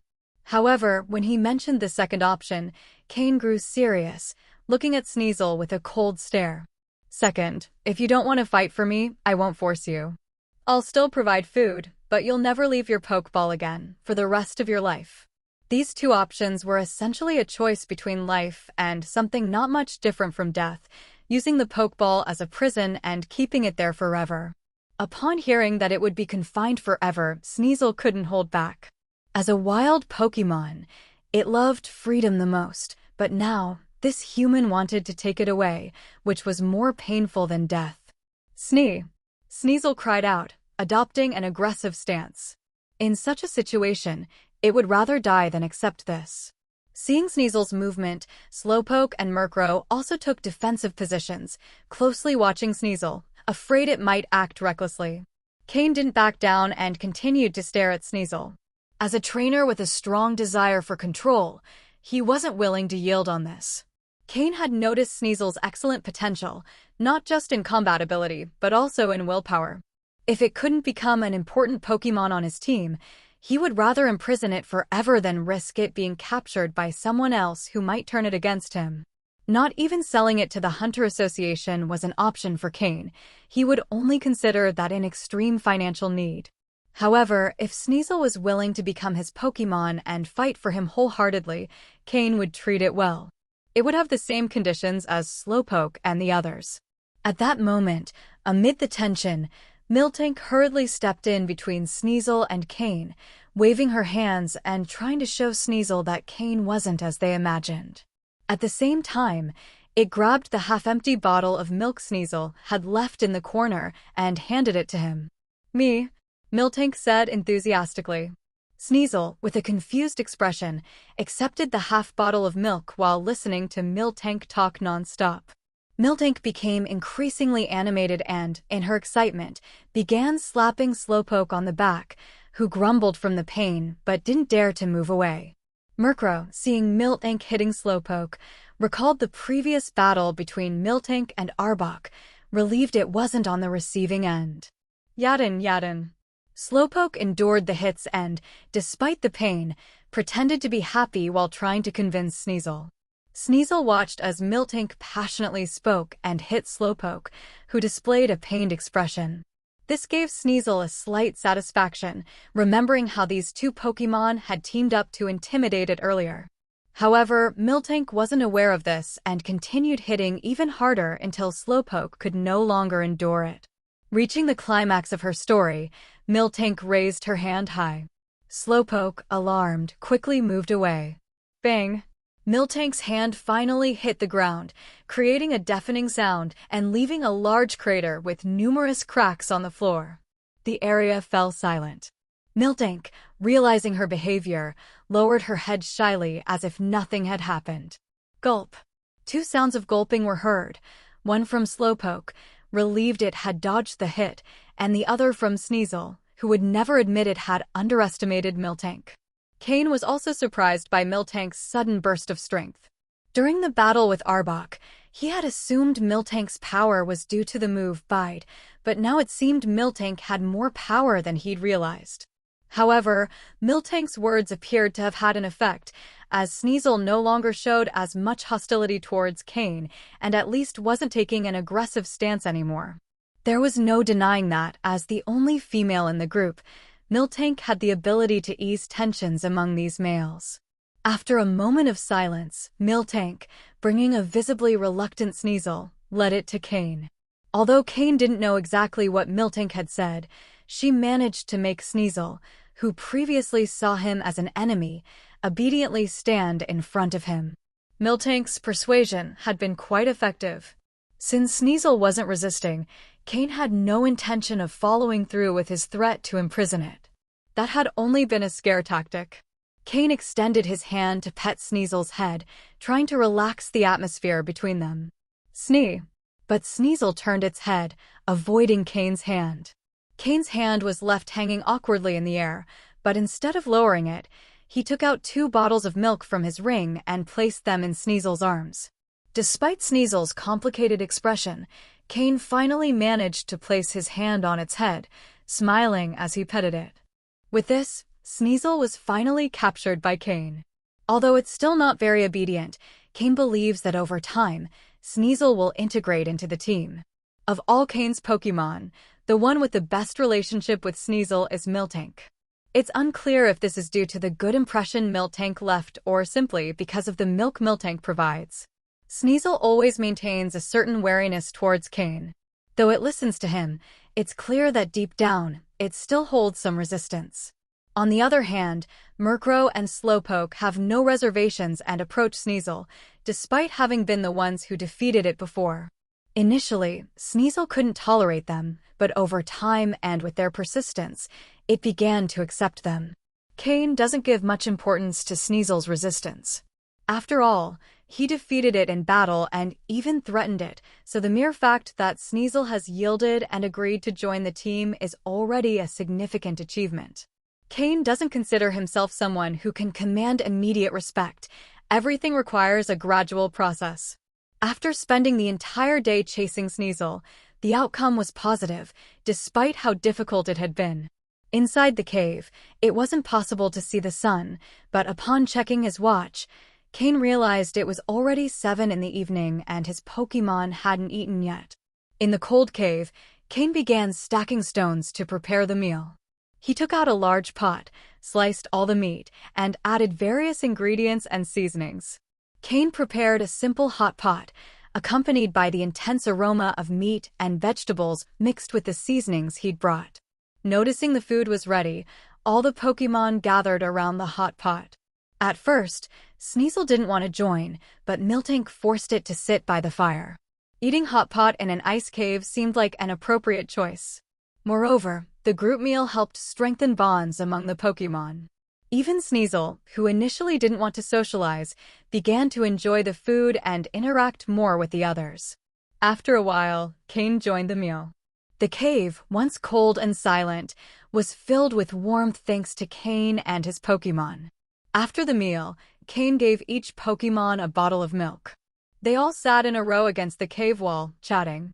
Meanwhile, Cain woke up Skorupi to give it some milk. Skorupi was very curious about the new team member, Sneasel, and approached to greet it, which left Sneasel feeling a bit awkward, unsure how to react. That night, Cain set up a tent inside the cave, spending the first night since Sneasel joined the team. Sneasel, you've lived here for a long time. Have you seen any Swinub? Cain asked Sneasel, who was trying to maintain a distant attitude. After resting in Sneasel's cave, the next day, Cain resumed his search for Swinub. The main goal of coming here was to find a Swinub with good qualities and level to complete the Hunter Guild's mission. Encountering Sneasel had been pure luck and, in part, thanks to Cain's determination. Hearing Cain's question, Sneasel thought for a moment and then nodded. It couldn't remember exactly how long it had lived there, but if asked where to find delicious food, it remembered perfectly. Sneasel had a clear impression of Swinub, not only because there were many in the area. Swinub are quite lazy and like to hoard food in one place so they don't have to move for a long time. Sneasel discovered the existence of Swinub while foraging for food and found them to be a reliable food source. Every time it found a Swinub, it knew it had also found a food stash. It didn't understand how Swinub managed to amass so much food. Swinub aren't pack Pokémon, so Sneasel only encountered them by chance. Some Swinub are quite strong. If you merely pass through their territory without disturbing them, it's fine, but if you try to steal their food, an angry Swinub can be very dangerous, especially in the ice cave, which is their territory. Since Sneasel knew where to find Swinub, Cain didn't have to search blindly, saving a lot of time. Guided by Sneasel, they began the search for Swinub. Inside the ice cave, there were many Swinub, but due to the complexity and size of the place, they weren't easily found, especially those that Sneasel had already visited once or twice. After 2 hours, they hadn't found many, and the few they did find didn't meet the quality or level requirements, so Cain didn't act. Cain didn't complain about not finding a suitable Swinub with Sneasel's help. The caves were so complex that even Cain could get lost, but Sneasel knew the place perfectly. Once Sneasel understood Cain's requirements, it stopped leading them to places where weaker Swinub lived. Finally, after another hour of searching, in an unknown part of the cave, Cain found the first Swinub that met his requirements. Pokémon: Swinub, dark yellow. Gender: female. Level: 22. Type: Ice plus ground. Ability, oblivious. Held item, none. Egg moves, icicle spear, mud shot. Basic moves, tackle, mud sport, powder snow, mud slap, endure, mud bomb, icy wind. Learned moves, stealth rock. TM moves, none. With a dark yellow aptitude and a level of 22, this swinub was perfect to complete Cain's mission. Once he found her, Cain didn't hesitate and decided to capture her. Slowpoke, use water gun. For a common swinub, it wasn't necessary for all the Pokémon to join the fight, especially considering that her ice type countered Murkrow's flying type. Yadin. Slowpoke shot a stream of water from its mouth, aimed at Swinub's nest. The swinub, who was lazily resting due to her oblivious nature, didn't pay much attention to the humans and Pokémon in front of her, thinking they wouldn't harm her. But she didn't expect them to come straight for her. The water stream entered her nest before she could react, flooding it instantly. Purrin! The swinub, which had been calm before, suddenly became enraged. Although her nature is typically lazy and slow, that doesn't mean she's easy to intimidate. In this network of icy caves, her power is not negligible. Otherwise, she wouldn't have been able to guard so much food. With an angry cry, Swinub shot out of the pool of water, her eyes bloodshot, staring at the culprit behind the destruction of her home, Slowpoke. Slowpoke, keep using water gun. Back it up with confusion, ordered Cain, continuing the attack. From Slowpoke's mouth, a jet of water shot out once more. This time, unlike the last, the water was surrounded by a thin layer of psychic energy, speeding up the attack and increasing its power. Moreover, this jet of water had the ability to adjust its direction. Although it couldn't make sharp turns, it wouldn't lose momentum when changing course slightly. Swinub, seeing the water approaching again, felt a natural repulsion to water-type energy. As a ground-type Pokémon, she truly didn't enjoy this energy. Her small tail trembled slightly, all her fur stood on end, and a cold wind with tiny snow particles blew from her mouth. The icy wind move. This cold wind collided with the water gun heading toward her. In this icy cave, where the temperature was already low, ice-type attacks gained 30% more power. You could see that the front of Slowpoke's jet of water began to freeze. At this rate, it would probably reach Swinub with much less power, significantly reducing the water-type advantage. But things didn't turn out as Swinub expected. Slowpoke's eyes shone with an intense blue light, and the psychic energy surrounding the water gun solidified further, accelerating the jet even more. To Swinub's surprise, the water jet hit her head-on, and with the tip already frozen, it was like a sharp arrow that caused even more pain. It seemed her own move had backfired. Purrin! Swinub cried out in pain. However, Slowpoke wasn't going to miss this opportunity. Without Cain needing to remind him, he used his psychic power to launch several consecutive waves of water. Swinub, already slow-moving with average defenses, couldn't mount an effective defense and lost the ability to fight without even being able to counterattack. Slowpoke's water-type moves were doubly effective against Swinub, a ground-type Pokémon, and with the help of psychic energy, Swinub had no chance to defend herself. The battle unfolded without surprises. Since Swinub isn't a Pokémon that lives in groups, facing a Pokémon of her level and quality was no challenge for Cain and his team. Using an ordinary Pokeball, Cain captured her and applied some medicine to ensure that Swinub wouldn't lose her life from the wounds. Sneasel observed everything Cain and his team were doing, and seeing the difference in how Cain treated other Pokémon versus how he treated him, couldn't help but feel a bit happy, though he didn't know exactly why. Perhaps, sometimes, comparisons are inevitable. After successfully capturing Swinub, Cain decided not to go deeper into the ice cave. As they advanced, the temperature became unbearably low. Even with a feathered coat, Cain was starting to feel cold. Moreover, except for Miltank, who, thanks to her thick fat ability, withstood the cold well, and Sneasel, who was already used to this environment, the other Pokémon were also starting to suffer from the cold, especially Murkrow, who already felt like he couldn't move his wings. Cain noticed this, but also thought it could be a good training opportunity. Although the ice cave was cold, training in such an environment would consume more energy, but the results would be impressively good and would help Murkrow improve his resistance to ice-type moves. Retracing his steps from the depths of the cave, Cain asked Sneasel if he knew anything about Onix's location, but this time Sneasel wasn't sure. Although he knew the ice cave environment well, beyond his own den in the forest, he didn't have much knowledge of the outside. After all, the area was too large and he couldn't cover long distances in a single day. Since Sneasel didn't know anything about Onyx, Cain decided not to keep searching in the ice cave, as such a cold place probably wouldn't be home to Onyx. Once outside the cave, Cain breathed in the fresh air and realized just how cold the previous air had been.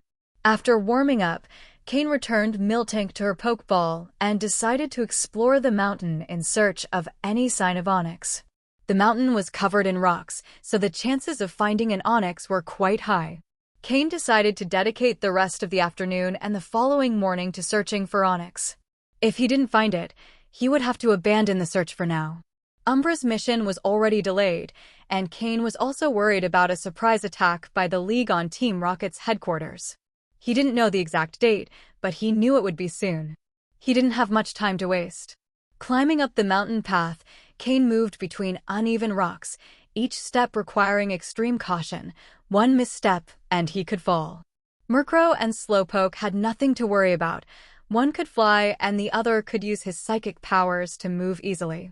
Sneasel, for his part, was very familiar with this terrain and, thanks to his agility, was the fastest in the group. Along the way, they encountered several Geodude and Graveler. They were quite peaceful, and although they noticed Cain's presence, they returned to eating rocks without paying much attention. Besides Geodude and Graveler, they also saw some Diglett and Sandshrew. The Diglett posed no problem, but the Sandshrew were quite mischievous, attacking Cain and his team in groups. However, under the water gun fire from Slowpoke, only a few managed to escape with their lives. The mountain was vast, but Cain found no sign of Onyx. Murkrow was sent to scout from the air several times, but found nothing. In theory, Onyx, with its large size, should be easy to spot among the rocks. But luck wasn't on their side. Cain could only hope to find Onyx in a place Murkrow couldn't see. The sun began to set, and with its last rays, it disappeared below the horizon. Cain found a fairly clean rocky cave and, after a quick cleanup, turned it into his campsite for the night. The next day, just as the sky in the east began to lighten, Cain was already awake. After preparing breakfast for his Pokémon, he called everyone to get up. Only Sneasel seemed not very used to this routine.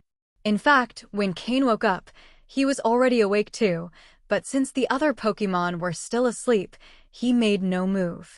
However, when Cain called them for breakfast, Sneasel suddenly reacted. Was he slowly starting to fit in? Was he no longer rejecting Cain as openly? Even though a voice in his mind kept telling him that Cain was untrustworthy and that he shouldn't follow him, his body was very honest. For example, when he saw the perfectly arranged breakfast, which gave off a tempting aroma, along with a glass of fresh milk, he couldn't help but feel drawn to it. Seeing that all the Pokémon were sitting in their places, waiting for him to join, Sneasel immediately stood up and hurried to take the spot reserved for him. When he saw his food up close, he couldn't help but swallow and was about to start eating.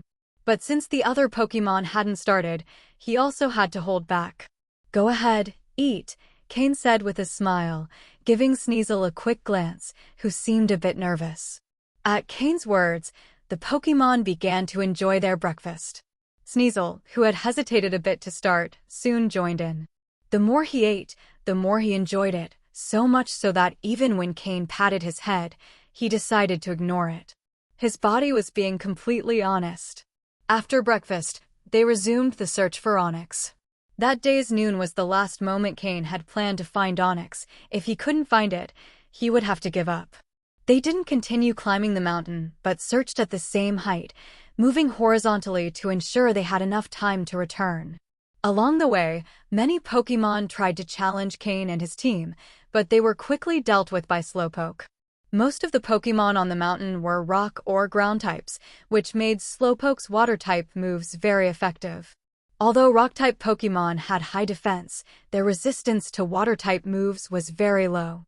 After defeating numerous Rock and Ground-type Pokémon, Slowpoke leveled up, reaching level 25, matching Sneasel as the highest-level Pokémon in Cain's team. Even if they didn't find Onix, just leveling up Slowpoke made Cain satisfied. There aren't many training spots like this. They searched for almost 2 hours without finding Onix, not even in places that seemed promising. Just when Cain was about to give up, Murkrow reported that he had found a considerable cave ahead, where there might be an Onix. Cain followed Murkrow to the entrance of the cave, which was as tall as 2 people, and noticed that there were marks of something large that had passed by, similar to what an Onix would leave. Slowpoke, use water gun in the cave to see if there's an Onix. Although the possibility of an Onix being there was high, he couldn't be completely sure, and aside from the marks at the entrance, he hadn't found other signs, which made Cain feel somewhat puzzled. Slowpoke shot a jet of water into the cave. The cave was quite deep, and the sound of the water hitting the ground took a moment to return. After waiting a few seconds, soft, disordered noises started coming from inside the cave. Little by little, the sound approached the entrance, but Cain frowned. Something's not right. If it were an Onix, the noise would be much louder, and this doesn't sound like a Pokémon slithering. It sounds more like wheels scraping against the ground. Cain thought.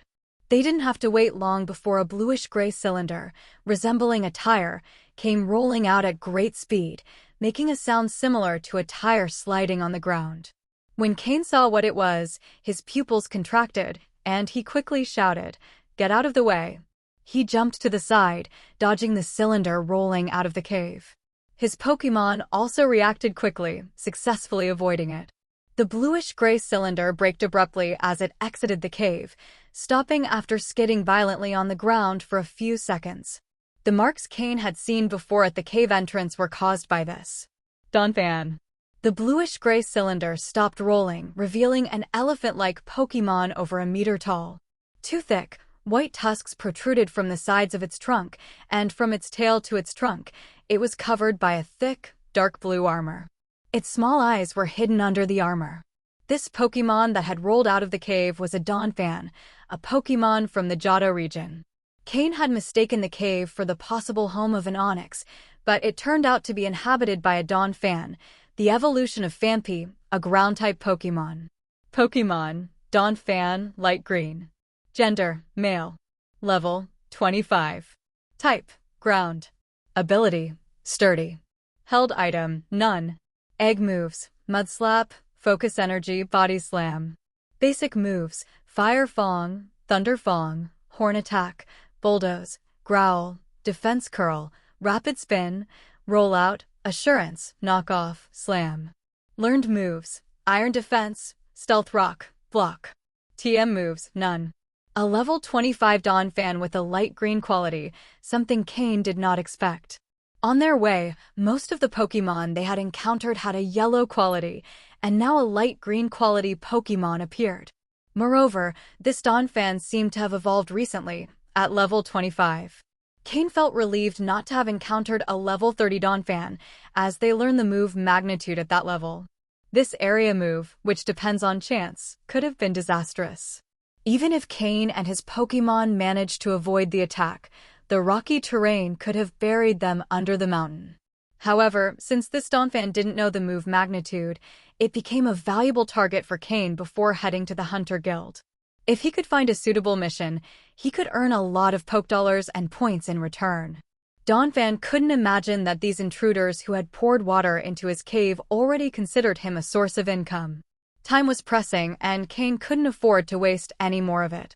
Since this Donphan was of great value, he had to capture it immediately. Slowpoke, Water Gun. Murkrow, Tailwind. Sneasel, Icy Wind. Cain immediately ordered the attack. It was the first time Sneasel fought under Cain's orders.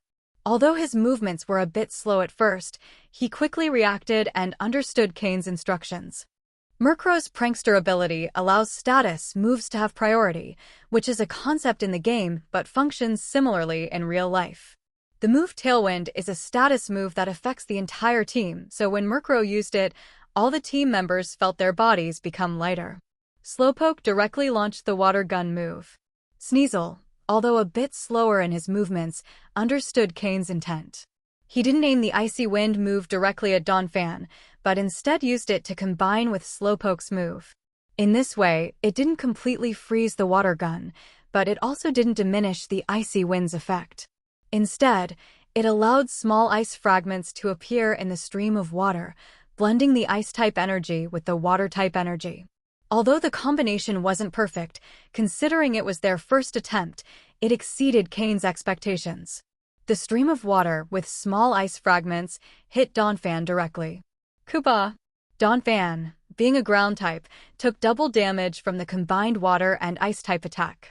This attack, blending both properties, caused significant pain, making him cry out and filling his eyes with fury. He had been resting peacefully in his cave, sleeping deeply when suddenly, a cold blast of water woke him abruptly. He thought some enemy Pokémon had invaded his cave, but after looking around, he didn't find anyone. Still angry from being woken up so suddenly, he rolled out of his cave to vent his rage, but just as he was stopping, an even colder blast of water, full of ice fragments, struck his face. Immediately, Donphan's anger intensified. With loud snorts coming from his long trunk, he began stomping the ground with his front legs, raising clouds of dust. Without a word, he curled up in a tire shape, and his heavy armor acted as a protective cover as he rolled, causing small stones on the ground to jump in all directions. The rollout move. The power of the move at the start isn't very high, but as Donphan continues to roll for longer, its power doubles.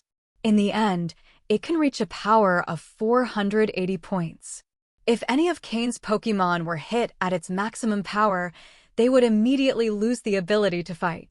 Moreover, if the rollout move is used after Defense Curl, the power of the move can increase even more, reaching a total of 960 points, which is truly terrifying. Cain was well aware of Whitney from Goldenrod City, whose family not only specialized in using Miltank, but also mastered the use of the rollout move. Usually, it's difficult to stop the rollout move once initiated, but Whitney's family has developed techniques to control it. Once Donphan started rolling, he charged without thinking. Cain was not a fan of these types of Pokémon that relied solely on brute strength without using their brains.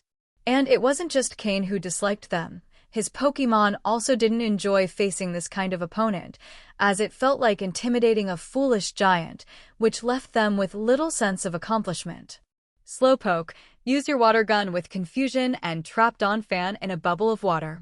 Sneasel, keep using Icy Wind to slow it down. Murkrow, use Dark Pulse to destabilize it, Cain calmly ordered.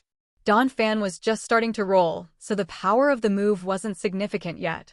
Additionally, the faster it rolled, the harder it was to control its direction. Sneasel once again released the Icy Wind move. Previously, to combine it with Slowpoke's water gun move, he hadn't used all his power, but now, to reduce Donphan's speed, he unleashed all the power of his ice-type energy. Donphan, who wasn't very fast to begin with, started accumulating a thin layer of frost on its surface, further reducing its speed. Murkrow used the Dark Pulse move, not so much to attack Donphan directly, but to strike the ground around him, making the terrain even more uneven, which also contributed to slowing down the rolling. Slowpoke, as the main attacker, used the water gun move followed by Confusion, not to attack Donphan directly, but to wait for his teammates to slow down the rolling. Then, with his psychic power, he enveloped Donphan in a bubble of water. In an instant, Donphan came to an abrupt halt, trapped in the bubble, unable to move, with his small eyes wide open and face reddened, struggling as he couldn't breathe. Sneasel, use Icy Wind again to show him what it's like to be frozen, Cain said, laughing at Donphan's situation. Nodded Sneasel, releasing his ice-type energy once more, freezing the bubble of water around Donphan, transforming it into a large block of ice. Donphan was trapped inside, completely motionless. If it weren't for the slight movement of his eyes, one might think he was dead. Cain couldn't help but admire Donphan's resilience. Although the ground-type Pokémon was weak against water and ice-type moves, his constitution was remarkable. Despite being trapped in such an extreme environment, he could still move his eyes. After waiting for a while, Cain ordered his Pokémon to break the ice. By then, Donphan had completely lost the ability to move, lying rigid on the ground. If it weren't for his weak breathing, Cain would have thought he was dead. Cain used a Pokeball to capture him. After letting Donphan recover a bit under the sun, he stored him in the Pokeball and sealed the switch. With Donphan successfully captured, Cain, satisfied, resumed his search for Onix. However, now with a different attitude. Once he had captured Donphan, a Pokémon with a light green quality, he knew its value surpassed that of a common Onix. So even if he didn't find an Onix, he would feel satisfied. As expected, after searching for 2 more hours, he didn't see any sign of an Onix. Since he had reached the time limit he had set for himself, Cain decided to abandon the search, hoping to find an Onix elsewhere. Alongside his Pokémon, he began descending the mountain, fully understanding one thing. Going up the mountain is easy, but coming down is hard. The terrain was full of loose rocks, and although he had been cautious while climbing, now that he was descending, Cain realized how much more complicated it was to go down.